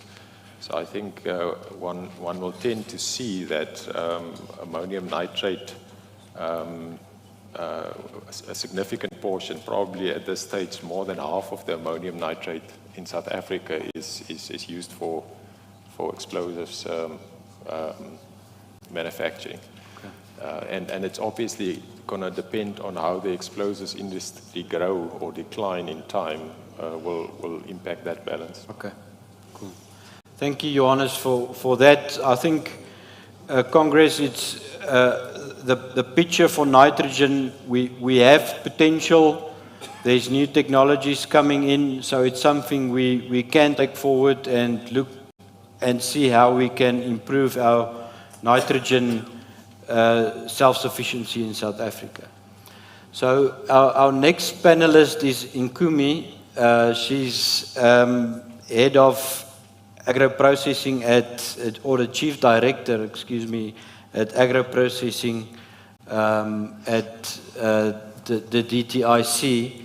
Nkumi, welcome here. We are really fortunate to have you here. We also have Ima Maleng as a guest, and I just want to introduce you to her. She helped us with the soybean value chain and what is success. She helped us set up all the crushing capacity for the soybean industry, and wow, that was really amazing. Thank you. So, Ima, and thank you, Nkumi. I think we've heard the challenges, and your department specifically looks at import replacement. and you are working on the stuff like the poultry master plan, various other master plans. We have already heard of the chemical master plan that's currently being established. What kind of industrial development tools do we have to help the fertilizer industry in South Africa? Thank you, Connie and Chair, and good afternoon, Congress. I think it is important that we are quite aware as government that, most businesses, they are in distress following, also the impact of, COVID. And if you look at the fertilizer, value chain, as I think the speakers have indicated, that the major challenge that now the industry has to look at is affordable prices, or the surge of, fertilizer prices, which actually have got a lot of impact in terms of, the margins for the farmers. And we're talking about the farmers who are already in distress. So from a government proposition point of view, we are collaborating with Grain SA. Thank you so much, Grain SA, in terms of collaborating with us on a number of interventions from an industrial point of view as part of our reimagined industrial strategy. As Connor has indicated earlier on, that we are developing quite a number of master plans, including, by the way, the agriculture and agro-processing master plans. The master plans are very important because they actually look at, the social compact, where we're looking at collaboration with both government, private sector, including, by the way, the international partners that I think presented this morning, which were talking about the technologies that we need to bring into our industry, as well as, organized labor, and more importantly, I think our traders as well as importers. So we need to look at establishing under some of the master plan that I talked about, either the agriculture, agro-processing master plan or the chemicals master plan, a round table discussion where we are going to bring all the parties together to look at this issue. Because what we have noted in terms of the cost structure for the fertilizer industry, it's, things like, for example, your sea freight costs, it's things like your port costs, it's things like your fuel costs, and then more importantly, how are we going to make sure our roads infrastructure is actually improved to make sure that, the product is accessible to our farmers. So one intervention that we are looking at in terms of the master plan, across the master plan, to improve, the manufacturing capabilities for the industry, it's mainly your incentive program to make sure that we industrialize, but more important, to improve our manufacturing capabilities.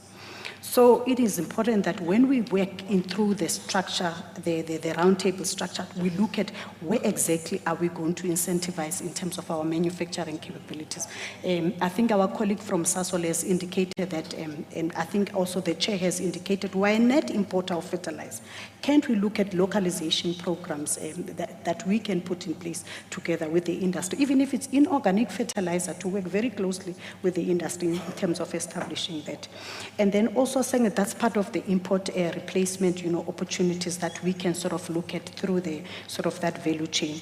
And then also secondly, I think we can also look at storage facilities as part of the incentive, program, including, by the way, your warehousing, including your packaging costs. Those are some of the costs that actually impact on the sort of final, cost of the product. And then also, I think regional integration becomes very important because I think our colleague from Sasol has indicated most of the companies, they've got a footprint, especially the fertilizer companies in South, they've got footprint in the SADC region. So as part of our continental free trade area, can we look at, regional integration in terms of, focus on the regional infrastructure, focusing on, trade corridors, to focus more on the harmonization of the fertilizer, standards as well as regulations. I think that was one of the discussions, I think, that was taking place also this morning from our colleagues from Delrat. Another thing that I wanted to suggest, Various provincial departments, they are providing also support in terms of, supplying fertilizer or providing fertilizer to our farmers. Can we look at, procurement, kind of, partnership between, let's say, Grain SA as well as, the farmers, as well as government, where we're looking at bulk, procurement in terms of supporting those farmers rather than to look at, provinces doing, procurement on an individual basis. So it's one of, I think, Cornel, something that I thought about, partnership in terms of, encouraging, our procurement policies that will enhance, the bulk buying. The last issue that I wanted to talk about, it's mainly, our exchange rate. That has got a lot of impact in terms, because most of, the fertilizer prices, as you would know, that they are controlled mainly by international prices. So unfortunately, there's very little that we can do in that regard. But more importantly, I think the industry has to sort of have a strategic conversation, sit down and look at these issues and look at, interventions that can be put in place. I don't want to say let's come up with the fertilizer master plan, because already there's a chemicals master plan, which is looking at the shortage of some of these chemicals, as our colleague has indicated earlier on. But where we can localize, let's look at localization of the fertilizer program. But more importantly, I think to try and sort of make sure that we create the jobs, because by importing, it means we're exporting jobs. So those are some of, I think, the initiatives that we need to think about. The last issue that I wanted to, I've got my partner from IDC, that we've got, I think, in terms of our incentive now, the minister has made pronouncement of the agri-industrial fund that is going to support, across, the agro-processing value chain, including the fertilizer value chain. And from DTIC, we also have quite a number of incentives, including the agro-processing support scheme. So all our incentive schemes in terms of applications and whatever, they are online. You can go to our website, which is www.dtic.gov.za, and then you will download all the applications and so on and so forth. Yeah, I think, let me put it like that. I can talk until Connie comes home, but I think those are, I think, a government proposition from a reimagined industrial point of view that I think can help the industry to make sure that the fertilizer prices are affordable. Thanks. But not also, because we've seen also what is happening in terms of the truck business now. What is happening on the roads, especially if you go on entry and so on and so forth. So those are some of the strategic decisions we need to have with the organized labor in terms of, the trucking business and so on and so forth. Yeah, thanks. Kumi, thank you very much for that introduction. I think what I would like to hear is definitely a fertilizer master plan, but we will be okay if the fertilizer can fit in with the chemicals master plan. Or the agriculture and agro-processing master plan. That will do, definitely. Yeah. So thank you very much for that. Gampi, I'm going to skip you for now. I'm going to leave you for last. Louis, the marketing director of Omnia. Omnia is very vested into South Africa, rooted in South Africa, brought a lot of capital to South Africa, and is one of the biggest manufacturers of fertilizer right to the farmer, on the farms.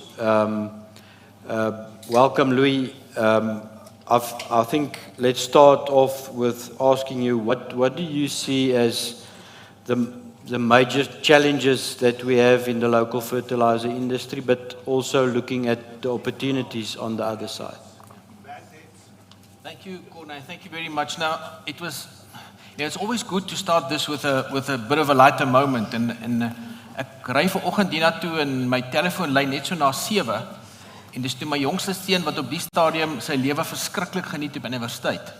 En gewoonlik as hy my net na 7 bel, dan antwoord ek: "Môre my kind, wat se moeilikheid het jy?" Hy sê pa nee, ek het nie moeilikheid nie, maar ek het met mamma gepraat, maar sy sê vir my pa, neem hom vanmiddag deur in 'n vuurpeloton. Ek wou net sê sterkte. My antwoord aan hom was: "Jong, dit kan baie slegter as 'n vuurpeloton wees." But Corne, thank you very much. First of all, I want to start off by saying thank you very much for the opportunity created.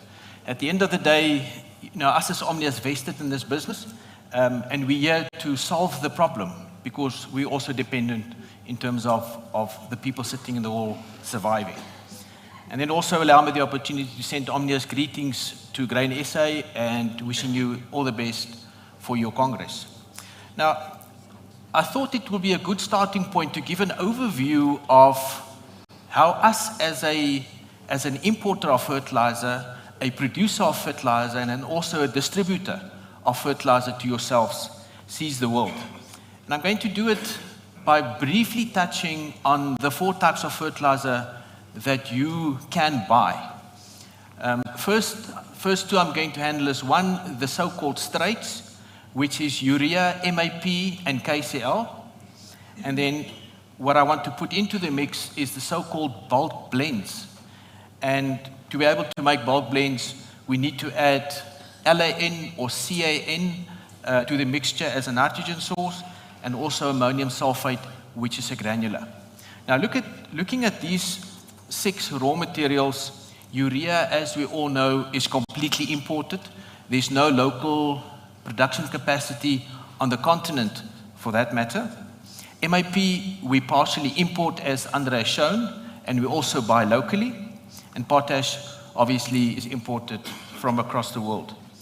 LAN is locally produced, and we also have to import the deficit. And ammonium sulfate, the granular, is also imported. The next category is chemically compounded fertilizer. Pretty much the same raw materials used. I think the one difference is, as Johannes has alluded to, is ammonium nitrate, ANO, ammonium nitrate solution. And then that obviously is produced through a nitric acid plant from the ammonia that we then buy. And as Johannes said, the ammonia is then locally sourced, but also imported through the port of Richards Bay. Ammonium sulfate we've discussed. MAP we've discussed, locally bought and also imported. The other one which we add into the mix is rock phosphate. It's processed rock phosphate, where I think it's general knowledge that we spent some capital where we built a nitrophos plant where we buy locally produced rock phosphate. We react that with nitric acid, which we get from the ammonia process, and we produce a product called nitrophos, which is then a substitute for MAP or DAP.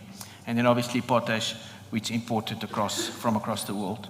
The last product is liquid fertilizer. Nitrogen source is ammonium nitrate, as I discussed, and urea. The P is phosphoric acid, which we only buy locally, and then obviously ammonium sulfate, potash, and the like. So in summary, ladies and gentlemen, only imported products is urea and MOP or KCl. What we partially import and buy locally is CAN or LAN, MAP, and ammonium sulfate. And then what's locally purchased is obviously rock phosphate and then phosphoric acid. Nou, die uitdagings wat ons as 'n verskaffer aan u beleef elke dag en as 'n produsent wil ek opdeel in 2 kategorieë. Die eerste is die voorsieningsketting, die mooi Afrikaans daarvoor is die supply chain, en die tweede een is uit die aard van die saak energiekostes of dan 'n utility costs, soos wat ons dit in Engels ook noem. Wat die supply chain uitdagings betref, wil ek dit opdeel in 2 gedeeltes. Die eerste is dan nou uit die aard van die saak invoere, die invoer uitdagings. En die eerste is uit die aard van die saak ons hawe infrastruktuur. The capacity of our ports to import the volumes. Now, if you've looked at Andre's slides, you would see that in 2009, we've imported 750,000 tons, and last year we imported 2.3 million tons. That's 3-fold in 12 years. And what we see happens, and as Andre rightfully pointed to, is that a lot of the cargo that goes to Beira and Maputo, where you've got these storms, eventually get pushed down to the port of Durban, and obviously the congestion.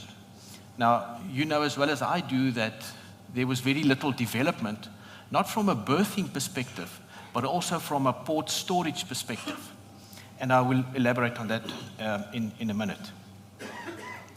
From a local purchase perspective, I think you staying in the areas where you are I can tell you nothing about the road infrastructure. It's deteriorating. And I always said to the people in Johannesburg that we've got a 500 to a 700 kilogram per hectare logistical problem.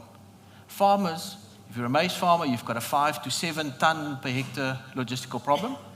If you farm citrus, you've got a 30 to 60 ton per hectare logistical problem. And your sugarcane, you're going up to 120 ton per hectare logistical problem. But the state of the roads is incredible. The strike, the effectiveness of our transport, the strike of the past 2 days cost Omnia between 4 and 5 million rand, only for those 2 days. Where the truck is loaded, it gets pulled off and have to stand for a day, and someone needs to pick that cost up. The riots that we saw last year, and which is ever glooming, has an impact on insurance, has an impact on the risk, and increases the cost of logistics. And I think the fuel cost needs no more explanation. From a logistical perspective, ladies and gentlemen, I think our biggest opportunity is to get rail going again. We compete against the rest of the world. We compete against the rest of the world where transport is done by rail. Now, let me give you just an insight in terms of what we were used to. And it was the times when Corné said we had a proper infrastructure. We would import a vessel of 40,000 tons. And let me do this in Afrikaans. Ons sal 'n skip invoer van 40,000 ton. Ons sal met spoornet reël om vir ons 2 bloktreine te gee. Ons sal die skip in die 2 bloktreine aflaai en hy sal ry na die binneland toe waar die produk versak word, weer op spoor gelaai word en by u naaste stasie aan die plaas aan u gelewer word. Vandag laai ons die 40,000 ton skip af in tippers van tussen 6 en 8 ton. Ons ry hom na 'n stoor in die hawe toe. Daarvan af laai ons hom op 'n interlink, ry hom na 'n versakkingsplek toe of versak hom daar. Van daar af weer na 'n stoor toe in jou omgewing en dan wanneer jy hom wil hê na jou plaas toe. Ek dink ou het nie 'n groot graad nodig om die som te maak in terme van die koste wat verlore gaan nie. In terme van die reliability, nou loop ek uit Afrikaans uit die betroubaarheid van spoornet is ongelooflik. Ons is op 'n plek waar ons 200 ammoniak tankers gebou het teen 'n koste van 2,5 miljoen rand stuk om ammoniak van Richards Bay tot in Sasolburg te kry. Maar ons is afhanklik van trekkrag van Transnet af. En dit is haas onmoontlik om die ammoniak van Richards Bay tot in Sasolburg te kry. Ek sien ek moet klaarmaak. Uit die aard van die saak is dit kapitaal en die kapitaal moet van ergens af verhaal word. Utility cost, energy, water, labor, I mean, that's well known to yourselves. Water is a big thing. And the sad part of water is that there's no substitute other than what we currently have. I'm closing off, Mr. Chairman. AN, we've got 2 choices. It's either ammonium nitrate or urea. Ammonium nitrate, cost of ammonia, the movement of ammonia, and then the conversion cost of ammonia to usable fertilizer. Urea, we have what we have. We've got international prices, we've got logistical issues, and we've got import issues. Phosphates, we have to leverage the local resources. We're sitting with the best rock, not on the continent, but we're sitting with the best rock in the globe from a rock phosphate perspective. Yeah. We need to buy local. We need to buy local to get the fixed cost down to make us more competitive. Infrastructure, we don't have a choice but to upgrade the infrastructure. And then in closing, logistical infrastructure is costing us more by the day, and we need to see how we sort that out. Thank you very much, Corné. Louis, yeah, thanks. Louis, yeah, thank you for pointing out the challenges that we have, but also the opportunities that do exist. I think the infrastructure is very important. Our harbour infrastructure, our logistical infrastructure, whether it's roads or the rail, is definitely, we need to work on intensely in South Africa, not only for our input industry, but for the whole value chain. I want to link on with what Louis said about having our own local resources. And I think in this case, it's talking about the elephant that's not currently in the room. And being Foscor. And unfortunately, as I said, they had to cancel on Friday at short notice, not to present on the panel. But for me, how I see it, and our farmers see it as well, every one of us have a soft spot for a South African company. Foscor is South African. It's a national strategic resource that, as Louis said, is possibly the best resource in the world. So I think that's definitely something we need to pick up. We need to be able to produce at the capacity, the nameplate capacity that Foscor has, and then we can produce for the whole of SADC. And that will already change the dynamics of our needs for imports. So Gampi, I'm now with you, being from the IDC, bankable projects, that's what you look at, agro-processing. How do you see us taking the local fertilizer industry forward? You're also looking at import replacement, possible solutions for South Africa. We've heard how much Valita is going out of the country, how much jobs we are actually exporting by importing so much fertilizer.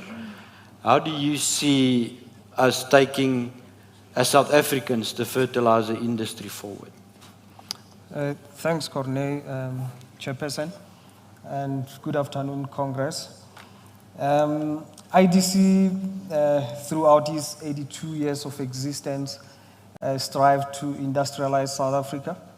And we know with the likes of Sasol, where IDC had a hand in. So what we look at as IDC, we look to look into new projects which seek to localize. One of those, I think, Sasol colleague has already alluded to, is the hydrogen economy. We've already started work on that, but obviously it's difficult to predict as to how long it takes. It may be that in 10 years, it may be that in 5 years we're able to do that. We're still at the pre-feasibility stages. Obviously, to do that, you also need technical partners who will be willing to take equity in and participate, because we are not in the business of running businesses. We only funders, we enhance the process by maybe taking equity to de-risk the project. Another one is coal. While we know that the world is striving towards more cleaner energy and a cleaner environment, but coal, we must admit that coal is still one of the most readily available resources in South Africa, and we should take advantage of that, be it go in that way, but investing in cleaner technologies while processing it. The dilemma that we're facing is there is another project we're looking at of partnering with an international partner to use coal in production of ammonia. The challenge is the process also is water hungry. Where do we find our coal resources or the large reserves? They're sitting on the other side of Limpopo, and unfortunately that's the driest part of the country. So that's another challenge that we have to deal with. But as the organization, through our project development division, we're willing and are ready to partner with whoever comes with ideas, and we're willing to, even if it's still at the very early stages, we're willing to put money and share risk with the partners. So if there are such opportunities, you're more than welcome to talk to us. infrastructure obviously is one of those that the previous speakers have cited as the one of the big contributors as well. We also, in recent years, established an infrastructure unit. We never used to focus on that. Our focus was more on the industrial side, but we realized that there is, it's a very important part in the agro-processing space, be it from road, rail infrastructure to storage, be it cold chain facilities and all that. So we participate in that space. But also, we're having access to a suite of incentives that are offered by our parent department, which is the DTIC, while doing that. So I will implore to the business people and businesses that are represented here, if they're having those opportunities and ideas, to reach out to us, to invite us as a partner to can work with them. Thank you. Great. Gampi, thank you so much for that. Can I ask the panel members, after I gave everyone a chance, have you picked up something that we might have missed? Starting with you, Johannes. Corné, thanks. Not something that you've missed. I think just to emphasize, obviously, first price is more local manufacturing. Yeah. But if you look at how much we are importing, and you listen to what has been said here, I think the hard reality is that the biggest lever in the short term to manage fertilizer cost and the reliability of supply is to work with Transnet, for the industry to work with Transnet and the government to make logistics more sustainable and more cost effective. I think Sasol, I'm not sure what the latest number is, but I know we export probably more than 1 million tons per annum chemicals. And, not ammonia. No. Okay. Just make it's interesting that, that while we're very short on some, we are certainly long on others. And, so while Louis and Omnia and others are struggling to bring products in, we are equally struggling to take products out. My understanding is that there is a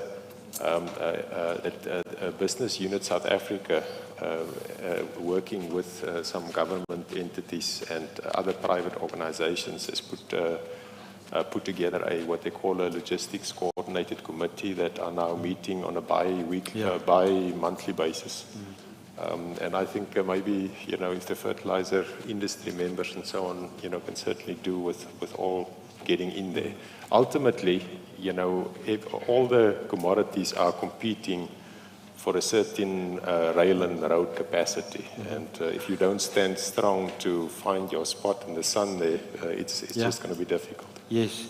So, in short, Congress, one of the low-hanging fruits is logistics, Transnet, infrastructure. When you look at our import parity pricing for fertilizer, say, for example, you import urea from Eastern Europe, you can add at least 45% to your FOB Eastern Europe. And that just tells us what logistics and infrastructure cost us as farmers. Nkumi, any additions from your side? I think I like the suggestion around the getting our rail going. I think it should be one of the take-homes for the Congress. That we need to work very closely with Transnet as well as the Department of Transport to look at alternative kind of routes than to use the road transport. I think Yes. Let's look at that through the sort of the roundtable discussion. Maybe we bring the Department of Transport and Transnet on the table. We definitely need to. Thanks. Gampi, from your side, before we give the audience a chance to ask questions, any other additions? I think yes, logistics, and I'm glad that there's been an announcement recently. It looks like there is willingness from government side to allow Transnet to privatize portion of or partner with other companies. I think that will go a long way in dealing with the backlog. Thanks, Gampi. Louis, enigiets nog van jou? Ja, Corneille, ek dink ons we need to realize that this is a crisis. We can't talk for another 2-3 years. We need to survive this year. Sure. Because this year is the problem. Yes. With what's happening in the world, it's a crisis, and we need to act now and fast. Yeah. So just to give you an idea, ammonia prices have increased more than 200% on an annual basis. And that's the start of I'm not smiling. Andre, any last words before we give the Congress a chance to ask questions? Corneille, se mens net ons sit hier en ons bespreek vandag kunsmis. Maar kunsmis is nie die probleem nie. Dis die goed rondom kunsmis wat vir ons die groot probleem op die oomblik is. Ja, daar's 'n oorlog wat die pryse mal maak. Maar ons probleem is om die goed effektief op boere se plase te kry, dat boere op hulle plase kan bly. En dit is eintlik hartseer dat ons hier sit en ons bespreek kunsmis en dis nie fisies kunsmis wat die probleem is nie. Yes. Dankie Andre.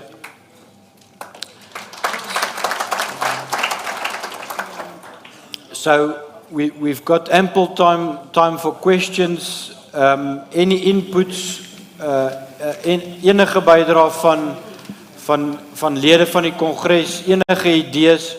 Ons is in Graan SA as ons gewoond om oplossingsgedrewe te wees en nie net in die probleme vas te kyk nie. So asseblief help ons dink aan oplossings vir die probleem wat ons het. Ek sien hom Dizzy is die eerste vraag en Jaco Breitenbach tweede vraag. Corneille, baie dankie. Miskien net 'n vinnige opmerking. Ek dink is 'n klap aan die gesig van die boere dat Voskor nie vandag hier is nie. Terwyl die boere hulle grootste kliënt is.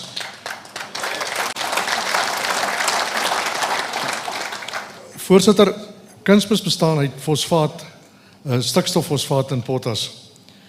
Ek herinner my aan die jare 1970-1980 was ons 70% selfvoorsienend geweest en 30% het ons ingevoer. Ons het hoofsaaklik kalium ingevoer en 'n bietjie stikstof ingevoer.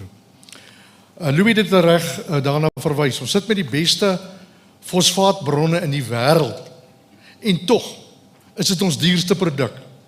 Wat het geword van die kapasiteit wat ons gehad het in die 70-80er jare?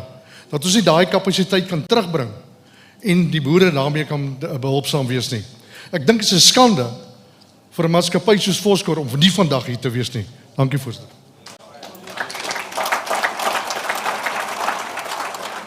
Dankie om Dizzy.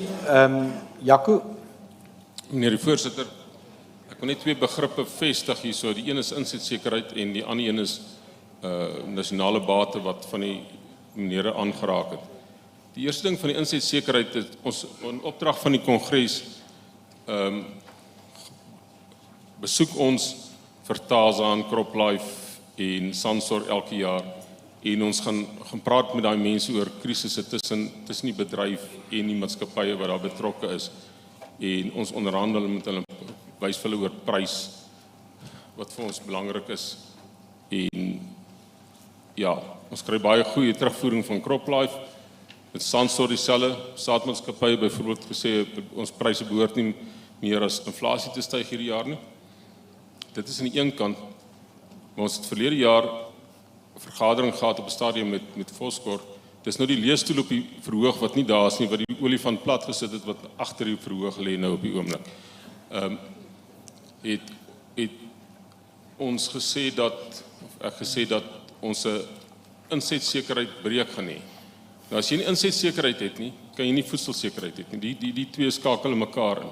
En elke jaar kom Graan SA en nadat ons al die verskillende maatskappye of belangeorganisasies besoek het, dan kan ons terugkom na Graan SA se hoofbestuur en sê dit lyk of ons hierdie jaar 'n insetsekerheid gaan hê.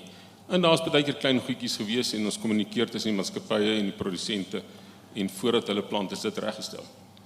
Nou meneer Rian Rademan is nou nie vandag hier nie, maar ek het hom beloof ek gaan vir hom verantwoordelik roep daarvoor dat as daar insetsekerheidsbreuke gaan wees, dat ek dit vir hom gaan sê nou, ek wil dit vir hom vandag sê, daar was tye met MAP wat ons groot krisisse gehad het.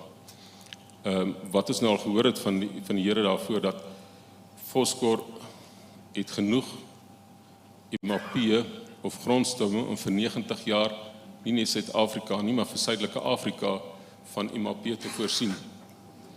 Wat hulle ook is, van die beste fosfaatbronne kwaliteit in die wêreld, is by daar in Palleborwa, en dan die ander een is dat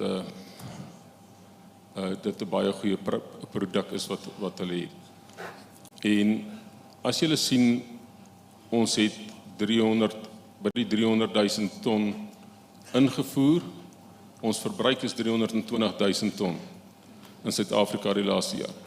So Foskor, ek is nou op die Foskor waantjie, so Foskor het nie eers 10% van die produksie van die mense in hierdie land, in hierdie saal, of die boere wat ons hier verteenwoordig, kon hulle voorsien nie, terwyl hulle hele Suidelike Afrika kon voorsien van dit. En ek weet nie, dis 'n nasionale bate vir ons, soos die Vaallam 'n nasionale bate is, soos die mense in hierdie, elke citizen in hierdie land 'n nasionale bate vir die land is, so is daai plek 'n nasionale bate. Ek sê nie, hulle moenie uitvoer nie, hulle moet kan geld maak, hulle moet valuta verdien, maar dit is nie aanvaarbaar nie, dit is glad nie aanvaarbaar. Baie dankie mense. Dankie Jaco, baie dankie vir daai bydrae. Richard, I see your hand. Thank you, Chair. I don't think our situation is ununique to the world, and I'd like to bring a similarity of Australia, that their last manufacturing plant closed some time ago, and their reaction is to create and build a new plant using natural gas, and that plant will supply 96% of their fertilizer requirements in Australia at a cost of 4.3 billion Australian dollar. Now, while we have some manufacturing capacity in this country, we still rely on imports to supply. So we move immediately to import parity on pricing. This is highlighted in Andre's graph of being the second most expensive fertilizer consumer in the world. And my question to the panelists is, I'm hearing there's a logistical problem in this country, and we're trying to address that through various platforms, and Peter's driving that for us, AMP as platform. But how do we create additional manufacturing capacity in this country to fulfill the needs of the demand? That's one way to drive prices down, that we can move to even perhaps an output parity. We've got the resources, we should be able to do it competitively and cheaply, as opposed to importing and with the logistical issues and the supply issues. The security of food security and production inputs here is an underlying question in the instability of the world at the moment. You know, do we approach the IADC? Do we approach PIC, who's a major shareholder that, funnily enough, tried to sell their share in Foskor and couldn't find a buyer? What stands us to do as producers in this country to help find a solution for this problem? Thank you. Thank you so much, Richard, for that contribution. I think that was the exact question we had from the get-go. How do we use our current natural resources that we do have efficient enough? And I think that's something we need to take forward in some sort of master plan or a roundtable discussion with the larger industry. I don't know if one of you would like to help answer or direct us where we need to go. Yeah, I can try and maybe add something to that. And at the end of the day, fertilizer production is very energy intensive. And it's also, as has been alluded to, it's a volume-based product. Now, in order to expand, you need to have supply of security of electricity, which is a problem in our country at this point in time. and it's fairly capital intensive. And you compete against an international producer who can deliver it here cheaper than what we can produce it, given the uncertainties that we have. And ladies and gentlemen, and I don't want to talk for Foscor, but the logistical issues also hampers them, where the rock sits in Palabora and they make the MAP in phosphoric acid in Richards Bay. So the cost of getting the rock to Richards Bay also costs them dearly. And that all adds up to being competitive in the global market. So we should not underestimate our infrastructure from a logistical perspective. And then they import sulfur to make sulfuric acid, which is also a logistical issue. We sit with a vessel now outside Richards Bay today, which is costing us $30,000 a day on demurrage because we can't offload. And it just speaks to our infrastructure. Thanks, Louis. It almost sounds like we're talking more about infrastructure and logistics than what Andre alluded to, than fertilizer. It's about the efficacy of our infrastructure. Yeah. Questions? Kobus? Wie Kobus Grobbelaar hier van streek 24. Ek het klaar my Engels opgebruik. Ek wil gou vra, as die Rusland oorlog voortgaan en Sasol moet besluit tussen plofstof en fertilizer, gaan hulle fertilizer maak of plofstof? En dan kan mense kyk na Saldanha Baai om invoere van daar af te doen omdat Durban so duur is nie. Net 'n vraag. En dan met dit wat nou wel in die internasionaal aangaan, gaan Omnia kunsmis nou koop jy ons kunsmis, gaan die kunsmis kom, weet, afgesien van die infrastruktuur, weet, wat is Omnia se plan met die kunsmis, wat op, weet, infrastruktuur gaan ons sê, ons kan die rail netwerk nou probeer regmaak, maar ek bedoel, dis ook nie ding wat mense oor aan nag gaan doen nie. So dit is 'n probleem wat ons moet uitsorteer, maar ek dink ons groot probleem huidiglik is kunsmis om in die land in te kom vir ons seisoen wat op pad is. So dis maar ek wil net weet, Omnia is die grootste, wat het julle plan? Moet ons kunsmis koop? Moet ons sojas plant? Moet ons lande laat lê? Wat se plan het julle vir ons? Dankie. Okay. Thanks, Kobus. Kobus Grobbelaar. I had almost 3 questions there. The first one was a loaded question, loaded. I don't know, Johannes, if one can answer the question on the situation in Russia, how does it affect your decision making on where ammonia would go into the market?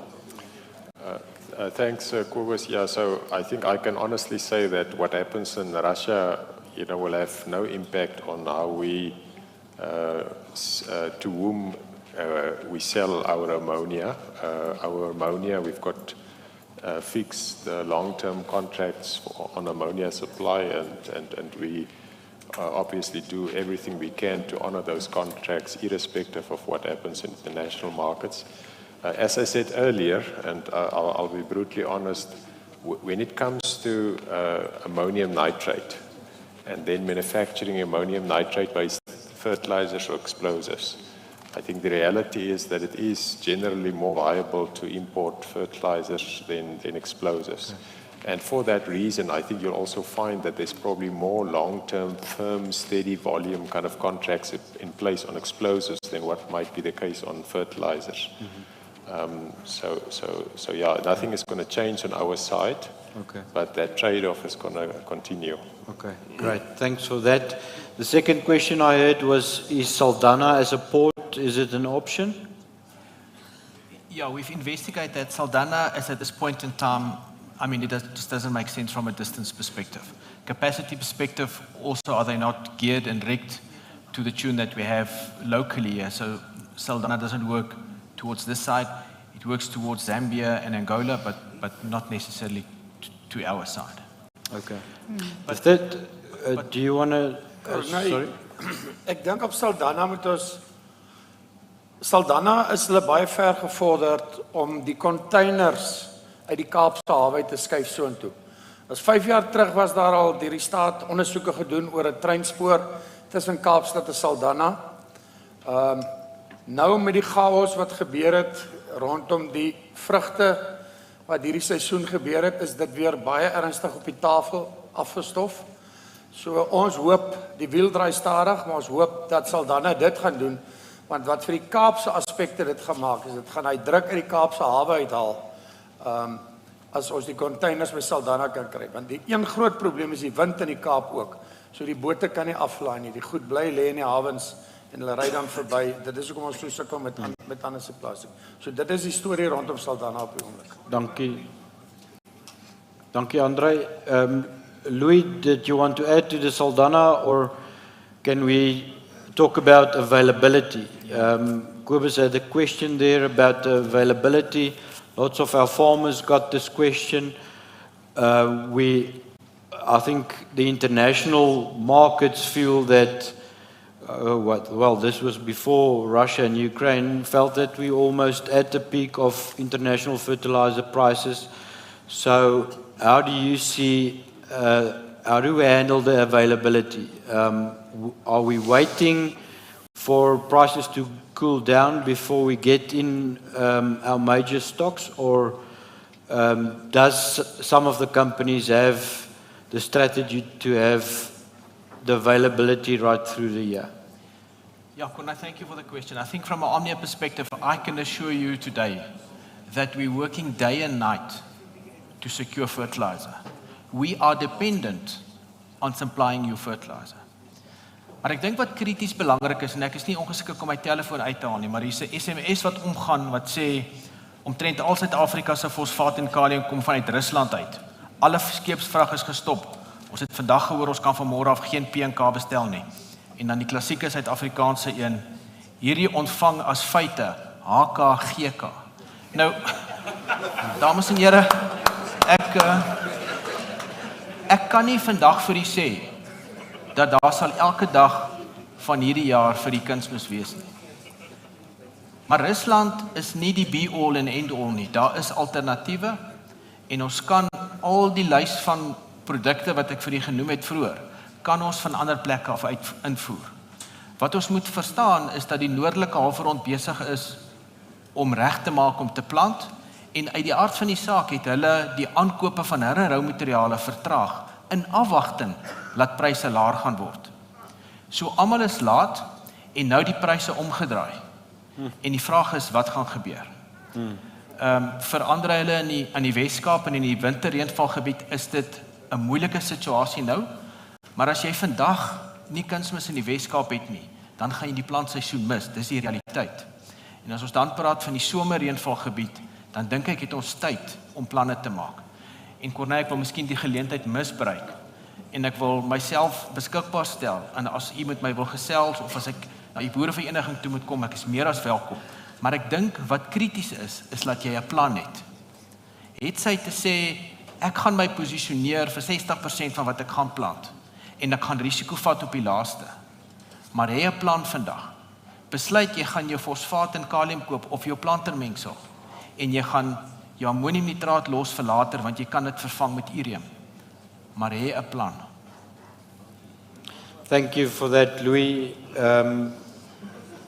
Just remember, Louis is also a marketing director, so he can sell fertilizer.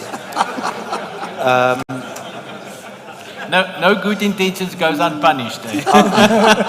I see Umdani Menar for a last question. Corneille, dankie vir die geleentheid. Ek dink ons sit vanmiddag hier gehoor van 'n paar sleutel industrieë. Ons hoor van hawens, ons hoor van spoor. Die staat het vir ons nog heeltyd gesê dit bly sy bates.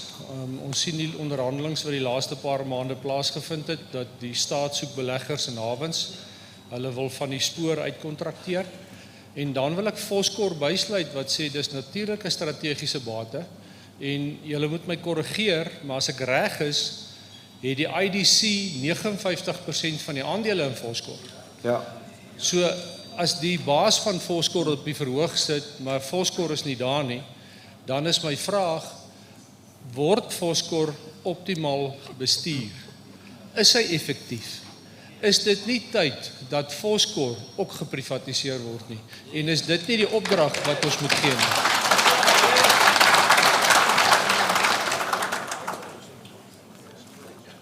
Thank you, Dani, for that also very loaded question on the infrastructure. I think we're all on the same page. Also, with regards to Foskor as a strategic national resource for South Africa.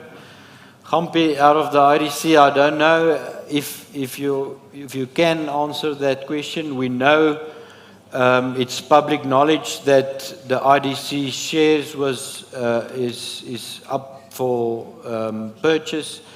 I don't know if there's anything one can share at this stage. There's very sensitive dealings going on as we here in the fertilizer industry, but you can say yes or no if you can answer that question. Corne, I think the question is, or the response thereof is above my pay grade, but what I can safely say is that yes, when IDC announced its results, it was mentioned that there is an interest and there's been an international party that has put an offer on the table. That's all that I know, but also in terms of why are we here as IDC and they're not here, we invest in so many businesses, but we're not running the businesses, we just investors, and we let the governance, good governance take place, so we don't lord over them. Otherwise, it will make it difficult for us to actually invest in our country. Yeah. Gampi, thank you so much for that.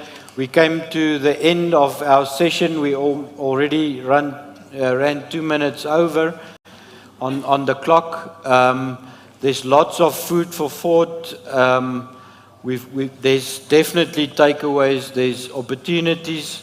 Although we know that we have major challenges with infrastructure and administrative issues, but I think we had lots of takeaways that we can take forward. So I want to thank all the panelists from Andre, Louis, Gampi, Nkumi, and Johannes. Thank you so much.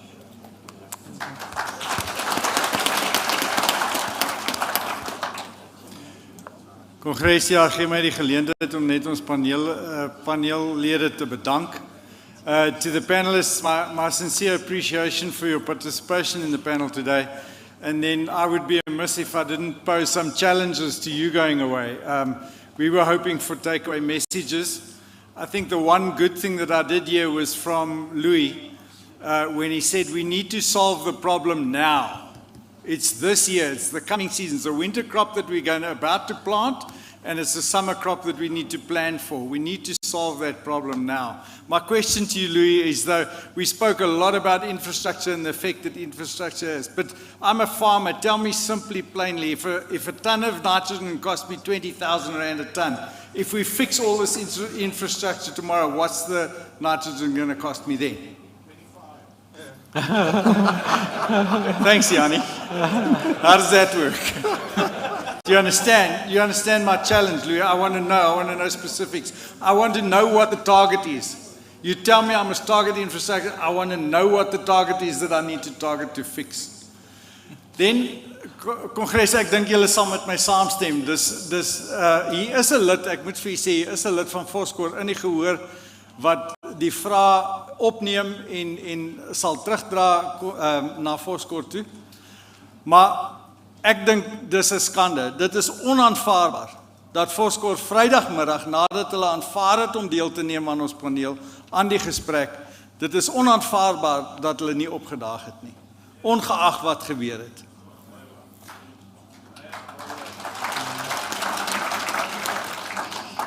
Ek het vanoggend vir die paneel gesê, jy weet ons of vir die regering gesê, die departement gesê, ons is ernstig oor ons besigheid.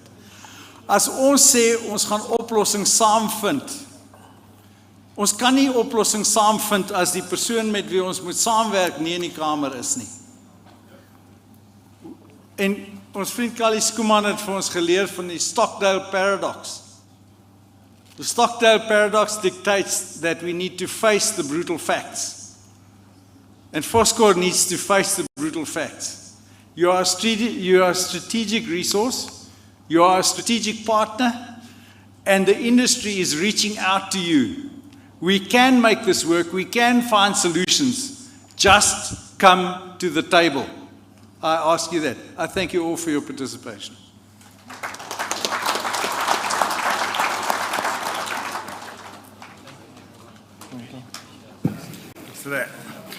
Ons vra dan vir Nico nou om vir ons weer die volgende verkiesingsproses af te kondig. Voorzitter, baie dankie. Kongres, hiermee ook 'n gelukwense. Ons het een enkele nominasie ontvang vir die pos van visievoorsitter. Die verkiesingskomitee het als nagegaan, als is in plek. Richard, baie geluk. Richard, 'n geleentheid vir jou. Richard, wil jy ietsie sê? Kom, Richard. Kongres, ja, ons gaan vir Richard nou geleentheid gee dat jy weet dat ons mekaar sal basters hier op hulle toer. It's polish your marble there, Richard. Thank you for your support. You know, I think we make a phenomenal team. You certainly fill on a lot of weaknesses. You have strengths in areas that I have certain weaknesses. And I just thank you for your commitment and dedication as well. Thank you for serving us this way.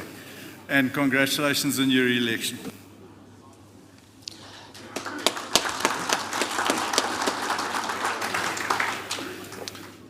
Dankie voorsitter vir die geleentheid. Kongres, baie dankie vir die vertroue wat jy in my het. Dis 'n wonderlike organisasie. Dis wonderlik om julle sake te dien en dit wat julle benodig om dit te probeer uitvoer. Ek doen net weer eens 'n beroep en uitdruklik bevestig dat hierdie hele organisasie ons is hier om julle saak te dien. En nie ons eie egos of ons eie doelwitte te probeer bereik, maar die wil van julle wat vandag hier in die kongres is. Dis 'n ongelooflike organisasie om betrokke by te wees, van die professionalisme, die vriendskappe wat ek gebou het oor die jare, en ek klou nog aan, maar my tyd gaan begin uitloop, en dis vir julle as lede van die organisasie vorentoe om te besluit wie die volgende geslag gaan wees vir hierdie organisasie lei. Maar ek dank u vir die vertroue wat julle op hierdie stadium my stel. Dankie. Well done, Richard. Kongres, die volgende bousteen in ons proses van leierskap is artikel 26.5 van die grondwet. Kan ek vra vir ons IT-span om asseblief artikel 26.5 aan Kongres deur te gee?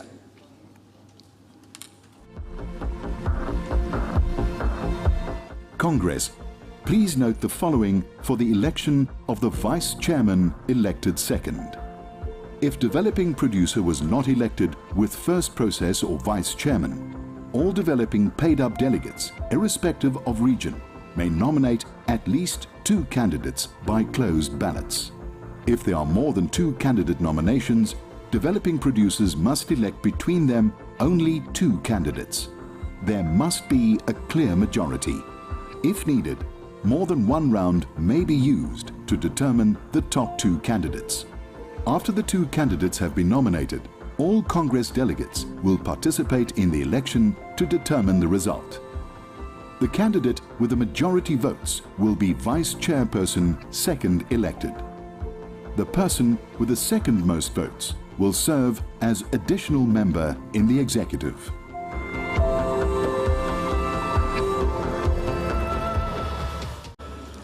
Thank you for the support team, for the excellent support. And now over for the nomination. We are on page 3 and 4 of the nomination ballot papers. And for the developing producers, irrespective of region, please prepare your nomination letters, 2 of them for the Vice Chairperson elected second. And we will collect and close the nominations after the tea break following shortly. Thank you. Thank you very much, Nico. I'm now going to call on Standard Bank. Nico Groenewald, Head of Agriculture, Standard Bank Group, to come up to the podium to share a presentation with us, please. Nico.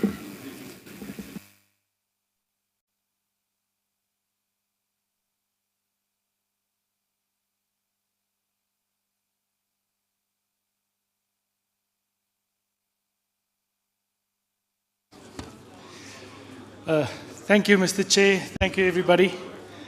I just quickly want to share a couple of words with you, and then we can go for a quick break. Let's see if this is working. Here we go.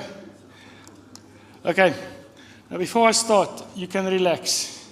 I'm not going to discuss the slide with you. Firstly, it's not my slide. It's Deloitte's slide. Secondly, most of what's on there has already been discussed in some shape or form today. And thirdly, it's 5 minutes before tea. If I have to go through this, you're going to throw me with stuff. But what I want to focus on is just that top part which says drivers, disruptors, opportunities, revolutions. We talk about ag, fourth revolution, and all these words that come up. And today it was also mentioned the cost squeeze, or as Pieter has put it, die bordizzo. En dit het my laat dink, as 'n mens aan hierdie dierinsetkostes kyk, aan die tannie daar aan die ander kant Beaufort Wes, wat 'n plan gemaak het vir hulle 40ste huweliksherdenking. Toe dog sy gaan dan wraggies nou vir die ou oom ietsie duurs koop hierdie jaar. Besluit sy maar sy gaan die bakkie vol maak. I think all of this requires one thing, and that requires change. And that's also the theme of this conference. And I assume that change is for the sake of progress and for growth.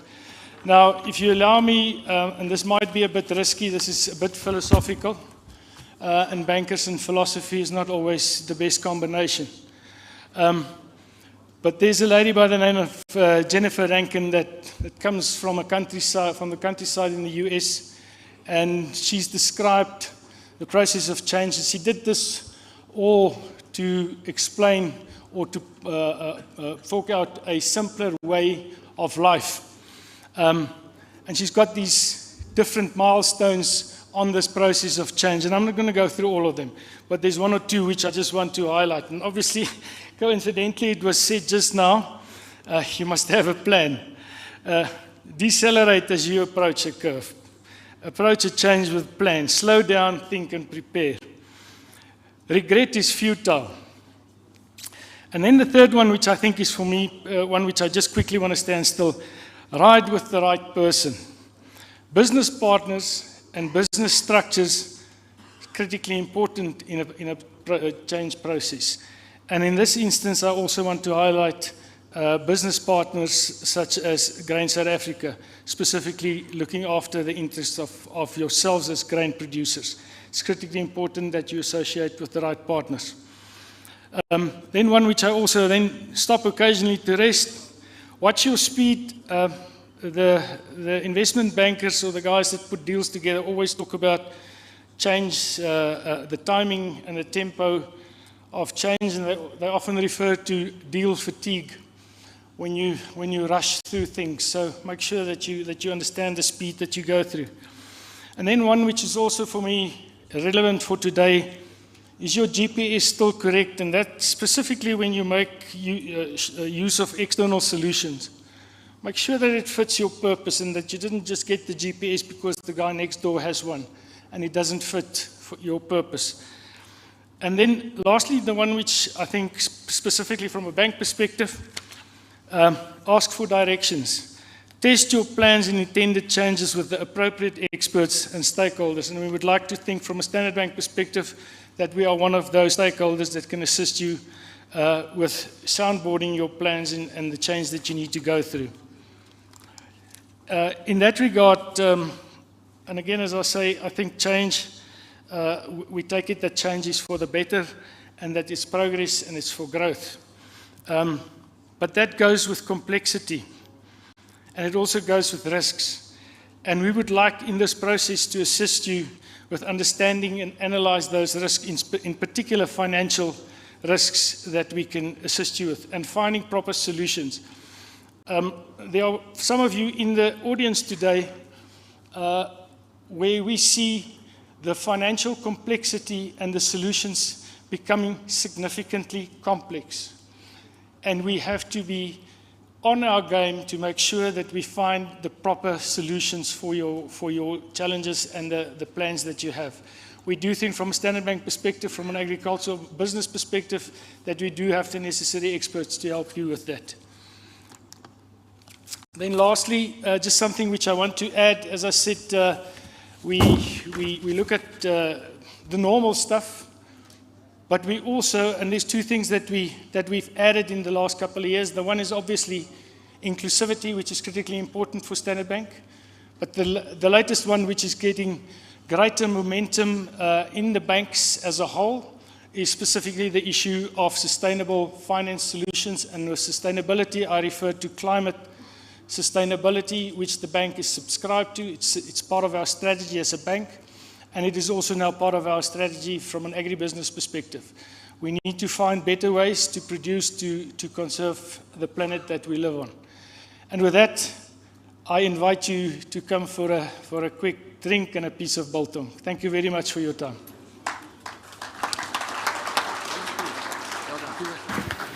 Congress, we say thank you to Nico. Thank you for the refreshments, the tea. We look forward to that. Thanks, Nico. Standard Bank. Thank you, Chair. Congress, our media friends, we will have a work session with the Grain SA leadership, Corney, and the members of panel 2 in the VIP during the tea break. So please come, we invite you to the VIP area. Baie dankie Standard Bank, Kongres, ons het nou 'n power session nodig. Hier buite gaan jy 'n lekker koeldrankie, 'n power uit en 'n biltonkie kry. Daar's ook koffie en tee in die tent en in die leerlokaal. Ons sien jou oor 30. Baie dankie.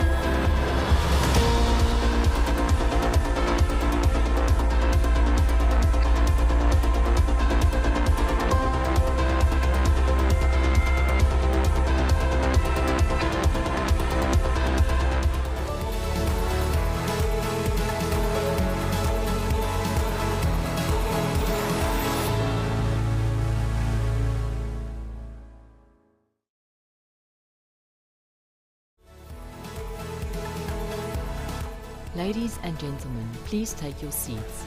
The Congress is about to commence. Please switch off your cell phones and enjoy the Congress.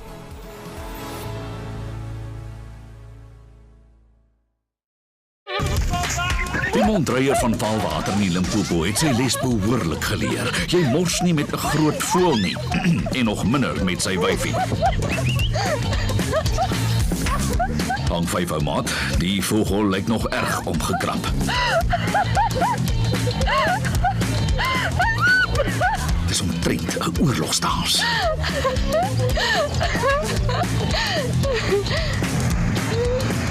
Tja, gered deur 'n ridder in 'n silverbakkie.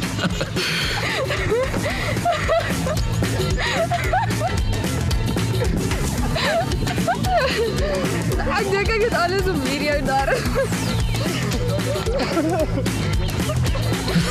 Gepraat van gekrenkte egos. En vroulief hou net aan lag.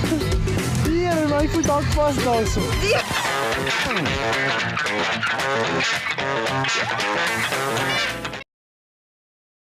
Daar is 'n oma Rara se kant toe wat 'n redelike netjiese stoet besigheid het met engels en so aan. Hy loop koop op 'n middag vir hom by 'n veiling, 'n bil van R372,000. Nou as jy daai klas geld op 'n bil spandeer, kerels, dis nou nie rugby nie, dis 'n hotelbesigheid. Hy sê toe daai bil die middag afgelei word op baie plaas. Hy sê toe vat hy vir Coleman van 'n paar koues en hy vat die bakkie en hy stort laat hy in die veld kom. Hy sê hulle op sit maak hom rustig aan onder 'n bom en die ou knak 'n kouetjie. Hy sê nou staan kyk jy die bil. Hy sê maar die bil loop ook asof hy voorbetaal is. Sê die ou beweeg later nou net so. Hy sê en toe die bil am lyk is gemaklik toe. Ja, hulle daar 'n klomp teelgoed in laat die. Besigheid dan kan posvat. Hy sê jongen is die 3 tellings. Toe kom hardloop daar 'n koei verby. Hy sê en hy bil stap nader en die bil am loop groet. Kennis maak. Hy sê en toe die bil am so wil kennis maak. Toe trek sy vir haar net die kant toe. Maar daar is die ou se kans was nog maar verby. Die ou sê maar hy skrik so 'n bietjie, hy is half sleg van die buren. Hy gee dan die bil nog 'n kans, die ou se was nog nie op die plaas. Hy sê en die koei dan net die kant toe gedraai toe, die bil dan weer so, hy sê en toe hy so wil groet toe. Het sy aan vir net die kant toe gepluk. Ha, mis. Hy sê daai slag besef hier kom 'n lelike fout. En hy vat die foon en hy bel haar veerd. Hy sê jy moet kom maat en bring haar vir ons 'n dartgun en brandewyn. Dit sal nodig wees. Hier's 'n lelike fout. Hy sê nou die manne aangekom, gooi vir 'n man 'n lekker stewige brandewyn op die klip en nou sit kyk hulle. Hy sê die koei aan weer so die kant kom, is die bil am so toe hy vir so wil groet. Toe ruk sy vir net die kant toe. Hy veerd sê wees rustig, gee kans. Hy sê hy bil am weer so draai toe hy so wil groet toe, sê hom net die kant toe. Hy sê hy veerd sta op my vat so lank teeg brandewyn. Hy sê meneer, kom die koei van Douglas af. Die man sê, liewe vader, hoe jy geweet? Hy sê, my vrou kom ook van Douglas af.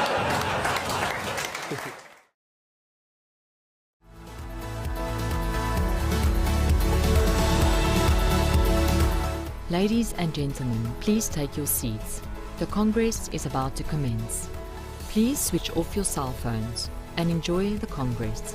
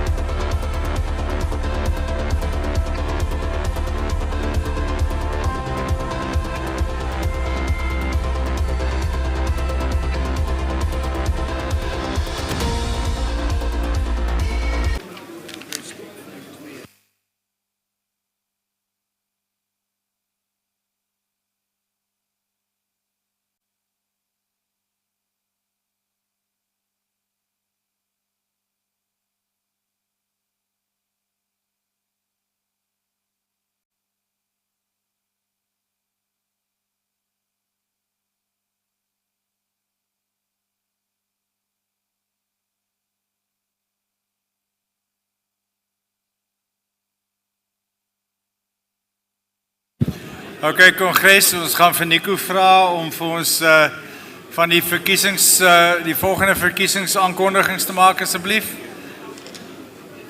Aandag asseblief Kongres. Dankie Nico. Chairperson Derek, the nominations for the Vice Chairperson to be elected second closes now. So any of the developing producer group got any nomination letter, they must hand it in now. Chairperson, back to you to lead the discussion points. Thank you. Thank you very much, Nico. Kongres, ons het dit goed gedink om vir jaar genoeg tyd in te ruim dat ons besprekingspunt vanaf die streke en vanaf die vloer af kan akkommodeer. En ek vra dan nou vir Dion Berg van streek 3 om 'n besprekingspunt vir ons in te lei rondom opleiding. Dion?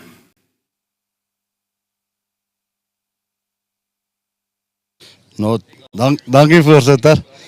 Is Dion se mikrofoon asseblief? Is dit nou dat jy Engels moet praat, Dion? That is why it's off. Dankie voorsitter. Voorsitter, die behoefte het ontstaan uit streek 3 uit, waarvan ek die streeksverteenwoordiger is daar by ons jong klomp boere. Die behoefte het egter ontstaan om te vra, ons wat Graan SA is baie betrokke by ons jong seuns en by ons jong dames wat plase toe wil kom. En die behoefte het egter ontstaan om te vra, kan ons nie 'n idee of 'n platform kry hier by Nampo Park waar ons vaardighede kan ontwikkel nie. Wat beteken dan vaardighede? Vaardighede beteken dan kort kursusse. Miskien 'n dag, 2 dae, 3 dae, 4 dae. Ons sit hierso met 'n ongelooflike infrastruktuur. Ons sit byvoorbeeld om wat die vaardighede beteken, soos Efrock sit hierso. Ons sit met ons insetkoste komponent van kunsmis. Die gedagte was gewees, kort swyskursusse, KI kursusse. Die gedagte het ontstaan van weidingsbestuur. Gedagtes het ontstaan van, hoe lees jy 'n balansstaat? Oom Callie het in die verlede vir ons so 'n mooi storie gewys van, hoe skakel jy jou familieboerdery oor na die volgende nageslag. Goed het begin beweeg soos bemestingsriglyne en die chemie daarvan. Operateursopleiding. Ons sit met hoë produkte van tegnologie soos hoogloopspuite, stroopers. Skielik kan ons jong seuns en dames betrokke kry, hulle hierdie kursusse gee, wat dalk vir ons 'n goeie beeld gaan uitstraal uit ons jong geslag uit. Dit beteken dat dit kan ontstaan uit 'n besigheidsoogpunt uit dalk vir Graan SA vorentoe. Dit beteken dan verder om te sê, as ons daar buite kyk en ons sien dat agente gebruik jong Suid-Afrikaners om buiteland toe te gaan vir kontrakteerwerk, kan dit nie dalk 'n platform raak waar ons hierdie ouens dalk 'n tipe van 'n opleiding, sertifikaat, kort kursus aanbied, wat dit dan weer vir die ouens geleentheid gee, dat ons dalk agente kan akkrediteer in die toekoms, dit deur ons werk, ons kry die jong manne betrokke by Graan SA, hulle sien hier so 'n ongelooflike opleidingsnetwerk, hulle sien dat van hierdie ouens wat dalk nie die geleentheid kan kry om op 'n plaas te kan werksaamig wees nie, dalk dan van so buiteland af te kan terugkom, en dat daar dan 'n tipe van 'n basis datastelsel is om dan hierdie ouens uit te plaas op plase wat ons dalk kan gebruik. So ek wil graag vra of ons dit kan inbring en dat ons dit ondersoek en dat ons bietjie kan kyk of ons nie die ding vir die jong mense kan tot stand bring nie. Dankie voorsitter. Baie dankie Dion. Kongres, is daar enige verdere toevoegings daartoe, enige verdere behoeftes wat iemand miskien wil uitlig in die verband? Ek neem Richard. Ja, voorsitter, miskien kan ek vir Dion vra, is die gedagte dat Graan SA self betrokke raak by die opleiding, of laat ons die fasiliteite hier so ontwikkel, dat ons vir argumentshalwe iemand so Saltec kry dan, om nou aanbiedings of kursusse, soek ons 'n vernoot, of is die verwagting dat ons dit self aanpak? Richard, ek dink vir 'n verstaan, vir 'n wegtrek, kom ons fasiliteer bietjie die ding, en ons kan dit later met Soltec sou aanhaak, of hoe dit ook al sal lyk, maar ek voel vir 'n beginpunt moet ons hier by ons Graan SA begin. Dankie Dion, jy weet, terwyl ek nou hier sit en dink ek, ons het 'n ongelooflike farmer development program, wat baie kursusse reeds ontwikkel het. Jy weet, ons kan nou bylas na behoefte natuurlik, en dan kan ons kom by 'n punt wat ek nogal baie van gedroom het, waar ons ontwikkelingsprogram, 'n Graan SA ontwikkelingsprogram, dis nie opkomende boereontwikkeling nie, net, jy weet wat net daai fokus het nie, maar laat ons 'n fokus het op die ontwikkeling van ons jong mense, wat die toekoms van ons land, van graanproduksie in hierdie land is. So, Dion, as dit jou goedkeuring wegdra, dan verwys ons dit hoofbestuur toe, wat dan die nodige aksies sal noem om die ondersoeke te loods en dan met 'n antwoord terug te kom. Is dit reg so? Dis reg so, dankie. Goed, dankie Dion, dan maak ons so. Voorsitter, kan ek asseblief nog iets byvoeg? Gaan voort, Richard. Ek het 'n gesprek gehad gisterand met 'n groepering, en hulle sal weet wie hulle was, oor die woord ontwikkeling. Ons is baie geneig om te praat van ontwikkeling as dit by ons opkomende produsente is. Maar ons eie seuns en dogters het dieselfde vlak van ontwikkeling ook nodig. So ek ondersteun wat Dion hulle sê. Jy weet, ons moet programme so skryf, laat almal, ongeag of jy 'n produsent is, as jy 'n produsent is, jy in 'n ontwikkelingsfase is, dan moet daai tipe kursusse van almal van toepassing wees. Dankie. Baie dankie Richard, ek dink ons kan daarmee saamstem, als reg so. Dankie Kongres. Die volgende besprekingspunt wat aan ons vermeld is uit streek 25 uit. Ek gaan vir Dussie Kreer vra om vir ons voor te hou asseblief. Dussie. Baie dankie voorsitter Kongres. Ek is uit streek 25 en as ek nou streek 25 moet kwalifiseer, dan moet ek praat van die Karoo. Nou, julle jaag almal deur die Karoo, omdat die Karoo die lelikste plek op aarde is, maar tog lewer ons streek 25, bykans 1 miljoen ton graan, elke jaar, tot die volkshuishouding. So, voorsitter, die besprekingspunt wat ek wil indra, raak eintlik Eskom. Alhoewel dit 'n algemene saak is wat eintlik deur Agri-SA bespreek behoort te word, voel ek tog dat dit baie belangrik is, en dit sê ek uit hoofde van die bydrae wat ons uit 'n ariede gebied lewer tot die volkshuishouding van ons land. Voorsitter, daarmee wil ek begin en sê dat ons is baie bekommerd oor die beskikbaarheid van krag in ons land. Nou, NERSA het begin werk aan die prysvormingsmeganisme om te kyk of hulle die kruissubsidiering van die elektrisiteit se vaste koste daarvan kan wegstap. Dit gaan beteken dat die platteland alleen vir sy eie vaste kostes komponent binne die prys van elektrisiteit verantwoordelik moet wees. Nou voorsitter, dit is vir ons as platteland totaal onaanvaarbaar. As mens gaan kyk na die bydrae, en nou wil ek spesifiek wees ten opsigte van graanproduksie in hierdie land. En ons neem die afgelope 2 jaar, en hoe belangrik is die produksiegebiede. Ek dink ons het tussen 20 en 22 miljoen ton graan die afgelope 2 jaar geproduseer in hierdie land.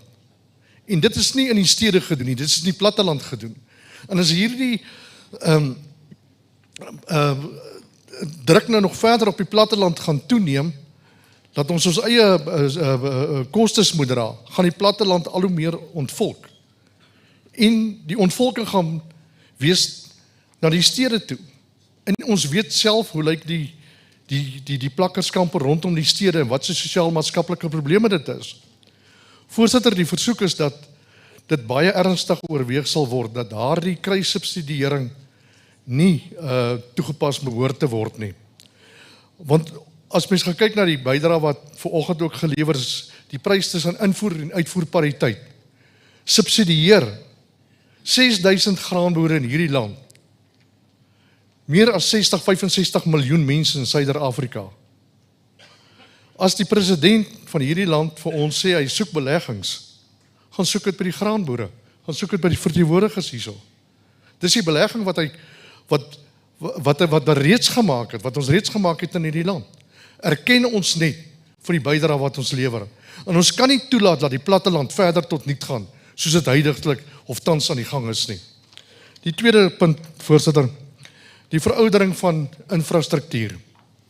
Ons het partykeer vir tot 72 uur om die krag te herstel. En dit plaas onnodige druk op Eskom se tegnisie om uit te kom en die krag te kom herstel. Daar's toegewing vir hulle gemaak dat in die landelike of in die stedelike gebiede hulle nie oor naweke werk nie. Dit het deurgestuur na die platteland toe. Oor naweke kry jy nie dat Eskom uitkom nie. En dit skep vir ons 'n probleem. En nou kan jy vir jouself dink, as ons nog tesame met krag met beurtkrag personeel nie het wat uitkom om die infrastruktuur te diens nie, sit ons met groot moeilikheid. Voorsitter, derdens, en dit is vir ons 'n baie groot bron van kommer. SALGA. Dit is die aanwendeling van die mag om elektrisiteit te verkoop na die munisipaliteite toe en laat die munisipaliteite die verspreiding en die invordering van die rekeninge gaan hanteer. Nou, dit is nie vir ons nuus om te kyk hoe die plaaslike munisipaliteite en hoe die stadsrade funksioneer nie. Voorsitter, dit is vir ons op hierdie stadium totaal onaanvaarbaar. Voorsitter, ek vra dat ons hierdie punte maar ter tafel op moet neem, gegee die belangrikheid van graanproduksie in die land en die belangrikheid dat dit op die platteland geskied en nie in die stede nie, en dat ons nie voedselsekerheid kan inboet as gevolg van hierdie tendens wat Eskom of die voorstelle wat Eskom voorstel. Dankie, voorsitter. Baie dankie, Dussie. Ek sien Nicole is nog hier so, Nicole en Jaco, is Jaco ook nog hier? Dan, jy weet, die is 'n algemene saak, maar soos Dussie nou tereggewys het en Pieter sê gereeld, jy weet, die duurste inset wat jy kan betaal, is die inset wat jy nie kan kry nie. Daardie tye, jy weet, as ons dink aan Eskom en die Eskom se probleme, onmiddellik dink ons aan besproeiingsboere.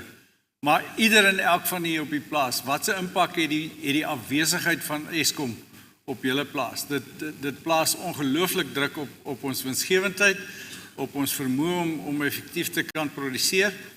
En as ek dis reg verstaan, dan wil hy ons wat Granisa is, moet bietjie meer aktief hierdie saak dryf. Is ek reg, Dussie? Voorzitter, het is reg.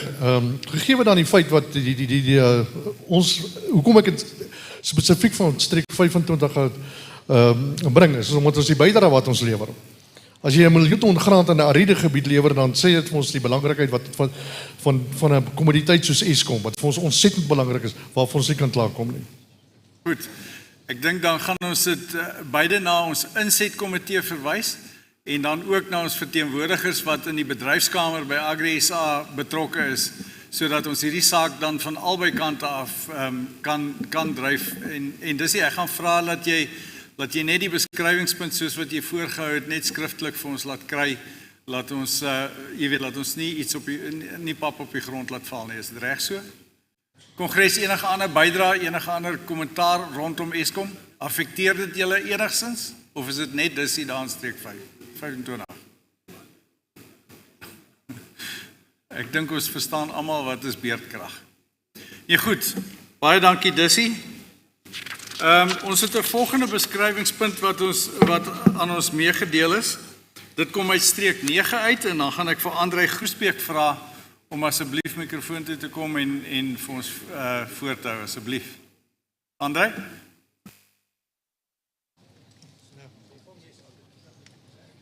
Dankie voorsitter. Kongres, dis eintlik Andries. Die groot probleem wat ons almal vandag duidelik sien is insetkostes. En 'n ander probleem wat Graan Suid-Afrika mee sit is lede wat nie wil aansluit nie. Ons het dink 30% lede, boere wat lede is van Graan Suid-Afrika. En ek dink ons kan dit baie meer opstoot as ons vir die boere 'n daadwerklike voordeel gee. Okay, ons weet almal van die lede voordele wat ons het, maar ek dink mens moet dit meer in 'n fisiese geld voordeel wat die boer kan hê vir hom deurgee. Ons almal weet van koopgroepe, die voordele van koopgroepe. Daai ouens beding verskriklike afslagte. Ek sê nie ons moet noodwendig 'n koopgroet stuk nie, maar ons kan dalk 'n ledebelang afslag beding by die koöperasies vir ouens wat die insette ons verskaf. En 'n deel van dit kan dan weer terug aan Graan Suid-Afrika toe. As jy genoeg afslag vir die boer beding, dan gaan nie omgee om sy tantieme te betaal nie. So my voorstel is om 'n koopgroep te stig in die naam van Graan Suid-Afrika, dit verder te ondersoek. En hoe kan ons 'n koopgroep of daai tipe voordele en afslagte vir elke klein boer, nie net die groot boere nie, ook deurgee. Baie dankie Andries. Daar's baie duidelike ondersteuning vir die idee. Terwyl ek nou hier sit, dan weet ek dat ons grondwet bepaalde bepalings in het rondom fisies betrokke te raak in handel en jy weet binne die waardeketings.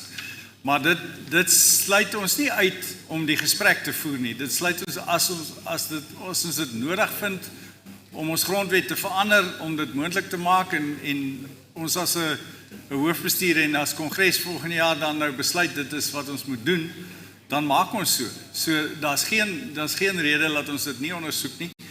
Wat ek, jy weet, koopgroep is in baie mense se taal 'n vloekwoord. Kom ons noem dit kollektiewe bedinging. Wat jy eintlik vir ons vra is dat Graan SA die moontlikheid van kollektiewe bedinging namens ons lede dan op die tafel te sit. Is dit reg so? Ja, nee, dit is reg so. Dan gaan ons dit ook verwys na die hoofbestuur en uit die aard van die saak ook die insetkomitee vir bespreking en 'n antwoord volgende jaar. Kongres, enige ander kommentaar of vrae daar rondom? Aanbevelings miskien? Kobus? Ek het ook dieselfde tipe vrae gevra. Ek het meer gedink aan as mense gaan onderhandel met Pannar of Beyer en sê as jy Graan SA lid is, kry jy addisionele 1 of 2%.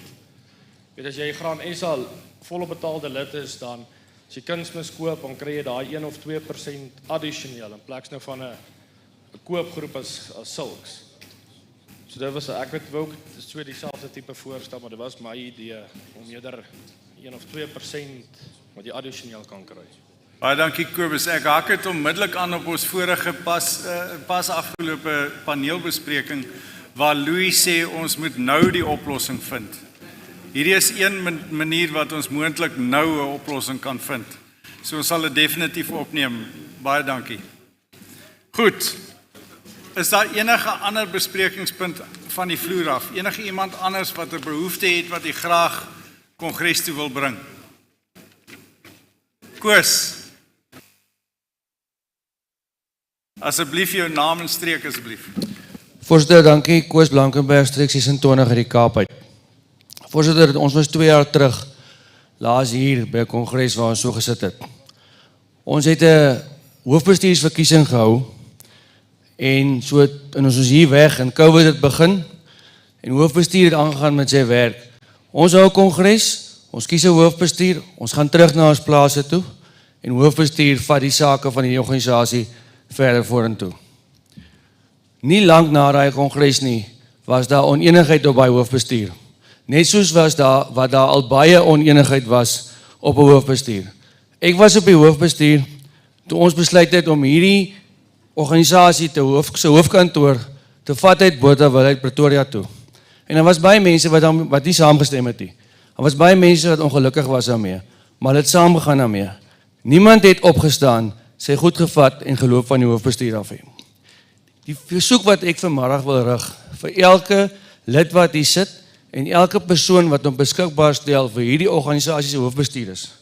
As jy na hierdie organisasie toe kom, dan kom dien jy hom met alles en in alle omstandighede. Ons het genoeg goed in die land wat maak dat ons van mekaar verskil en we wegloop van mekaar af. Ons het dit nie nodig in die organisasie nie. Jy stel jouself nie beskikbaar vir 'n hoofbestuurslid vir die organisasie as jy nie met alles in jou in die organisasie glo en daar bereid is om daarvoor te beklei nie. En wanneer jy nie jou sin kry nie, dan kyk jy na die groter prentjie en jy stel hierdie organisasie voor op voorsitter. Baie dankie.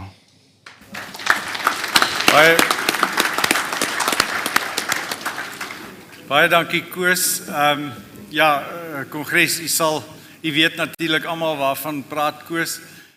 Dit was nie 'n goeie tyd in ons geskiedenis nie, dit was maar moeilik om te hanteer. Ek glo die organisasie het danksy die boublokke, die boustene wat ons voorvaders gelê het ons dit oorleef. Ek dink ons kan trots wees op die organisasie nog steeds, ten spyte Koos van die moeilikhede wat ons deurgegaan het. En baie dankie vir julle toewyding, die afgevaardigdes, die hoofbestuur wat my bygestaan het in daai tyd ook. En ek dink dit was nie lekker nie, maar ons is beter as wat ons was as gevolg daarvan. So baie dankie daarvoor en dankie vir daai punt ook Koos. Enigiets anders van die vloer af? Kongres het regtig geleentheid om jy weet, hierdie is die hoogste gesag van hierdie organisasie en jy het regtig die geleentheid, ons moet die stem van die produsent hoor. Ek sien Hansie staan voor die mikrofoon. Voorstel, ek gaan Engels praat. Thank you Hansie, I'll accept that. Sarel of my tolk. Voorstel, ek wil terugkom na punte wat ons vroeër genoem het oor die Foskor. Mens moet die som maak, wat het ons gaan kos om Foskor op te start, of wat het die land gaan kos as dit nie voedsel is nie. Die mense moet die erns besef, as jy nie kunsmis is nie, is jy nie kos in die land nie. En ek dink ons vat dit te ligtelik. Julle moet dit ernstiger opvat en deurdruk nie die voorstel. Jy weet in die sanksiejare kon ons ook nie kunsmis kry nie. Ons het oorlogvoertuie gereël vir kunsmis, geruil. Die goed is gedoen in die sanksiejare. Die land moet besef wat gaan gebeur as hy nie kunsmis is nie. Hy is nie kos nie. Om Foskor op te start is 'n grappie teen dit. Dankie voorstel. Baie dankie Hansie. En ek wil graag die pers attent maak op een sinnetjie wat Hansie gebruik het. As hier nie kunsmis is nie, is daar nie kos nie. Dis ernstige woorde daai.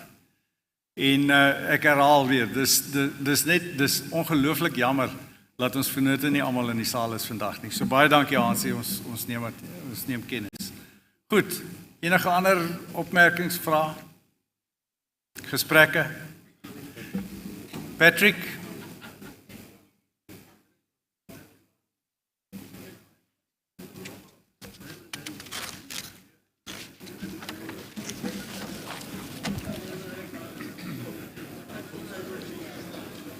Thank you very much, Chair.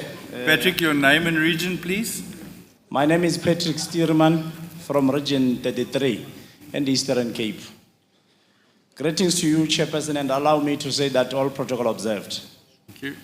Chair, let me take this opportunity on behalf of the region to appreciate the well-organized Congress that we have joined as a region. However, Chair, we want to register as that region that we are requesting that Green SA must deal with the issue of collateral in terms of getting the mechanization for us as black farmers in the Eastern Cape. However, we want to put it very clear, Chair, that we don't want to say that it must become in a form of grant, but we are saying let's have an arrangement with all these companies where you present us as members of Green SA to be given a priority as you have got an arrangement on Ford in terms of buying vehicles. So we are saying on this instance that each and every farmer who qualifies to get a mechanization, he can or she can be allowed to do so. then Green SA must assist us to put that negotiations on our behalf. But we want to put it very clear that we don't say that we want a loan. We want just a collateral to say that these farmers are from Green SA, because we find that as a Eastern Cape, we are spending a lot of money on mechanization, that it leads us not to see the profit in terms of the operation that we are doing in our farms. So that's the first point that we want to register, Chair. The second point, Chair, the issue of theft or the crime in the country in general, it's a worrying factor, Chair, that we need the attention of this Congress to have a word around that in terms of our government. What do we do about that? Because immediately when the crime is on a high rate in the country, it's a threat to each and every one of us. So we want the attention of the Congress to discuss those matters. Chair, we will be failing as the Region 33 to say that we want to see Green SA very sustainable, Chair. We can never live alone that there are those organizations probably in the Eastern Cape who are trying to attract our farmers, to say that they are presenting them to government to access grants, and it's not a threat to us, but what we want to emphasize to say that we want a very united and a strong organization which is the mouthpiece of our farmers in general in the country. Therefore, the unity of the organization is very important. It's what we want to register as Region 33. I thank you, Chair. Thank you very much, Patrick. I think you've touched on very important issues. I'm going to start with the last one first, the one of security. I think it impacts everybody in this country. And once again, you know, it's a pity that our partners in government aren't here in mass to actually hear what it is that we need from them, that enabling environment that I talk of often. With regard to the sustainability and our organization, and it's, you said you want to see a strong, sustainable organization and that we're not threatened by other organizations. I dream of the day when grain farming is profitable to the extent where farmers can enjoy the fruits of their labor, where they're no longer dependent on a handout from either government or whatever sector, when they make enough profits to stand proud of their successes. So that is our endeavor. That is what Grain SA is driving for each and every one of our producers. So Patrick, with regard to collateralizing or finding a way of the Eastern Cape accessing mechanization, you know, we were instrumental in changing an approach. Some years back, I think Yanni will recall, we sat in a meeting in Pretoria when we were faced with the issue of collateral. And we stepped up, Grain SA stepped up and took some ring-fence development money that we had, and we made it available in partnership with financial institutions. Coincidentally, the institution that is sponsoring this venue today, which changed an approach. It's changed the way many people look at funding development, at funding transformation. And we will most certainly take those lessons and we'll see if we can apply them to the mechanization sector. So thank you, Patrick, for your contribution. Anything else from Congress floor? Any other comments maybe with regard to that? Thank you very much. Then we're going to move on. I'm going to ask Nico to make some election announcements, and then we'll move on with the program. Nico? Chairperson, thank you very much. From the developing farmers, we received 3 nominations. So now the order works as follows. And I want the support from the IT team to show in alphabetical order as we go along. First, in alphabetical order, the nomination is Mr. Matlabula Jeremiah. Second candidate nominated is Monaisa Ramodisa. And the third candidate nominated is Steerman Patrick. Now what's going to happen is that only the developing producers, they are going to elect with their voting devices one vote to determine the top 2 candidates. Then after that result, the Congress will elect between the top 2 candidates the vice chair and the additional member to the executive. To the developing producers, on your voting devices screen, the 3 candidates in alphabetical order will appear, and we are opening the voting now, but we will only close it after announcement, and we will close it after the presentation by John Deere Financial. So you've got about, let's say, 5 minutes. Thank you. Okay, so I just want to make sure that everybody understands. Nico said that there's one vote, but it's you vote once for 2 candidates. So I hope everybody's got that down. You vote once for 2 candidates, 2 of the 3 nominated persons. Is that correct, Nico? Thank you very much. Now we're going to call on John Deere Financial for their presentation.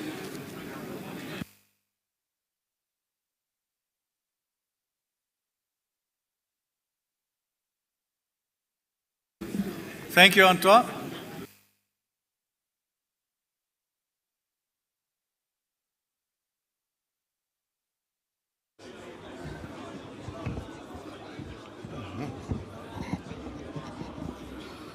Hi, good afternoon, everybody. Mr. Chairperson. Congress, let's give Andre a fair chance, please. Please pay attention. Mr. Chairperson, Congress, thanks for the applause. Appreciate. About the last time that I stood here, I shared with you a story of an officer in the British Army that were helping Jews escape from Central Europe and occupied Europe. And they started every day with the words, "We are still here." Little did I know that when I stand in front of you again, we have the same situation, almost the same situation happening again in Europe. And I'm sure there's people there that wake up in the morning with the words, "We are still here." And so are we. We are still here. Over the last 2 years, we've seen things that we have never imagined possible. We've had challenges that we never thought were possible, and yet we are still here. It is really great to see everybody together after 2 years of being virtual. And one thing that I learned was virtual will never replace the real thing. And I'm really honored to be here. I'm really honored to be, as John Deere, part of this Congress. And I look forward to many years of being part of this Congress. So change is happening. John Deere Financial itself is also going through changes. Over the next few days, a couple of weeks, you're going to see in media that John Deere Financial is changing, and changing for the better. Our whole purpose is to help you as John Deere customers and potential customers to be able to afford and buy our machines. We make it easier for you, and we're going to change to do that even better. We know that there's challenges. It was interesting to hear how the challenge on fertilizer and how to procure fertilizer. I thought that the mechanization industry were the only people that were facing those challenges. In fact, ek het actually nou die laaste rukkie het ek al 5 aanbiedings gekry op hierdie trekkers wat hier buite staan. Een het selfs vir my gesê, hulle is nie so skaars soos Toyota bakkies nie, so hy sal een van sy Toyotas ruil vir 'n trekker. Ongelukkig, jammer, hy is nou nie beskikbaar nie. Maar ons weet dat dinge verander, en ons weet dat daar is uitdagings vir ons. En ons is regtig trots daarop dat John Deere en John Deere Financial kon so ver in al die behoeftes wat ons ontvang het, kon ons voorsien het aan ons kliënte. Dit is vir ons baie lekker om deel te wees van julle besigheid. John Deere Financial is hier om 'n lang pad saam met julle te kan stap. En ek wil julle uitnooi, ons gaan vanaand hier wees, ek het vir my kollegas saamgebring.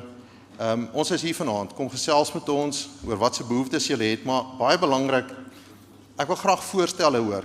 Ek wil graag weet wat ons kan doen om julle besighede te help om meer suksesvol te wees. Ek het kennis geneem ook van die gesprek rondom die sekuriteit vir lenings. Ek sou graag met die besondere persoon wil gesels.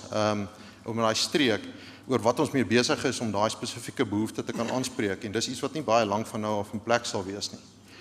So ons wil graag aanhou om deel te wees, maar ons wil weet wat is nodig om regtig verskille te kan maak. En dis hoekom ons hier is. Ons hoop julle geniet die aand saam met ons en ons sien uit daarna om vir nog baie lank deel van julle te wees. Dankie. Baie dankie. Wat ek baie duidelik van u gehoor het, is dat dit julle behoefte is om dit vir ons makliker te maak om julle toerusting te kan bekostig. Ek dink dis 'n baie belangrike stelling wat u daar maak. En ja, ons sien uit na die brûe wat ons gaan bou om by daai punt uit te kom. Baie dankie Antoon. Dankie vir julle ondersteuning dan ook met ons kongres. Goed.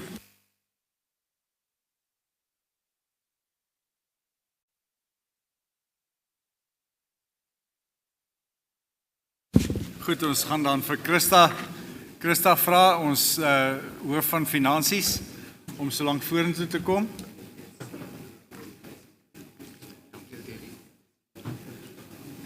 Christa gaan dan vir ons ons finansiële verslag hanteer.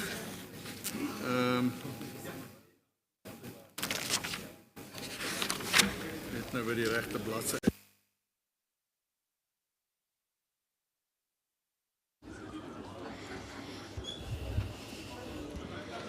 Middag kongres, ek gaan graag vir julle die heffingsfonds se finansiële syfers aanbied, as ook die begroting wat ons voorstel. As ons kyk na die eerste skyfie is ons finansiële verslag. So eerste kolom is die begroting wat goedgekeur was verlede jaar op kongres, virtuele kongres wat ons gehad het. As ons kyk na die middelste kolom is dit ons werklike syfers waar ons geëindig het op 28 Februarie, dis eergister. En dan aan die regterkant is die verskil tussen die twee. So ons het vir so 26 miljoen begroot vir heffingsinkomste. Ons het so 'n bietjie onder dit ingekom. En as ons kyk na die beleggingsinkomste, dis die netto syfer.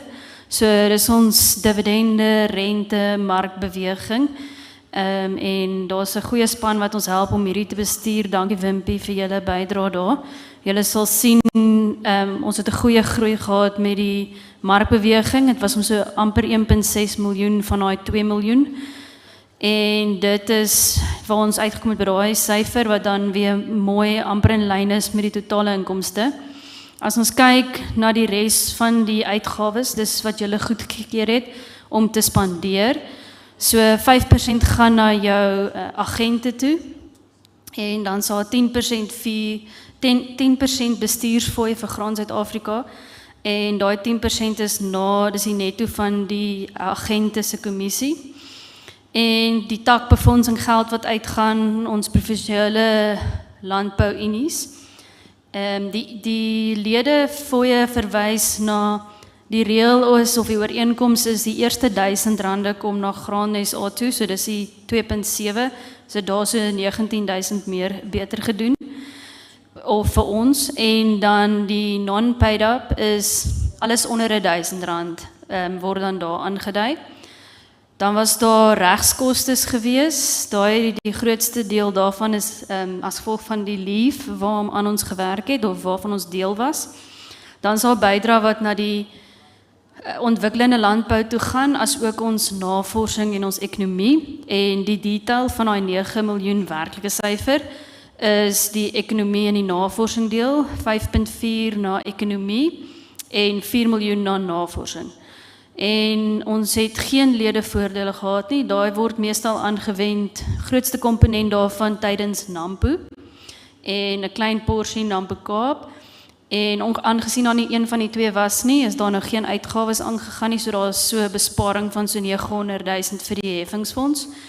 Ja, so in totaal het ons ook minder spandeer op die bemarking, is meer kostebesparing en is ook minder spandeer sonder om die waarde in gedrang te bring.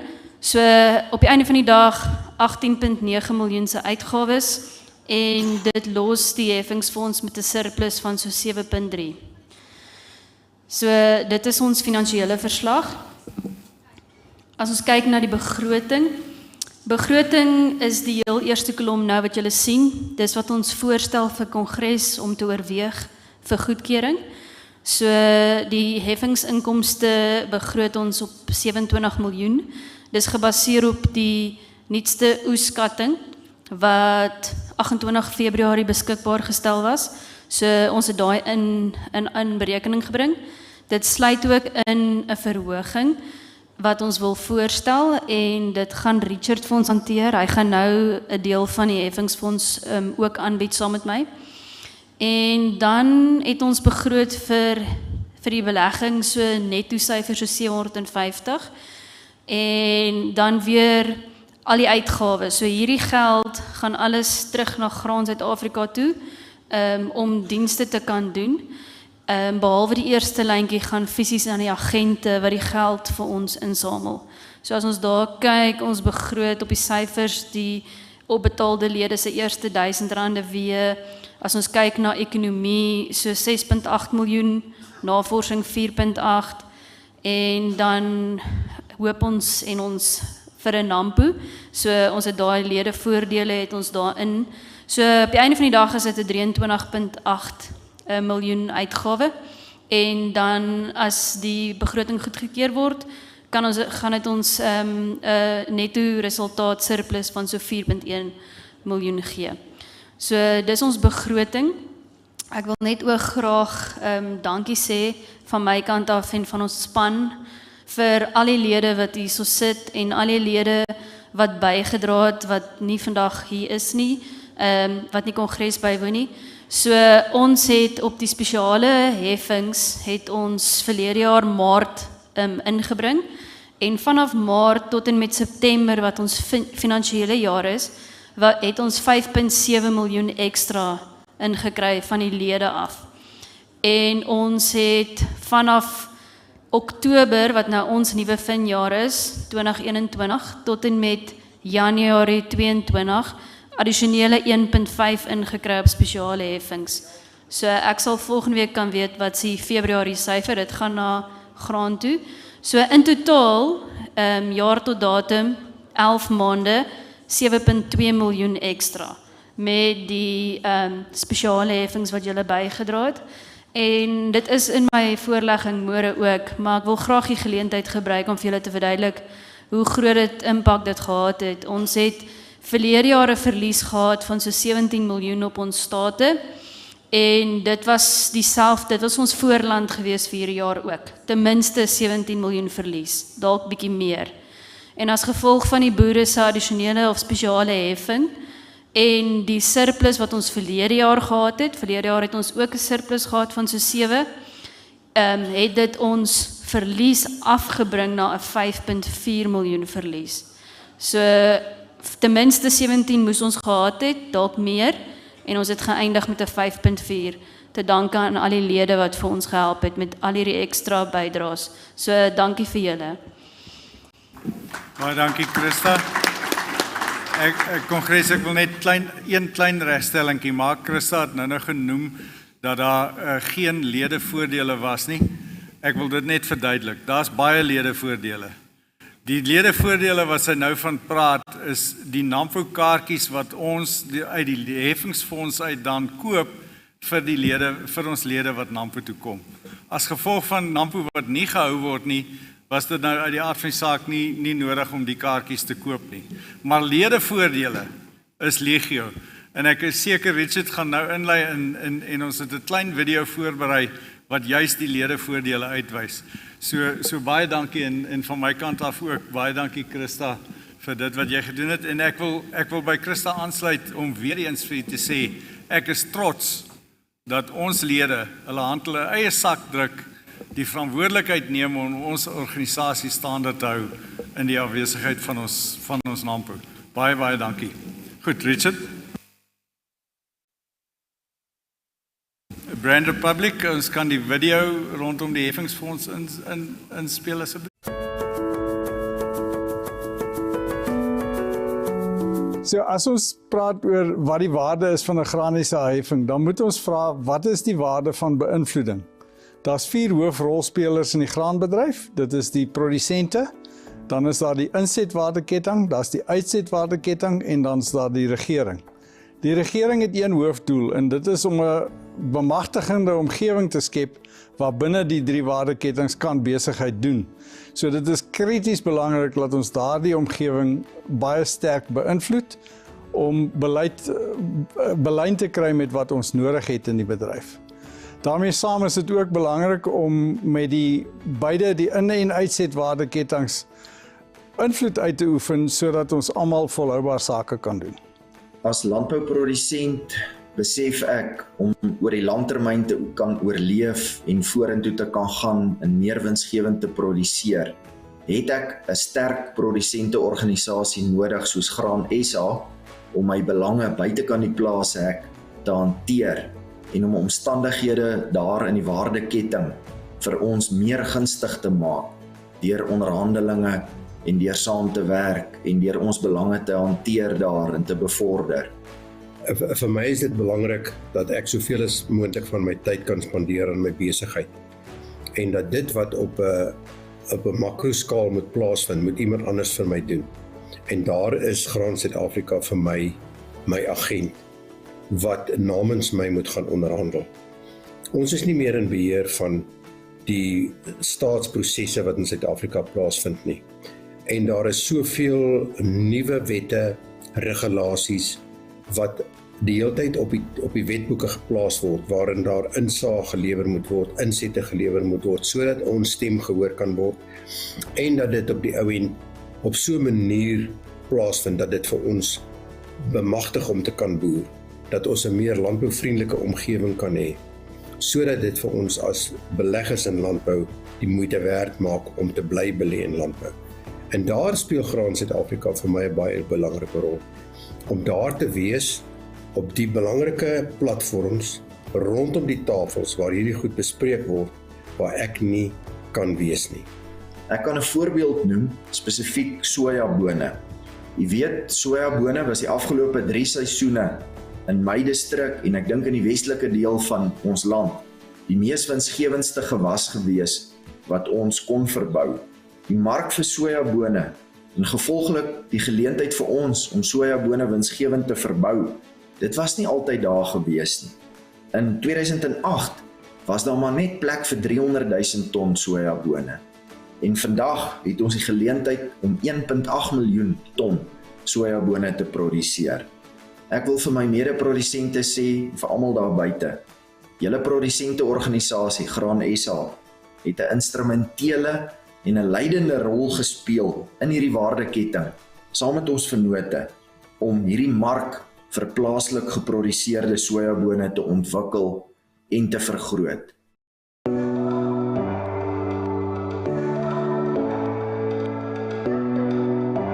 So wanneer ons begin praat van wat is ons invloed in die wintergraanbedryf en dit probeer meet, dan dink ons aan die omdraaistrategie wat ons binne die bedryf bewerkstellig het, en boere sal vir jou sê, dit het in 'n omgewing van R200 per ton in hulle sak gebring.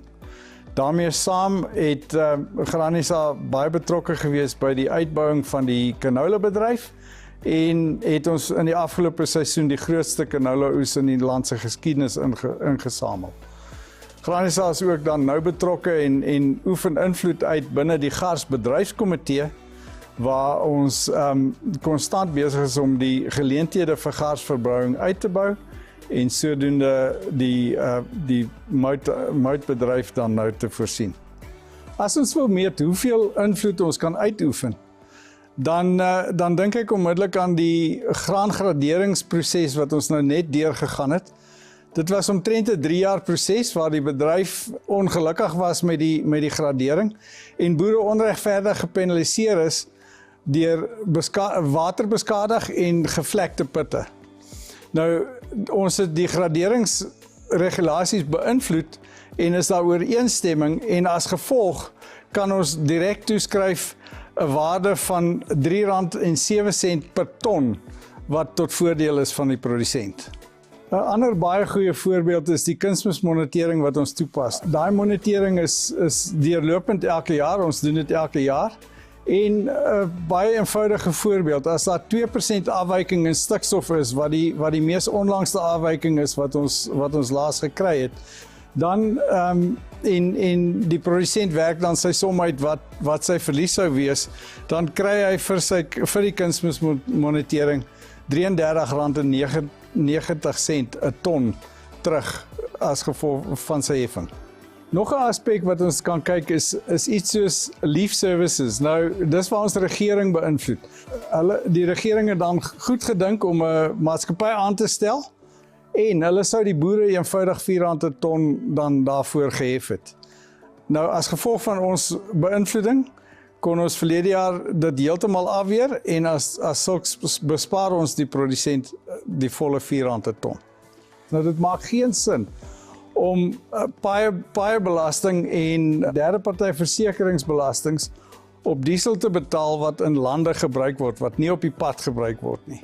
So, Graan SA was instrumenteel om daardie omgewing te verander, maar sedertdien moes daai rabat konstant in stand gehou word. Nou, as ons net die sommetjie maak vir die dieselrabat, wat is die dieselrabat elke dag vir jou werd? Dan is dit 'n totaal van R30,80 per ton wat jy terugkry.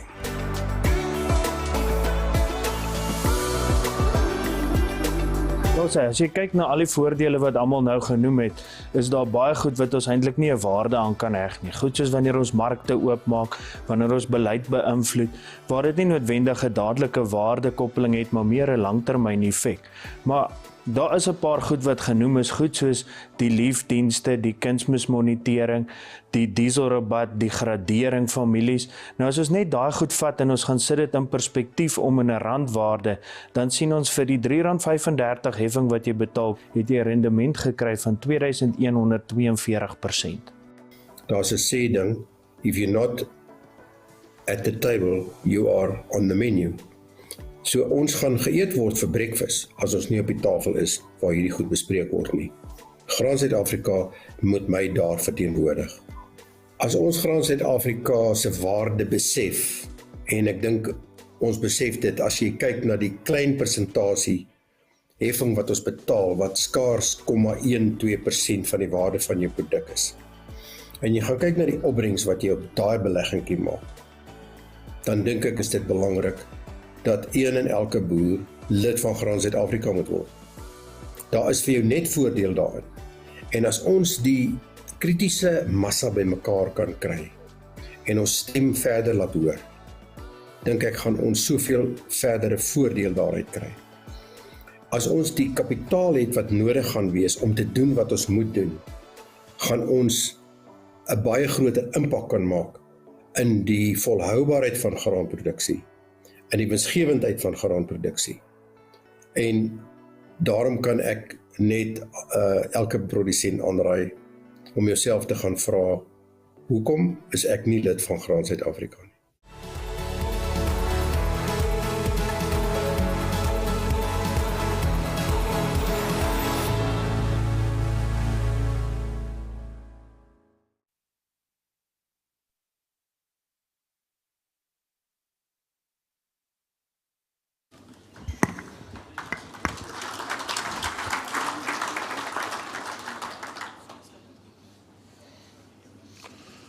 Dankie voorsitter.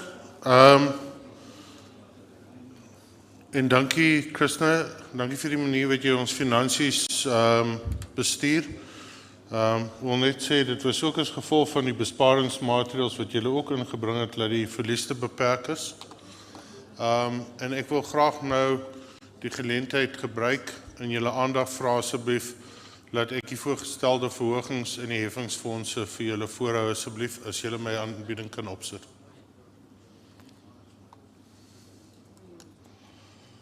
As ons kyk na die heffingsinkomste oor tyd, kan jy sien die spanwerk verskriklik hard. Ek weet julle wat vandag hier is op ons verkoopspans van ons organisasie, waar julle medeboere die waarde van die organisasie en hulle verkoop om die braaivleisvure en met die brandewyn en coke in die hand.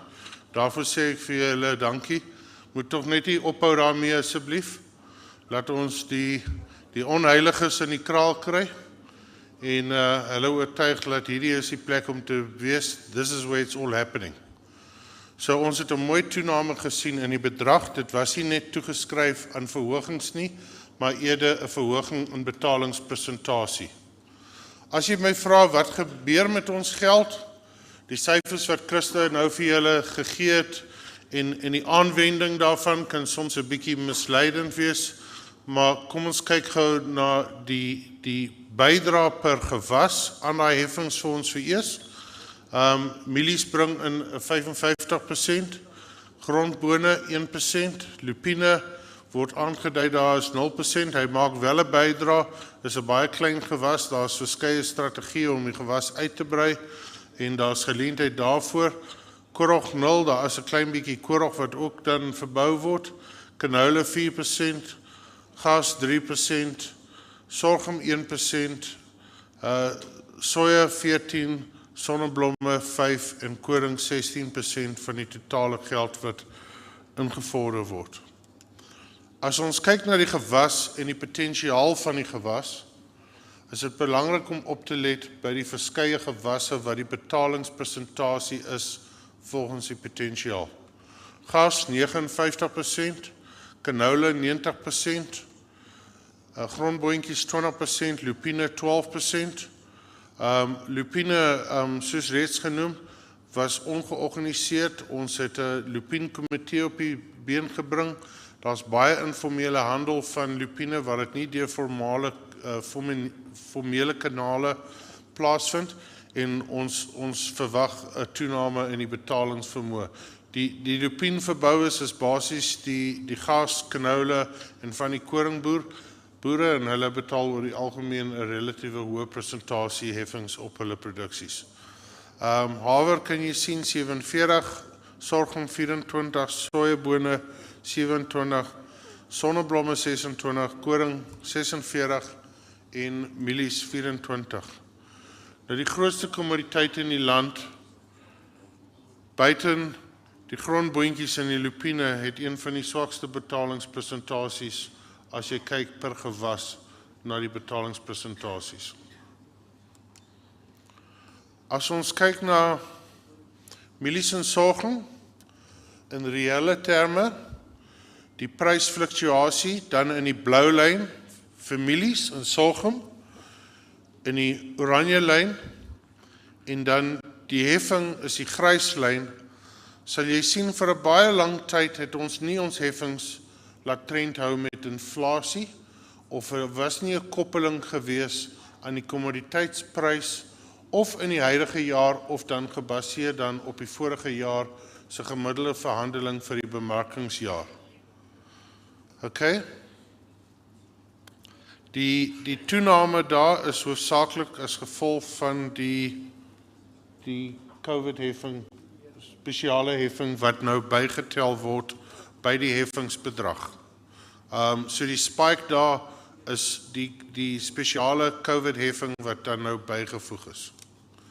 As ons gaan na koring en gas, reële terme, die kommoditeitsprys, weer eens kan jy sien vir 'n baie lang tyd was daar 'n daling en toe 'n konstante prys wat die heffing betref ook nie trend gehou met inflasie nie. Grondboontjies canola, soortgelyke prentjie. Die heffings is ingestel 2013-2014, dis afwaarts aangepas en sywaarts en selfs in reële terme daling of beslisse daling in agneming van inflasie en die heffing wat gehef is.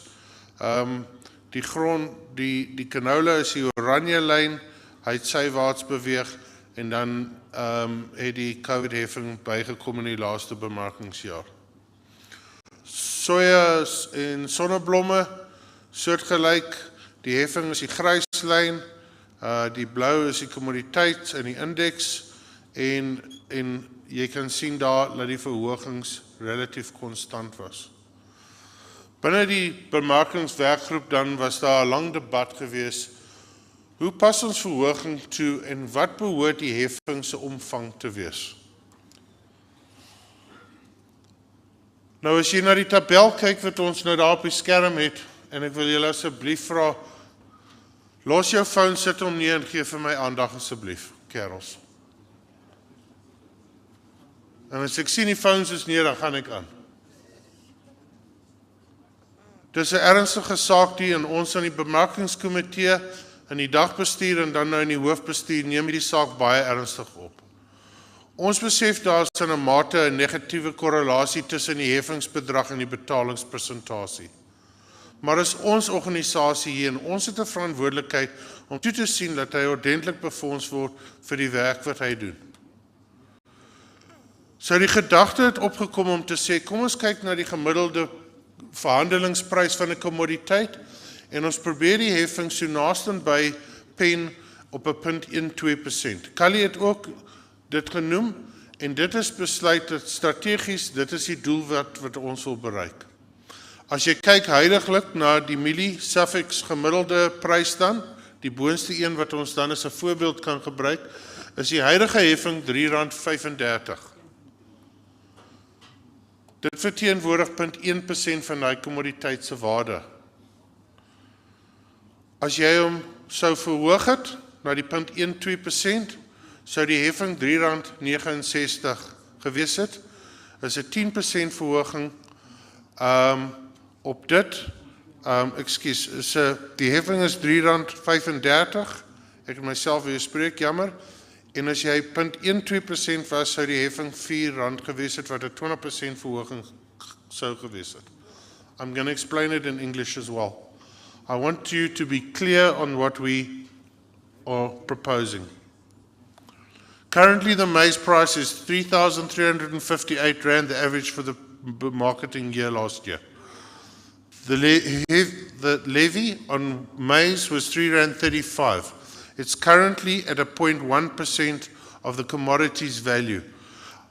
Our intention and strategically we are proposing that we try to move all the commodities to a 0.12% of their commodity value. If you go to the right-hand side, that would mean that the levies on maize would be R4.03, which would mean a 20% increase in the levy. Are we all on the same page? Is ons almal op dieselfde blaadjie, verstaan ons die verduideliking? Nou het ons verder gegaan en gesê, kom ons neem 'n infaseringsbenadering. Let's take a phased-in approach and we'll limit the increase for now to 10%. To get to the 0.12%, and we will bring that and get your confirmation every year in Congress. So ons gaan nie vir julle voorstel vandag dat ons beweeg na 0.12% toe en julle keer nooit weer 'n heffing goed nie. En die beginsel van 'n 10% verhoging gaan ook geld. So sou 'n kommoditeitsprys verdubbel het, beteken dit nie dat die heffing volgende jaar gaan verdubbel. Dit beteken dat die beginsel geld, eerste beginsel 0.12% en die tweede beginsel 'n 10% verhoging en hy word gekap op baie bedrag. So the proposal is that the 0.12% value of the commodity is applicable. We will bring approval to you every year in Congress. If the commodity price doubles, then what would happen is that the increase would be limited to 10% per year to try to attain that value, but it will be capped. Do we understand that? Are we good? Daar is die ander gewasse dan, sonneblom, soja, grondboontjie, sorghum, koring en canola, en dis die voorgestelde verhogings dan wat ek wil voorstel vandag en aan julle voorhou. Voorsitter, ek sal graag vrae wil vra, of laat ons lede vra of enige iets voorstelle maak. Richard, jy het gesê jy wil graag vra, so jy is welkom. My vraag is, kan ons dit goedkeur, maar laat ons hoor wat se vrae is. Dood reg, ek sien Kobus staan daar voor die mikrofoon. Kobus, ons luister graag. Ek wil net vra, langtermyn was die Amerikaanse prys op $4. Nou wat gebeur as die wêreld weer in oorproduksie is en die pryse val? Hoe bepaal ons dan die verhoging. Ek dink die Jy het gesien daar by grondboontjies, is daar 'n 0% verhoging. Ons sal dieselfde beginsel dan toepas.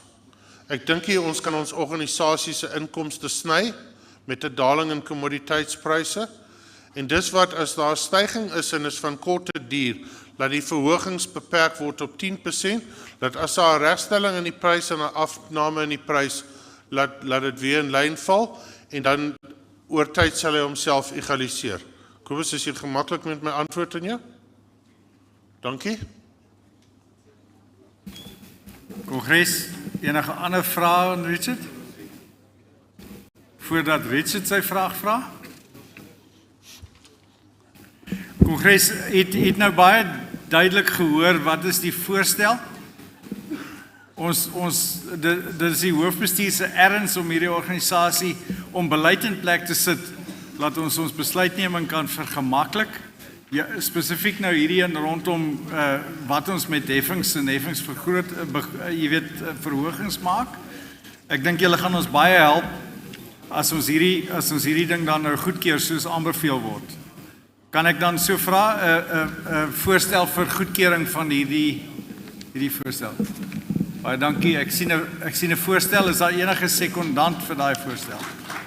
Baie dankie. Baie dankie voorsitter, as ek dan kan voortgaan. Chris het julle genoem dat ons 'n verlies van 17.4 miljoen gelei het die eerste jaar wat ons die NAMPA kon aangebied het. En die tweede jaar deur julle bydra en verder besparingsmaatreëls wat ons ingestel het ons die tweede jaar se verlies beperk tot 5.4 miljoen. Dit het ons gebring op 'n totale verlies van 22.4 miljoen om en by.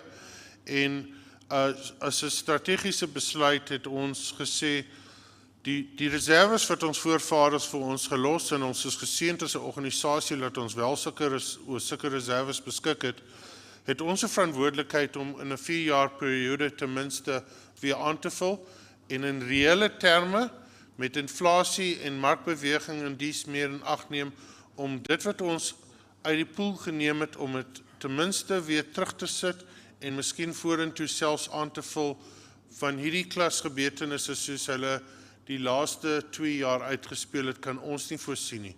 En ek dink dit sal die verantwoordelike ding wees dan om uit 'n finansiële oogpunt te sorg dat daar genoegsame reserves is vir die organisasie om te verseker dat hy kan voortbestaan. Nou, soos ons vandag hier staan, is ons bevoorreg om by mekaar te wees. Ek bespeer 'n ongelooflike positiewe gesindheid hier onder mekaar. Dis lekker by mekaar wees en ek sien uit na 'n lekker samesyn en kuier vanaand en is 'n baie spesiale geleentheid dan om nou weer die kongres vandag te kan aanbied. NAMPO, terwyl ons alles in ons vermoë doen en die beplanning voortgaan, kan ek nie met sekerheid wat ek hier vandag staan vir julle sê NAMPO sal plaasvind. En dit bring ons dan nou tot die COVID, die spesiale heffing. Sou NAMPO plaasvind, al is dit op 'n afgeskaalde weergawe, gaan dit 'n positiewe uitwerking hê vir ons organisasie. Derek het reeds vroeër vandag vir julle genoem dat daar's vol bespreek, daar's 'n waglys, dis baie positief. Ek dink die ouens het almal 'n hinkering om tussen die produsente bemarking te kan doen en bekendstelling van hulle produksiereeks en dies meer, en NAMPO bied vir hulle daai platform. Maar as dit nie kan plaasvind, hier sit ons weer in die moeilikheid. Ons het verder besparingsmaatreëls in plek gesit, maar ek dink die verantwoordelike ding in my voorstel aan julle wat die eienaars van hierdie organisasie is, laat die spesiale heffing voortgesit word teen die bedrag waarteen hy ingestel het, en dit is dan teen R1.50. Sou NAMPO kan plaasvind, dan sou ons julle spesiale heffing gebruik om die reserves aan te vul, en ons gee vir julle daai onderneming, sou daar surplusse ontstaan. Jy moet onthou dat daai spesiale heffing dan nou nie in die ledefonds ingaan nie, maar wel na Graan SA toe gaan, en dan sal ons dit so aanwend, laat dit in ons beleggingsrekening oorbetaal word. Christa, ek sien jy skud jou kop, en jy bevestig dit wat ek nou voorhou. Kongres, ja, ek dink net vir duidelikheid, jy moet verstaan, daar is al reeds dele van die somersaaigebied wat al begin stroop het. As ons die besluit dan sou wou uitstel tot ons weet of in Nampo gaan gebeur of nie, is daar 'n klomp tonne wat ons dan nie op heffings kan vorder nie. So ek dink dis belangrik dat ons vandag die besluit neem, dis 'n beginselbesluit, en soos Richard verduidelik het, sou Nampo dan wel plaasvind, dis die keuse dan, die aanbeveling van hoofbestuur se kant af, is dan, sou Nampo plaasvind, gaan ons daardie addisionele heffing of spesiale heffing dan aanwend om ons reserves weer aan te vul. Maar jy weet, ek nooi graag vir Kongres om dit met ons te bespreek.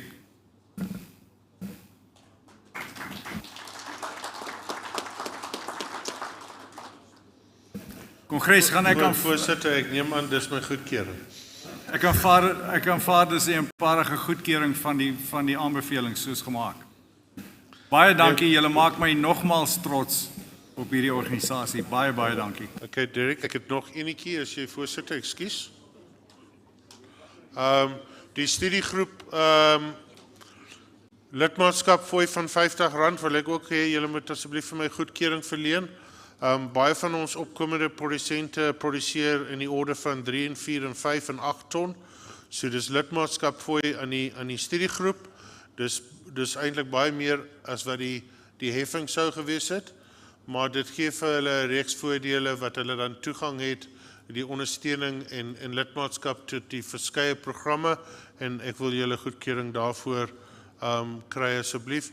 En dan wil ek nou vra, omdat dit nou van toepassing is op die opkomende boere, kan julle vir my hand waai of klap daar, laat ek sien, julle keer dit goed as dit reg is, voorsitter.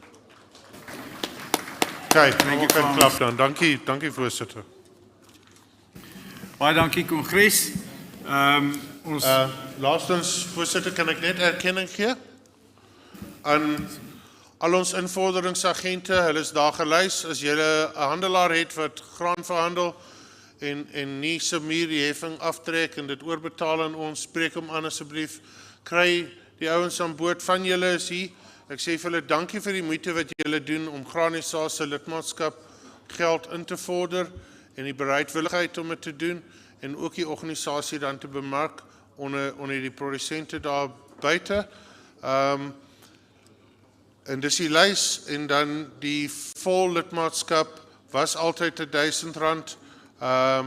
Ons voorstel is dat ons dit beskuif na R1150 om as 'n volle betaalde lid beskou te word, en dan is die groep 50 soos nou klaar goedgekeur. Voorsitter, is ons net 'n handeklap gaan kry daarvoor. En dan laastens, voorsitter, wil ek net erkenning en my dank uitspreek teen die ondersteuning op die bemarkingswerkgroep, wat ek kry vanaf Kali Skuman, Paul Zietsman, Ralf Kusel en jouself, voorsitter.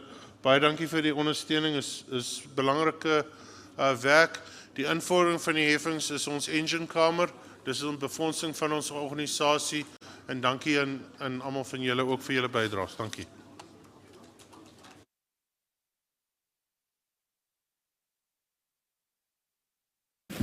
Kongres, baie dankie.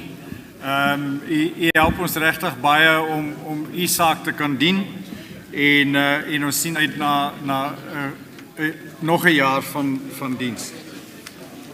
Kongres, ons gaan dan nou vir Abri vra van Absa om asseblief vorentoe te kom en sy boodskap aan ons te kom deel voordat ons vandag afsluit. Dankie, Abri.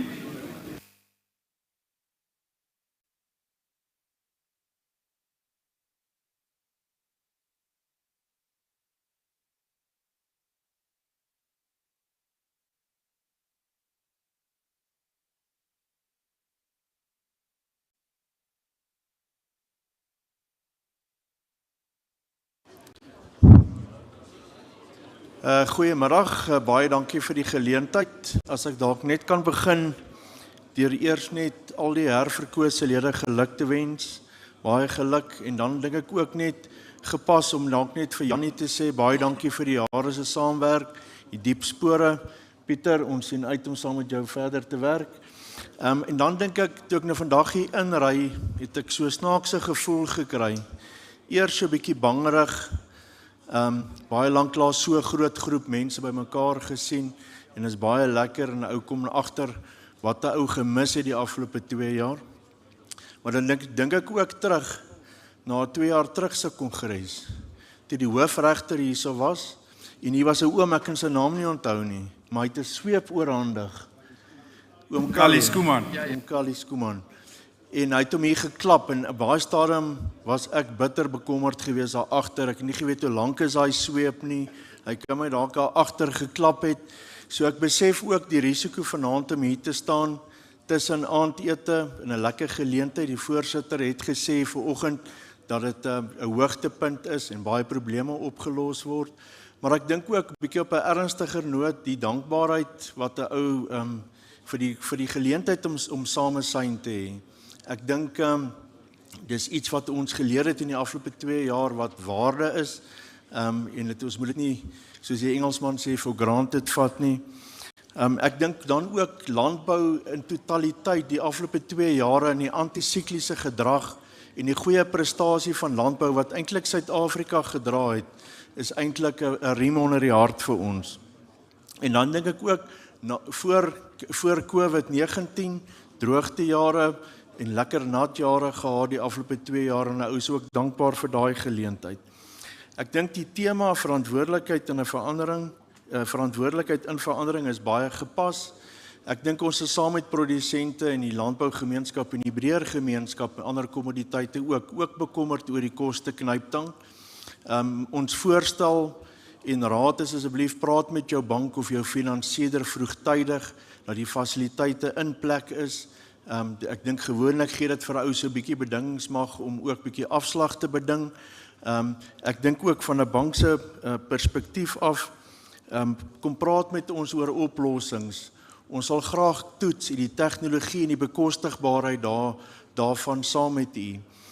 Ek dink ek gaan nie veel verder sit iets sê nie, meneer die voorsitter. Baie dankie vir die geleentheid. Baie dankie vir die samewerking en die belangrike werk wat Graan SA doen.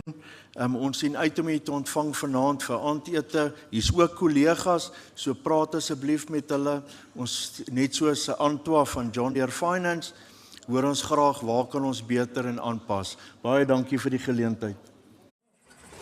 I can build a business for future generations. I can grow sustainably. With ABSA Agribusiness, you can navigate uncertain terrains, the cyclical, seasonal, volatile, in flux. You can look ahead, see new patterns, embrace change. Machines learning, technology evolving, supply, demand. The rules of the game are shifting, the value chain diversifying. We are the partner that brings data-driven, insight-based decision-making, matching foresight with sustainable solutions. In an ever-changing landscape, find out how our team of specialists can help you build a business for the future. We do more so you can. That's Africanacity. Daar sê, baie dankie Abri en Absa. Ons sien regtig uit na vanaand. Kongres, ons gaan vandag iets 'n bietjie anders doen. Tradisioneel sou ons aan die einde van kongres môre 'n klompie oorhandigings maak en daar's 'n persoon wat nou nie noodwendig môre hier sal wees nie en die Kosterstreek. Hulle maak jaarliks die toekenning van die Kosterskuld en dit is vir die beste reeksartikels in ons tydskrif. En ek gee graag vir Sarel dan nou om die aankondiging te maak, sodat die ontvanger van die skuld, sy skuld kan in ontvangs neem. Asseblief Sarel. Sarel, we expect you to do it all in English, please. Dankie meneer die voorsitter. Ek sou graag wou, maar die persoon aan wie ek het gaan oorhandig verstaan nie Engels nie, so ek sou moet Afrikaans praat.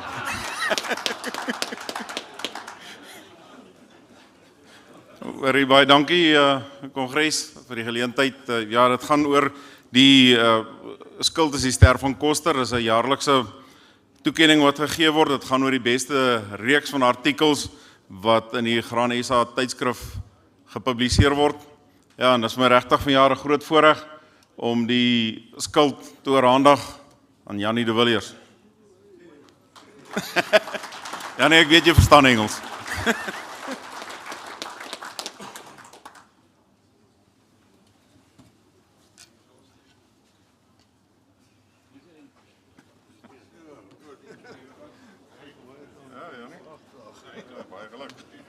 Lekker wat vir jou te gaan gee. Al die jare. Dankie. Ek hoef seker nie iets te sê. Maar sy baie geluk Jannie en nogmaals dankie vir jou bydrae aan ons tydskrif ook. Goed Kongres, dan gaan ons nou vir Nico vra om net enkele aankondigings te maak. Voorsitter Kongres, so kom ons aan die einde van dag 1. Wat 'n reis was dit nie.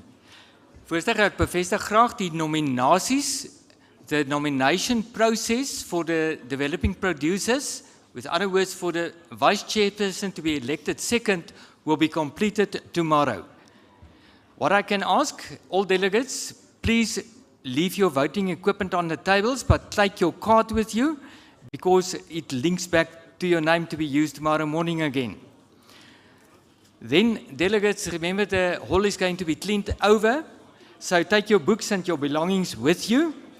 And then, ABSA and John Deere Financial, wonderful, they are inviting you for dinner just after Congress, and enjoy the evening with us.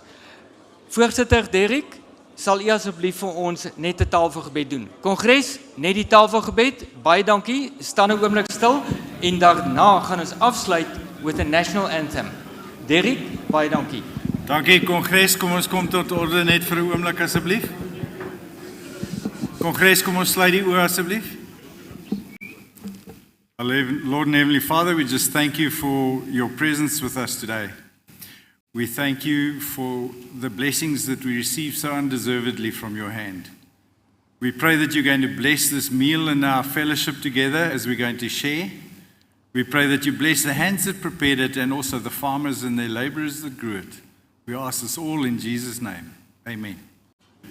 Let's conclude our day with our national anthem.